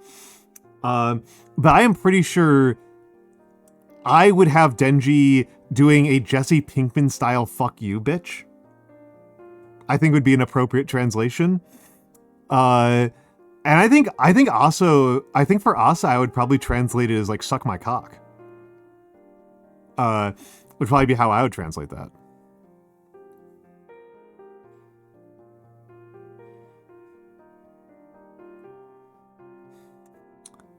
I know a few things about writing. I know a few things about writing. I've only been published like twice this year. So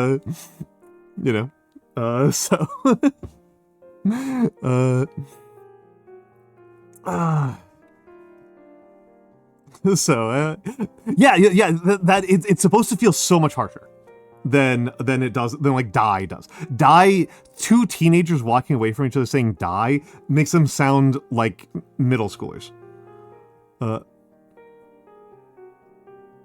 Hosuke no Kune? Yeah, Hosuke no, if it honestly, in order for Hosuke no Kune to properly convey how Buddhist it is, it would have to give you a book. like it's like, oh, okay, you want to watch this anime? Here, start copying some sutras. The thing is, like, I think in the case of how Asa, I think it works for Asa.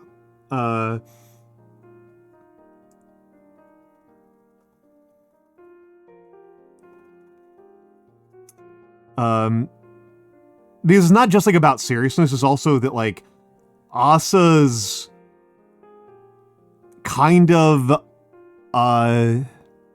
she's just such a girl failure.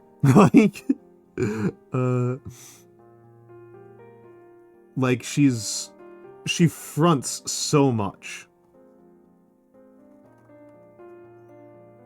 Yeah, L4 going with art vibe. I mean, that's not the one I'm as confident about either, Scaldy, I will be honest. I am more confident about the fuck you bitch feels like extremely on point for Denji. For Asa, I think I would happily take notes on that one. I would absolutely take notes. I'm not like 100% like this is definitely the only way to translate it, but I'm pretty confident about the Denji option. That one feels very right to me. Okay, so that's Nando.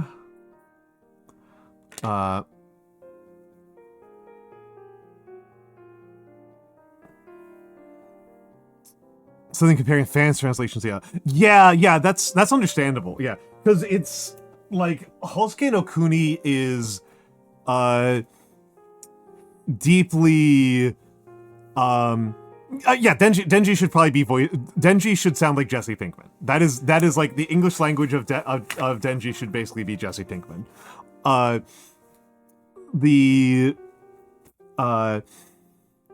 But yeah, Hosuke no Kuni, this is Land of the Lustrous for people who aren't keeping up. Land of the Lustrous it's got a really interesting animation style. I never read it. I only watched the anime. It has a really interesting animation style that's very Oh, it's Hi Leshy. Hi Leshy. Hi Leshy. I was just talking about you the other day with Liaikos. Welcome in. Good to see you, Leshy. I realize this is horrible times for you. Yeah, Liaikos is lovely. I was really impressed. Yeah. Yeah, Hosuke no Kuni is like is very, very CGI'd anime, but the people in Hosuke no Kuni are not humans at all. They're gems. They are gems. If you've watched Steven Universe, Steven Universe was intentionally cribbing from Land of Lustrous. It was very intentionally Hosuke no Kuni Land of Lustrous is the same thing. That's the English translation. But yeah, the characters in it are deeply not human. They are made of crystals. They are made of crystals. And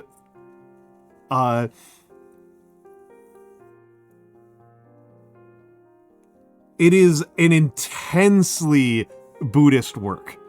It is an intensely Buddhist work. It is, I don't think I got all of it. I'm going to be honest here. I'm going to be real with you. My knowledge of Buddhism is not zero, but it's not super strong, right? I grew up Catholic. I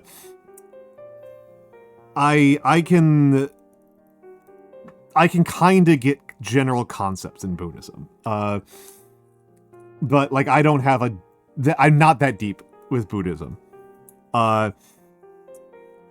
And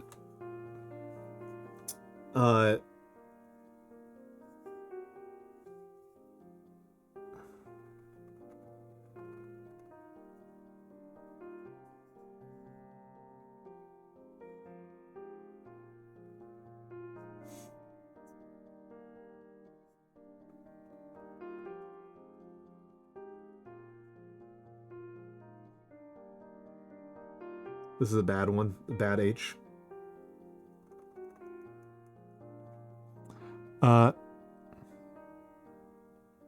Saint Young Men. I actually haven't watched Saint Young Men, but Saint Young Men is pretty funny. What I've seen of it. What I've seen of it.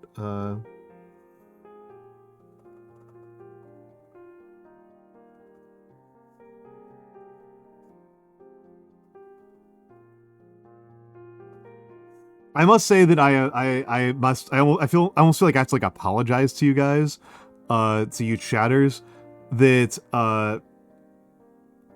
I'm not really reading or watching any anime or manga. I have an anime club, and I literally can't even remember the name of it, of the one that we're watching. Everybody else in the anime club is having a really good time with it, and I've bounced off of it so hard that I am spending most of the anime club, like, working on my calligraphy. Like,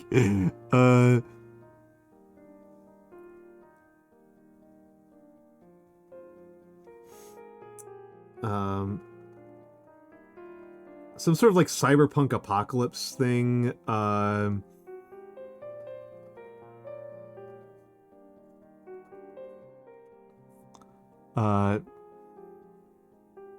Yeah, I've been in an anime club for a while. It's just a Discord server with some friends I know, from IRL, and some from IRL, some from online. We watch anime every week. Over 3 months and counting. G Gundam rocks. I haven't even watched G Gundam. I'm just convinced it rocks. I'm taking it on faith that it rocks. G Gundam rules. Oh,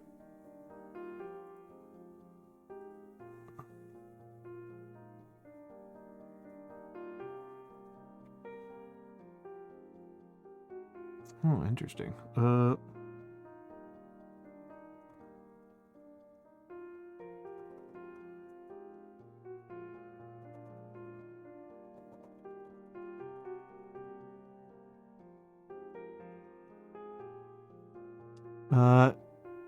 Your club gets the true peak of Dohodoro. How much I know of Japanese calligraphy? A fair amount. A fair amount. I actually studied Japanese calligraphy first.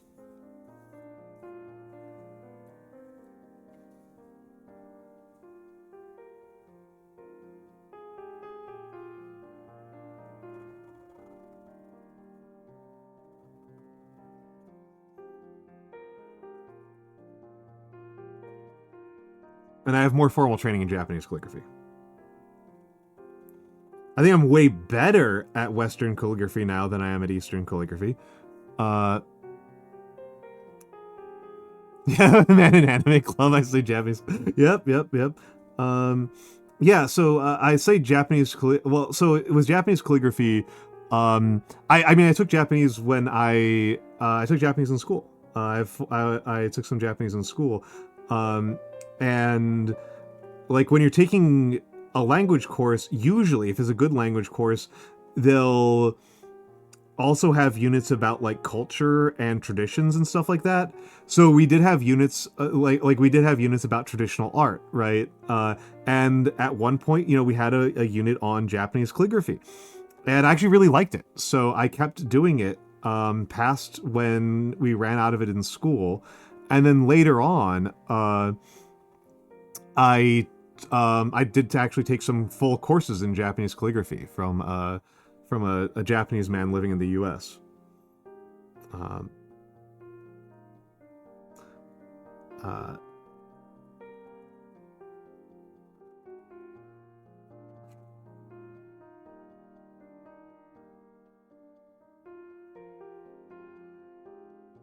Can't speak a lick of it. I like Japanese as a language. It actually really appeals to my particular set of weird brain issues.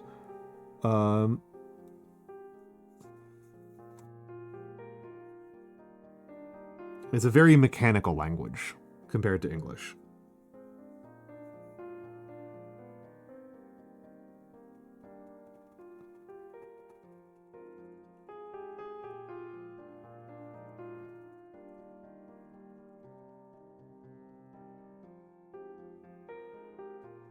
More Ogal ink, go for it. I actually I've never made Ogal ink. I've never made my own ink at all, actually.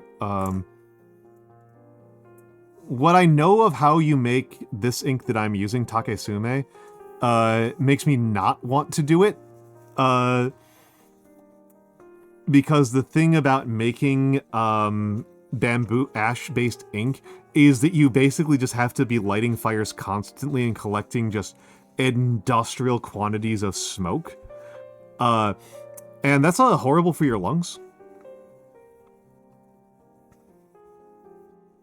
That's horrible for your lungs, and I think would get me evicted. Like, very justifiably. I think that'd be a very, very justified eviction.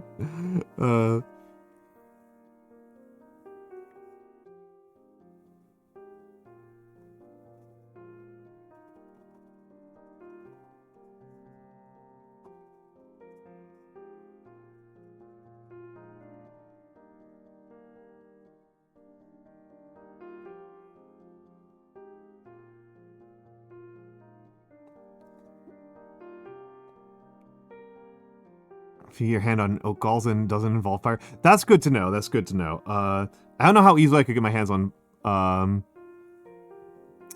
put a big cover over forest and light it. Yeah, there's a that's actually kind of like what you do, right? Is like the way that they make sumi for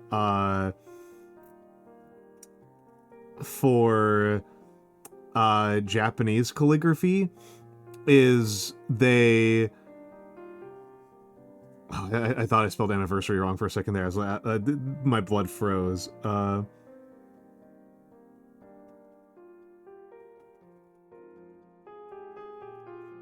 do kind of regret doing everybody's everything all in black. But yeah, like the videos I saw of it was like you would light candles underneath like iron, they look like lampshades, but like underneath like iron bowls. You'd light a candle like right underneath like an iron bowl, and you collect the runoff from the ash. And that's like the start point of the ink.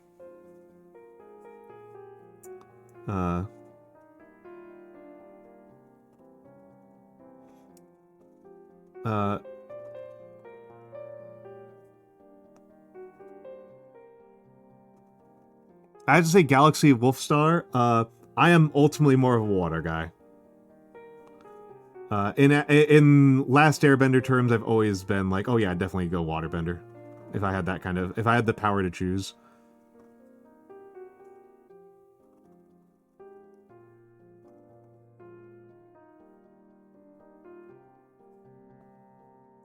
Which is not really how it works in Last Airbender, right? It's very much based on ethnicity.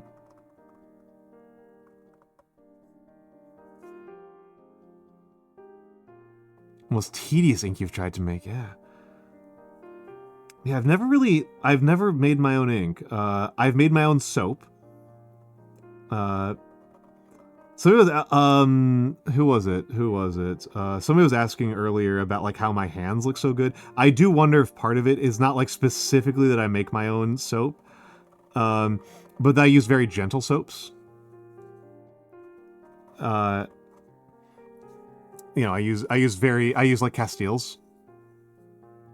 Solely based on which dragon troll the ancestors came from. Yeah, basically. Well, no, it's which ancestral beast? Yeah. Lamp black was made from the incomplete burn of coal, oil, petrol. Yeah,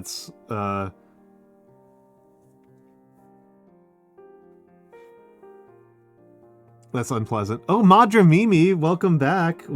How was stream, Mimi? I'll get to you in a second, my dear. I'm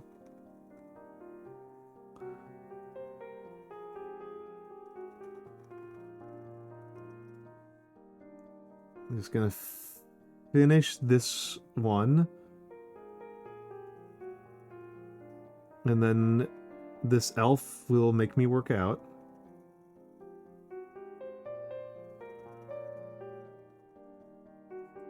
How was the co-working? Did you actually co-work? I did see the co-working. I did catch the co-working stream. Okay, hold on. Let me give a shout out. Oh, Wasteland. Yeah, I was prepared to like walk around the woods. Madra Mimi. Check out Madra Mimi. Cool elf. She studies Japanese. Oh, yeah. Okay, I'm very grateful you did this. I'm very grateful you got me to work out.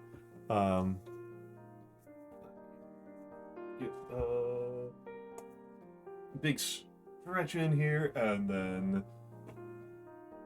okay.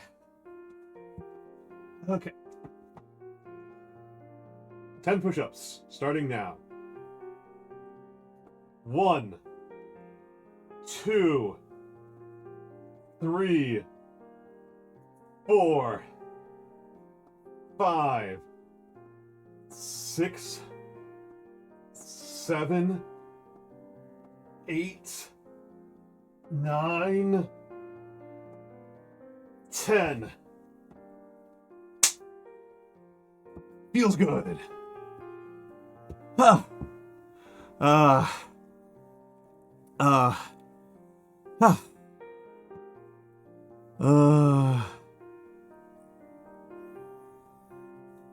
Mimi, you might kind of appreciate this. This was kind of fun. Kira Raptor Girl was doing a learning Japanese stream. She was doing a learning Japanese stream a couple days ago, and it was like a basics Japanese. It was like very like 101 stuff. And she's like, okay, so how do you say thank you in Japanese? And the answer she was looking for was obviously arigato. And I said sankyu. And she was just like, she was like, no, don't teach them this. Don't tell the people to say sankyu. When I was in Japan, that was the way I heard it said the most often. I tend to say arigato because I'm like relatively formal as a person, but honestly, Asim, one of the funniest experiences I had while I was in Japan was me and a friend of mine watched the Super Bowl on NHK. It was like 80% English language words. The Japanese for offensive team is offensive chimu. It was just like, yeah, if you use too many Japanese, I remember Dogen saying this, that like, if you use too many actual Japanese words, you sound like a boomer.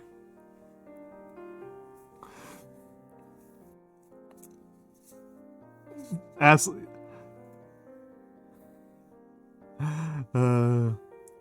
Okay, who's next? That's Vine. They'll tell you that you sound like a book. Yeah, yep, Shark Ray, yep.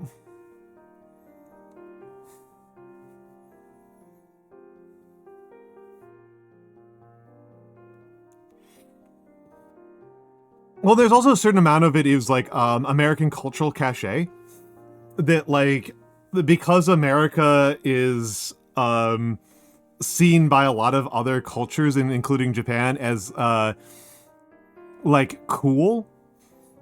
That causes people to adopt English language words as an affectation of like coolness and worldliness.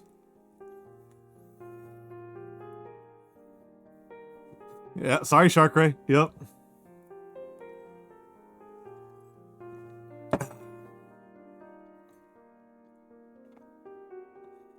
Yeah, and baseball's a much more established sport in Japan than football is. I have to say that the football commentary from the Japanese announcers was terrible. They were not good football announcers.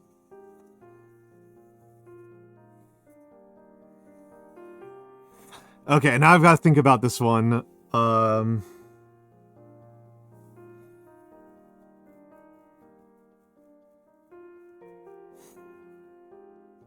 Okay, we're gonna go for 3 lines on here.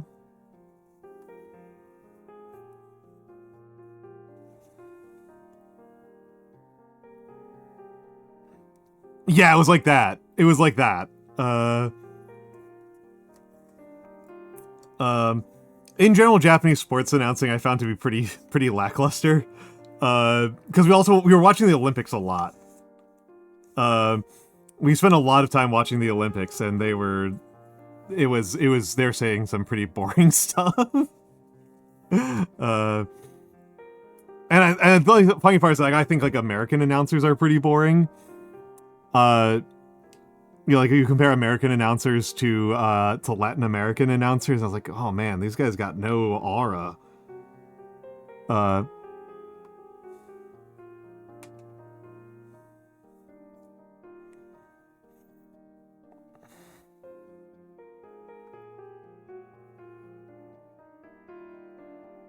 Yeah, but that doesn't mean that they're particularly successful, and particularly not compared to baseball.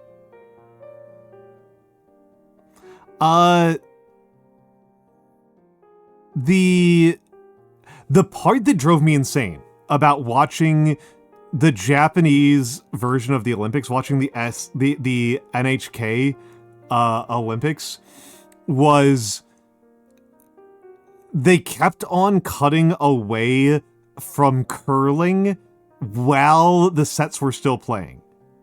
Like, it was already pretty obnoxious to me that if there wasn't a Japanese sport, if a Japanese team or player wasn't actually participating in an event, they would just like replay figure skating. That was already like driving me a little bit batty. That it's like, no man, you can just show me the bobsled, like the German bobsledders. Like, it's not that big. Like, I'm here to watch this. I already saw the Japanese figure skaters. I know they're very good. But like, I was like, okay, that's whatever. Yeah, I think it's a matter of like insecurity, right? To me, it looks like insecurity. It looks like insecurity and a lack of confidence. But where I did get, but that's like something I kind of considered like this is just kind of a thing that happens. But when they would be like, the Japanese team would be curling, and then they would just cut away from the curling game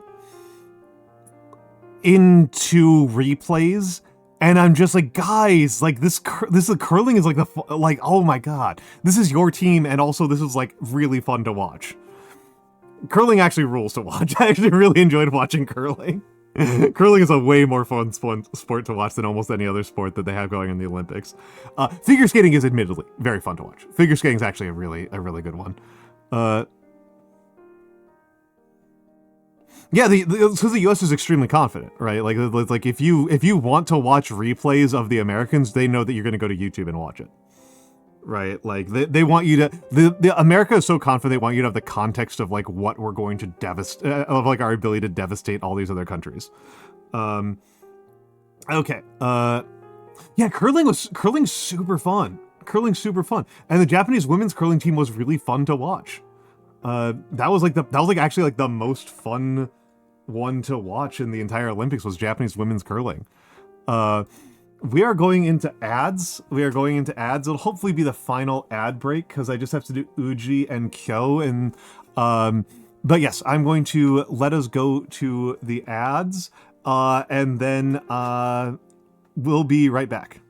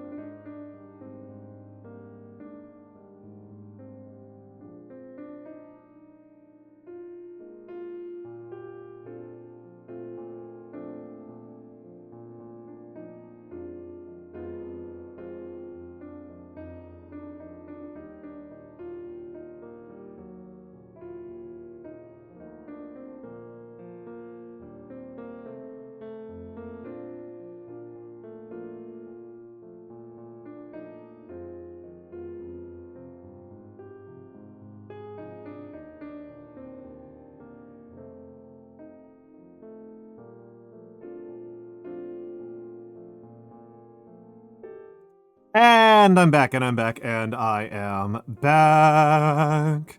Okay, that ad break definitely convinced me that I want to finish up this, this run, these two next ones, and then go to bed or like go for a walk or something like that, because my legs are definitely needing it.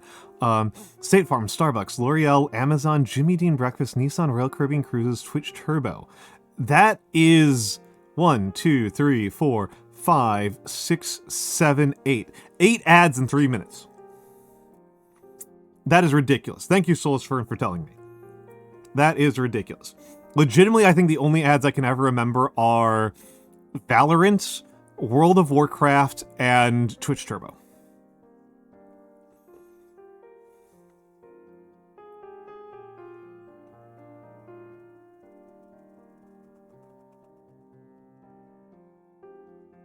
They really want me to play Valorant.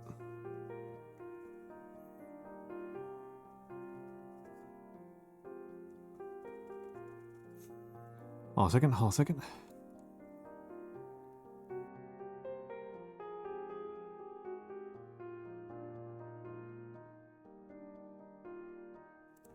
Okay. I had to sneeze.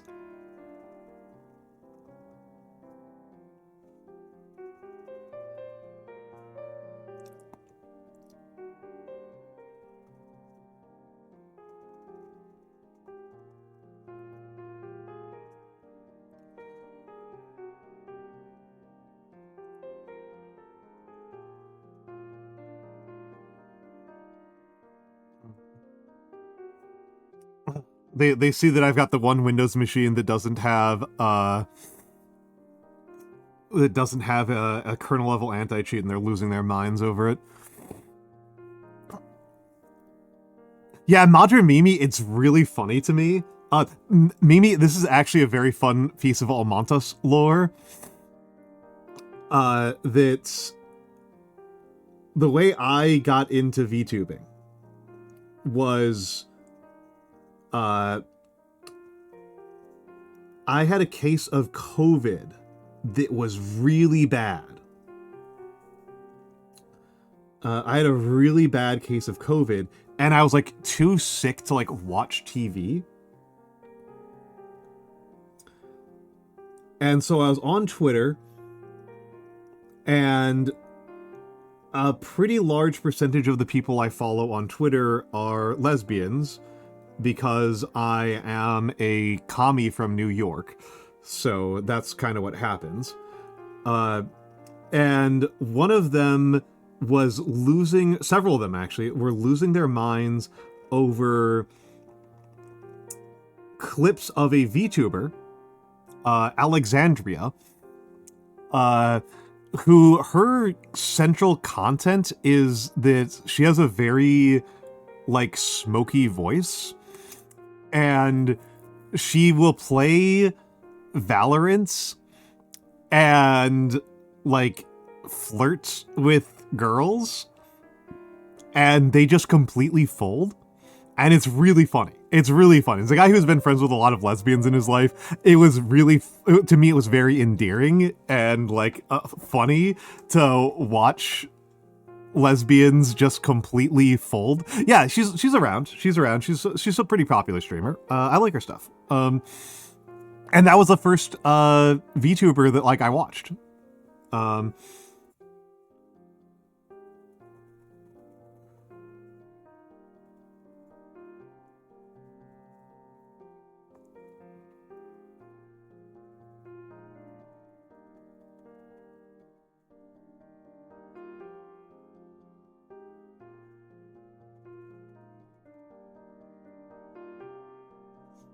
So I've always known, I've only ever known Valorant through this lens.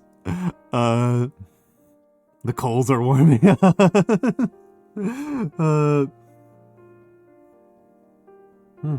I mean, are you? Oh, I thought you were implying that you were looking for a girlfriend. I was like, I might know somebody who's single. I should know a couple. The slightly more advanced form of VTuber dating, not dating other not VTubers dating other VTubers, but like dating another VTuber's like IRL friends.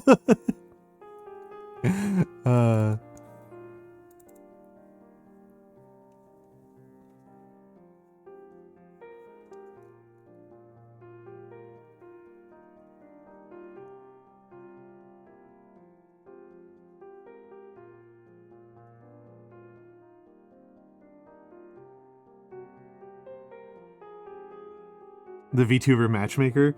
There is a VTuber who that's like her content, but it's not very serious. There's a VTuber, I forget her name. I haven't seen her around in a minute. She might have stopped. Who does like dating shows.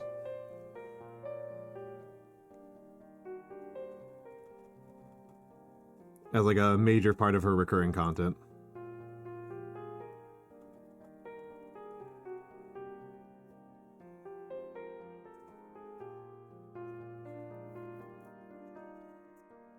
No, it's a variety show, right? It's a show. It's formatted after not The Bachelor, but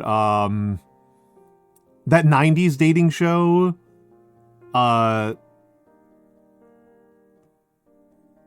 where like they have people like ask questions and then like I guess it is kind of like The Bachelor. I don't know. I haven't really watched The Bachelor. I just understand that The Bachelor is like much longer. This is like they'll ask like, the one person will be like the single person, will be like the male or female one, and then like everybody else is like people that the dating game. Thank you. It's like the dating game. Yes, it's formatted like the dating game. It's for VTubers to show off how funny they are, right? Like it's not like a real serious compatibility test. It's like they ask questions and then they get rejected based on how funny their answer is or how funny it would be to reject the person in that moment.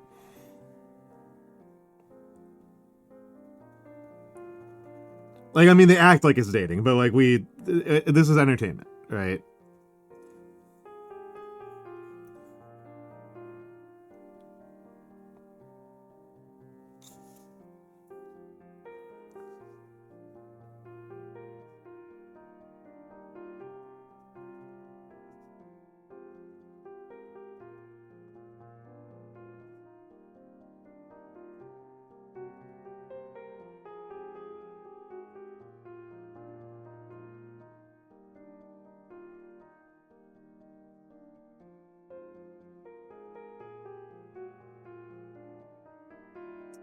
Yeah, I mean, just like everything in VTubing, it's all improv sketch comedy. That's all we have. That's our only thing. Live by the improv sketch comedy, die by the improv sketch comedy.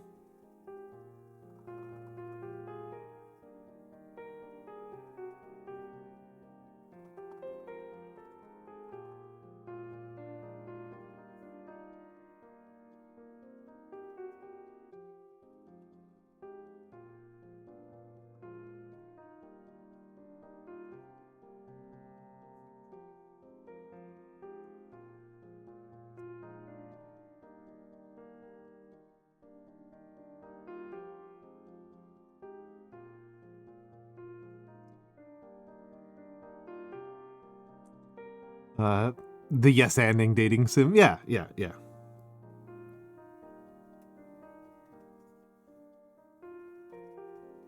No, this is the it's not even like a secret in VTubing, but it's one of those things that people often are really resistant to accepting. Is that the skill in VTubing isn't gaming, it isn't editing, it isn't art, it isn't clipping, it isn't social media management. The skill, the really important skill, is improv comedy.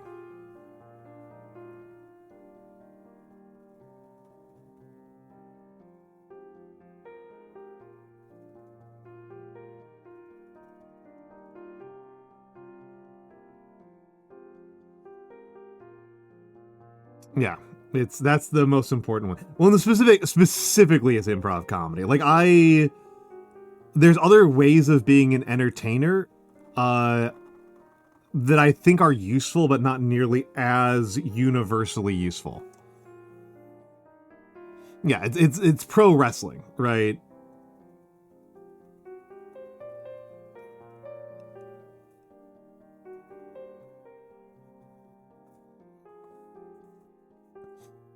It's pro wrestling is the important skill.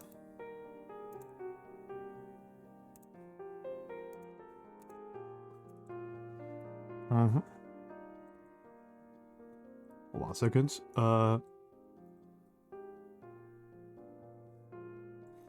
I just gotta make sure that I'm getting the right number of eyes here.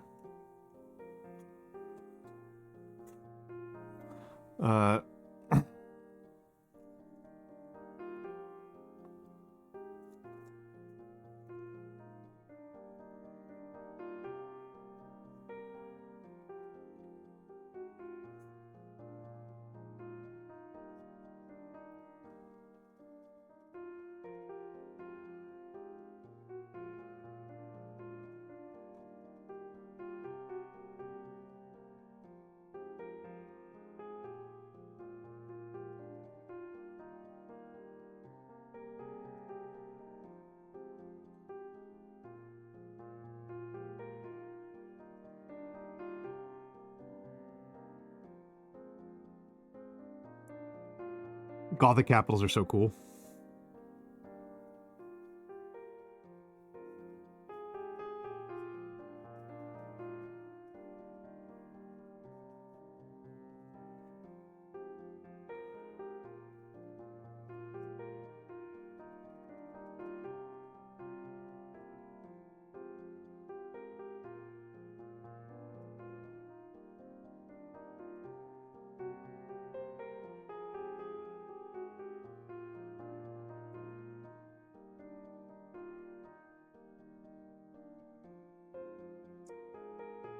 Alright, hold on a second here.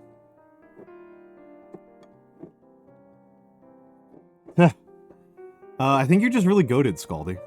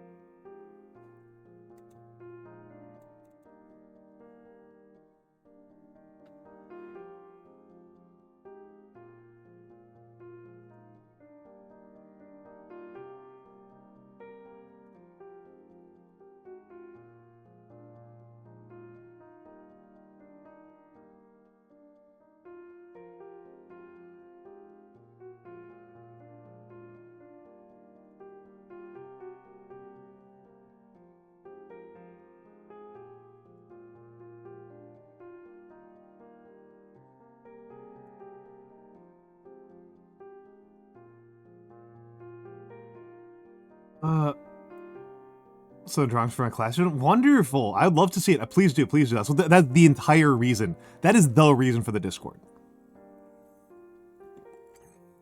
That's like the single most important function of the Discord, is for people to share their art.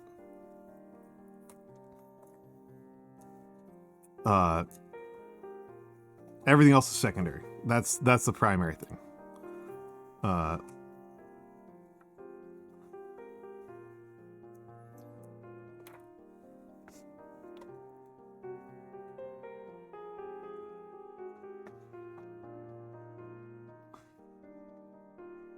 Okay. Make sure this lines up properly. This is gonna be the hardest part here.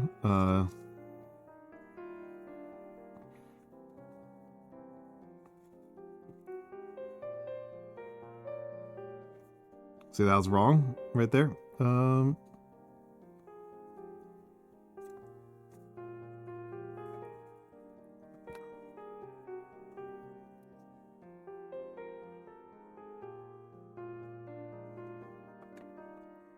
In my Discord server?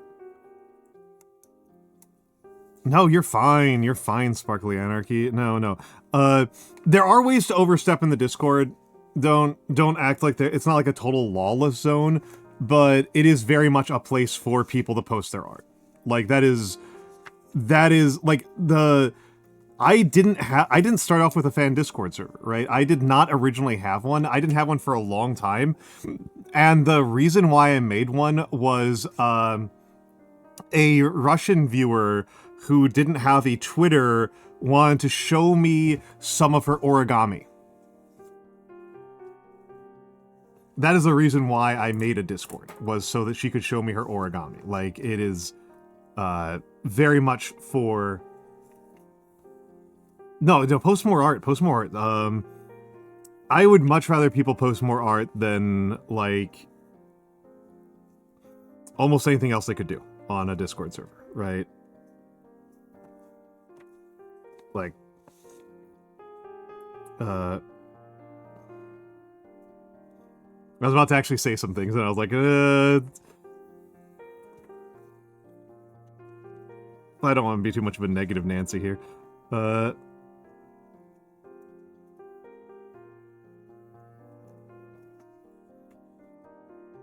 No, Sparkly, please post more art.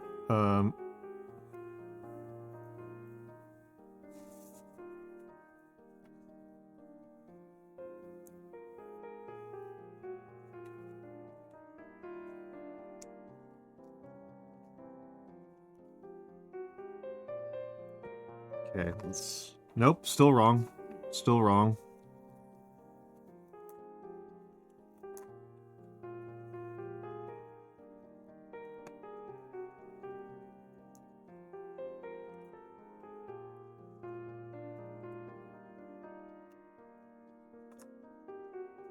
Still wrong. Still wrong. Going a little bit crazy here. Okay, let's try. See if I can do it on this side, and that'll make me feel any better. Because I gotta keep it lined up down here. I would love to see that Wasteland Mad God. I would love to see that. I think that I am, as a streamer and as a calligrapher, I think I'm currently being a bit limited by the fact that I've only really been interested in the letter work and not been interested in any of the, like, drawing elements of it.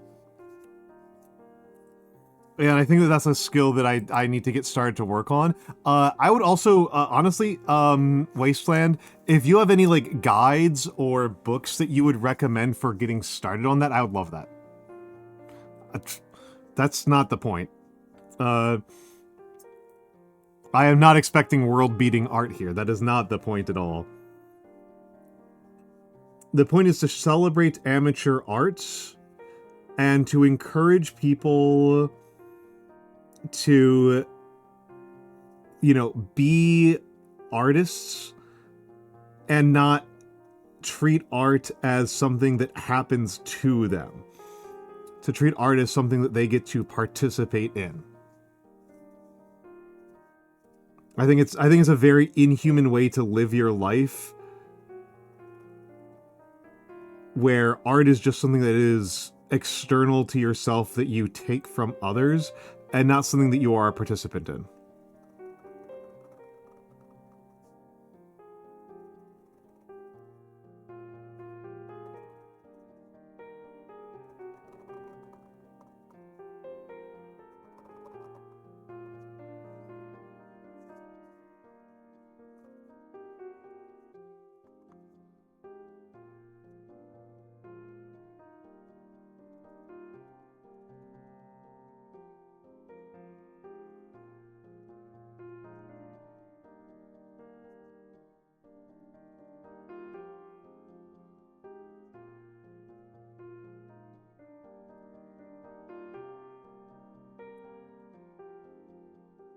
Okay.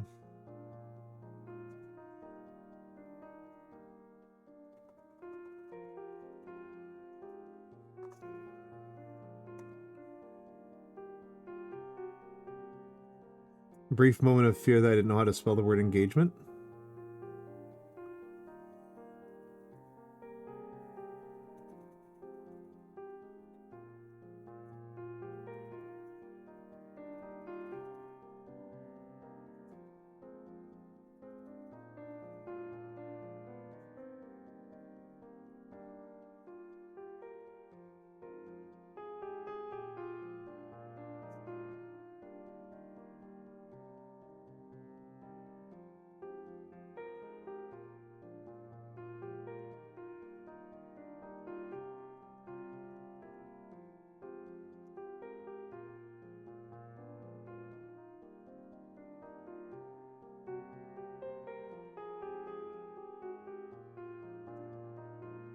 Okay.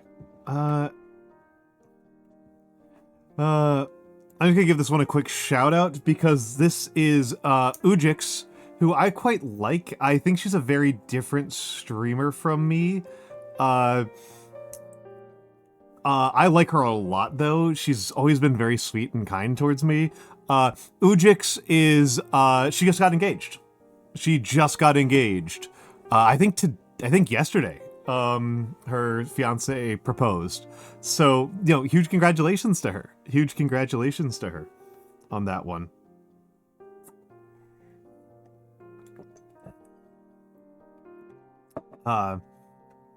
Huge congratulations to her on that one. Yeah, I like Uji. I like Uji.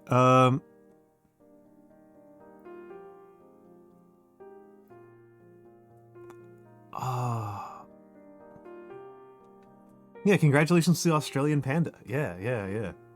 It's good for her. Good for her. Good for her and Alvin. Good for her and Alvin. I like Uji. I like Uji a lot, and I'm glad that she's getting the common Uji W. Oh, hold on a second. Taking a.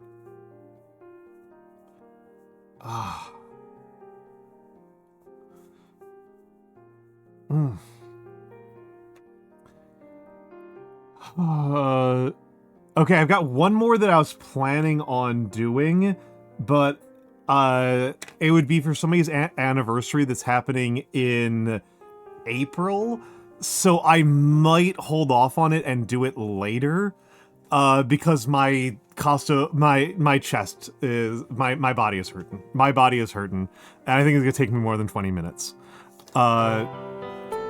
Faye took your name. I am. Thank you very much for the raid. Thank you very much for the raid. Hold on, I'm gonna.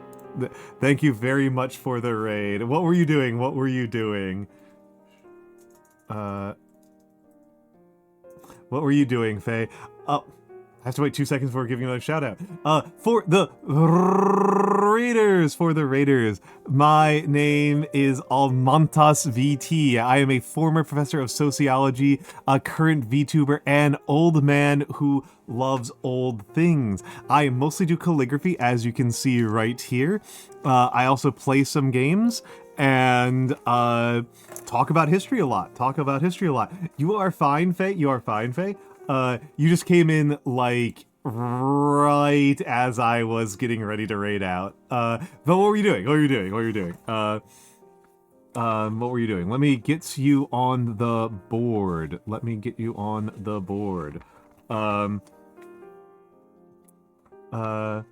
Please, Morgan, sir. Well, hold on. I think I missed something here. You're doing Silk Song. No, you do not apologize. Do not feel bad. It's just luck. But you are fine. How was Silk Song? I've been curious. I've been Silk Song curious. I haven't played Silk Song, and for that matter, I haven't played Hollow Knight. And I have been told that Silk Song is more dodgy. It's more of like a duck and roll type of game and less of a block and parry type of game, which makes it sound a little bit more interesting to me than Hollow Knight because I'm really bad at the block and parry. Def more dodgy. Yeah, so it's a little bit more like Mega Man X-y. Okay.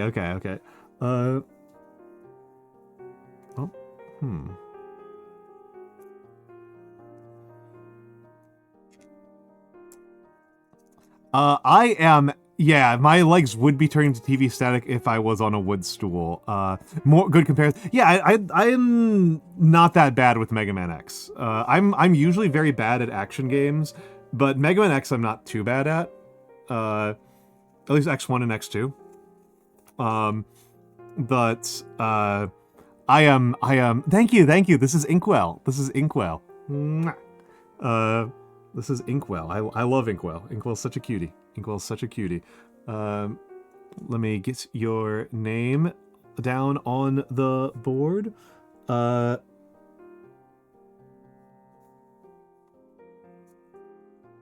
They're so adorable, yes.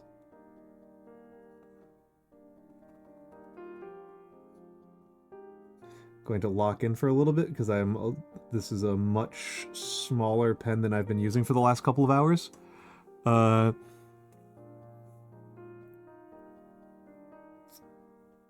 It's already spoken for. Yeah, that's true. That's true.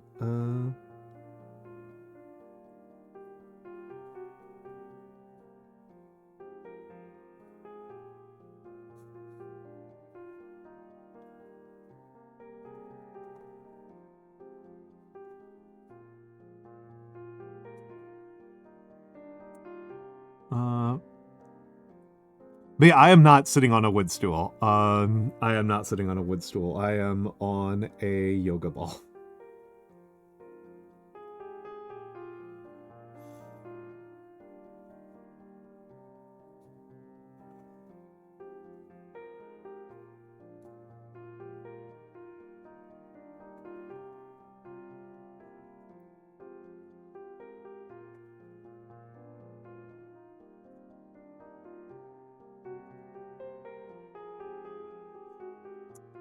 This is a C3. This is a C3, so it's about 2 millimeters wide. I don't really like going... This is about as small as I ever go. You go any smaller than this, and the difference between hairlines and main lines starts getting kind of annoying and indistinct.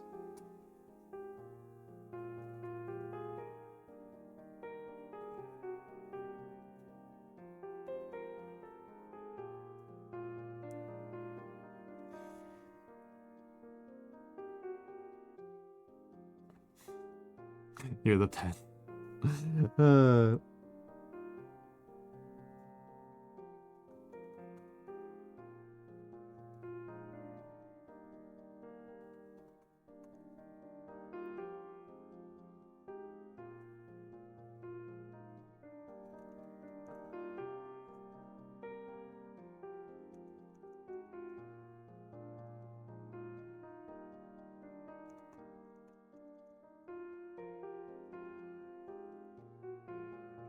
And just a little bit more ink in here. But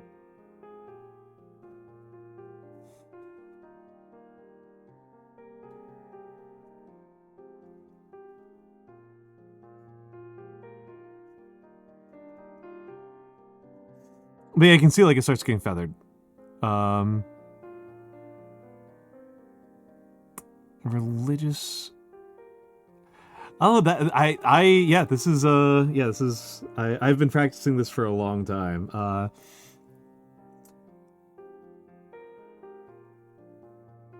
And it's relaxing. It's meditative.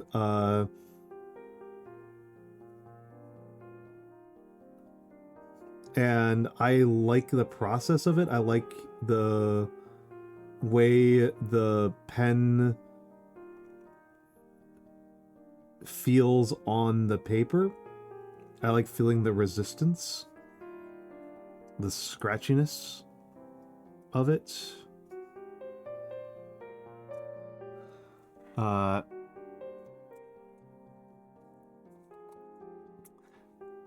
Religion-focused history.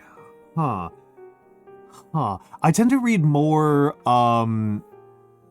like, economic, and social history. Oh yes, I should have said. Also, Faye took my name. Thank you for the follow. If you need to raid and run, feel free to do so. I am planning on raiding out, like, momentarily.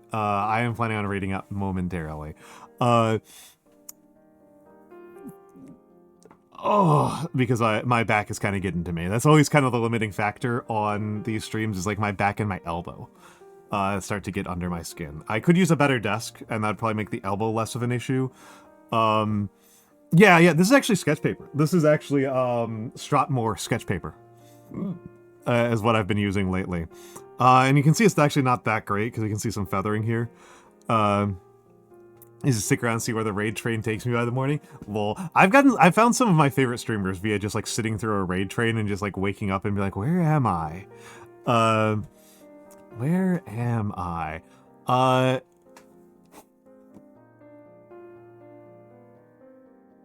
was about to say I don't got any ass. I have no ass. That is in fact the point of what I was saying right there. Eastern European. Oh, please, please. I'm not a religious history guy. What would be? Oh, The Cheese and the Worms. If you haven't read Solus Fern, if you haven't read The Cheese and the Worms, that one's worth checking out. Let me go grab an Amazon link to it. Or the probably the Wikipedia. This is a really interesting hello, it's Blockhead. Yeah, if you haven't read The Cheese and the Worms, it's a really interesting look at a Catholic heresy. Specifically, not even Catholic heresy, a Catholic heretic. A Catholic heretic. One heretic. Yeah, the man got real heretical. This man was heretic maxing. Was heresy maxing. Thank you, It'd Be Blockhead, and welcome in. Yeah, and yeah, Galaxy Wolfstar, it is actually upsetting how little ass I have.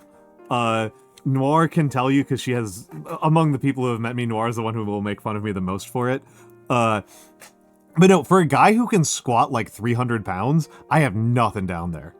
No, it's nothing. It's nothing. It is a problem. No, this is why I sit on a yoga ball. This is why I sit on a yoga ball, is because even really fancy orthopedic chairs hurt my ass. Like, I have gotten the really fancy orthopedic chairs because I've had, like, real serious white-collar jobs, and I can't sit in them. I can't sit in them for more than, like, 45 minutes. No, I got nothing down there. I am so white. There's nothing. There is a plane. There's a plane from my lower back to the back of my knees. There's nothing in there.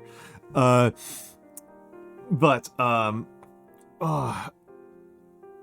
mostly I got beard. That's what I got. I got beard. But yes. I actually tend to, Solus, I've actually been on largely a military history kick for the last couple of years. A lot of military history, a lot of economic history. I really liked Soldiers and Ghosts. That's one of my most common recommendations. Infantry and Battle actually has a lot of really good stuff about religion in it. Infantry and Battle is just like a really good book. And what's another one that was about religion? It's only peripherally about religion, but it does tell you implicitly a lot about Confucianism. Inked. Inked is like one of the best books I've read in the last year or two. Inked is incredible. Inked is super duper good. Inked was super, super good. It's a history of how the Sung dynasty treated their soldiers. Adders, thank you for the follow. Thank you for the follow. Okay, I am thinking about where to send you guys. That is where my brain is at right now. I would like to stand up and go for a walk is mentally where I am at. I think the way that I get an ass is I date somebody else who has an ass.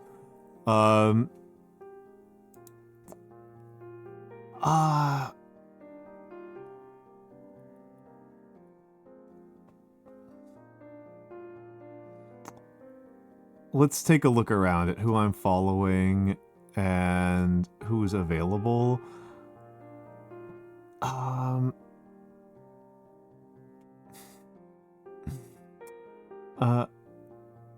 Europe's Eastern Christian Frontier is a good book. That sounds like a good one. That's a promising title. That's a promising title.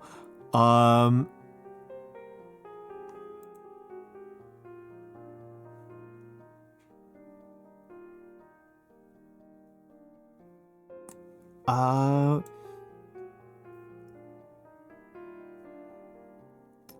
whew. Yeah, head just fell out there. Okay, so priority. I am having trouble choosing who to raid.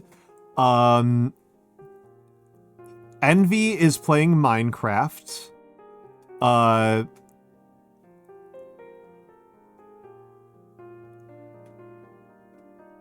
Envy's playing Minecraft. Kari is playing Pokopia, and she hasn't fucking stopped. Even though she started way before me. Sotek started before me, and he's playing Final Fantasy XIV.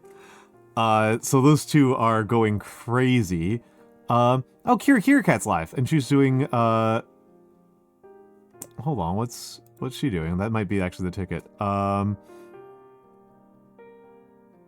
What's she doing? Let's go over to Kira's. Let's go over to Kira's. Let's go over to Kira's.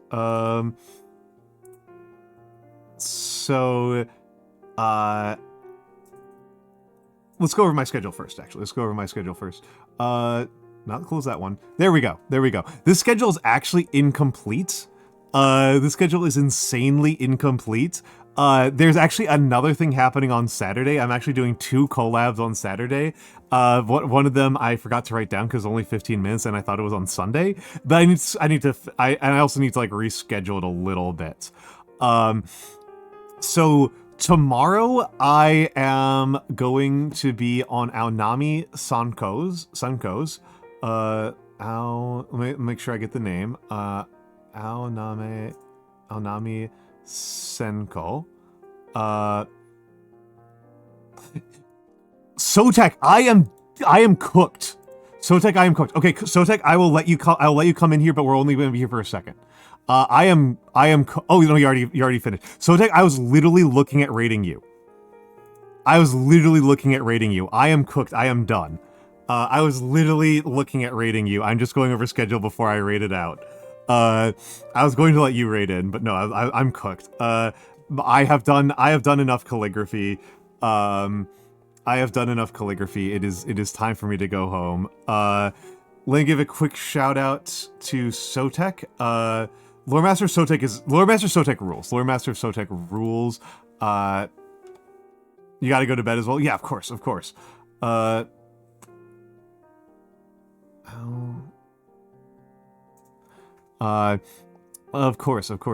You're fucking whipped. Yeah. No, you started before me, so you were doing at least 6 hours.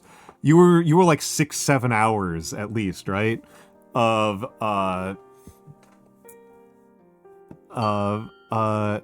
Yes.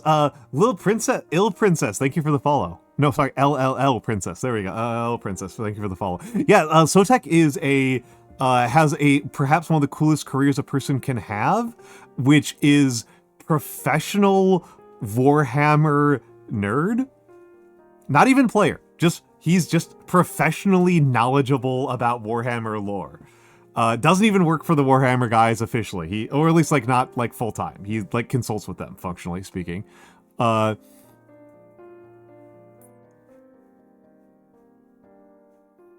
Sorry, I one of my tabs that was stalled out for literally hours just activated.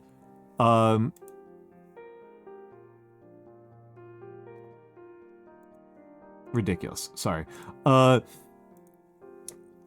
yes. It's good to meet you, 3 Princess. LLL Princess. Good to meet you. It's good to meet you. But yes, yes.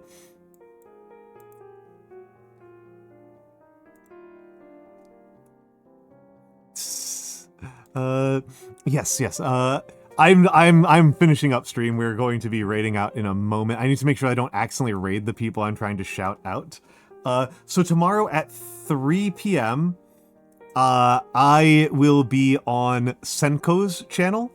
I'll be on Aonami Senko's channel. I will post an announcement on the Discord as well. So I will be there. We'll be talking about death. Senko has been feeling very morbid, and they are curious about my thoughts on death.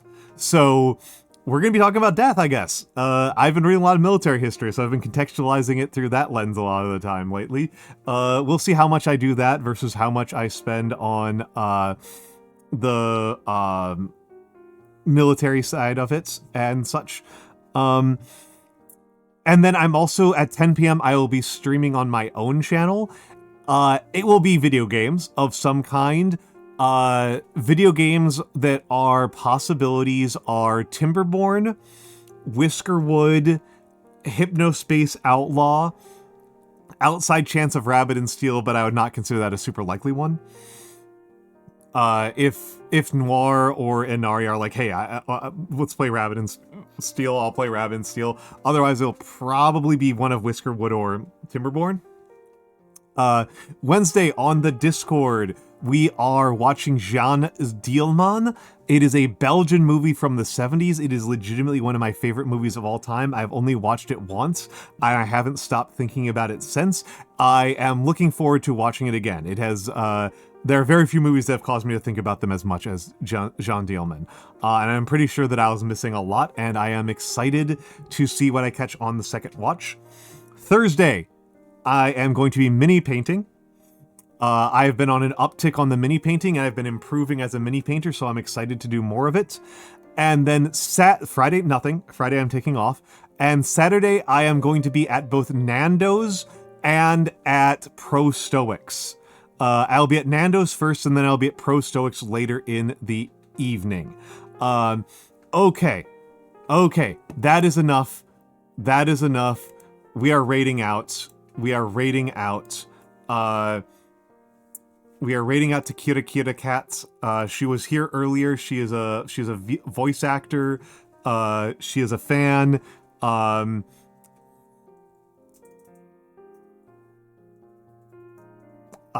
She is very talented, and she's doing some digital art.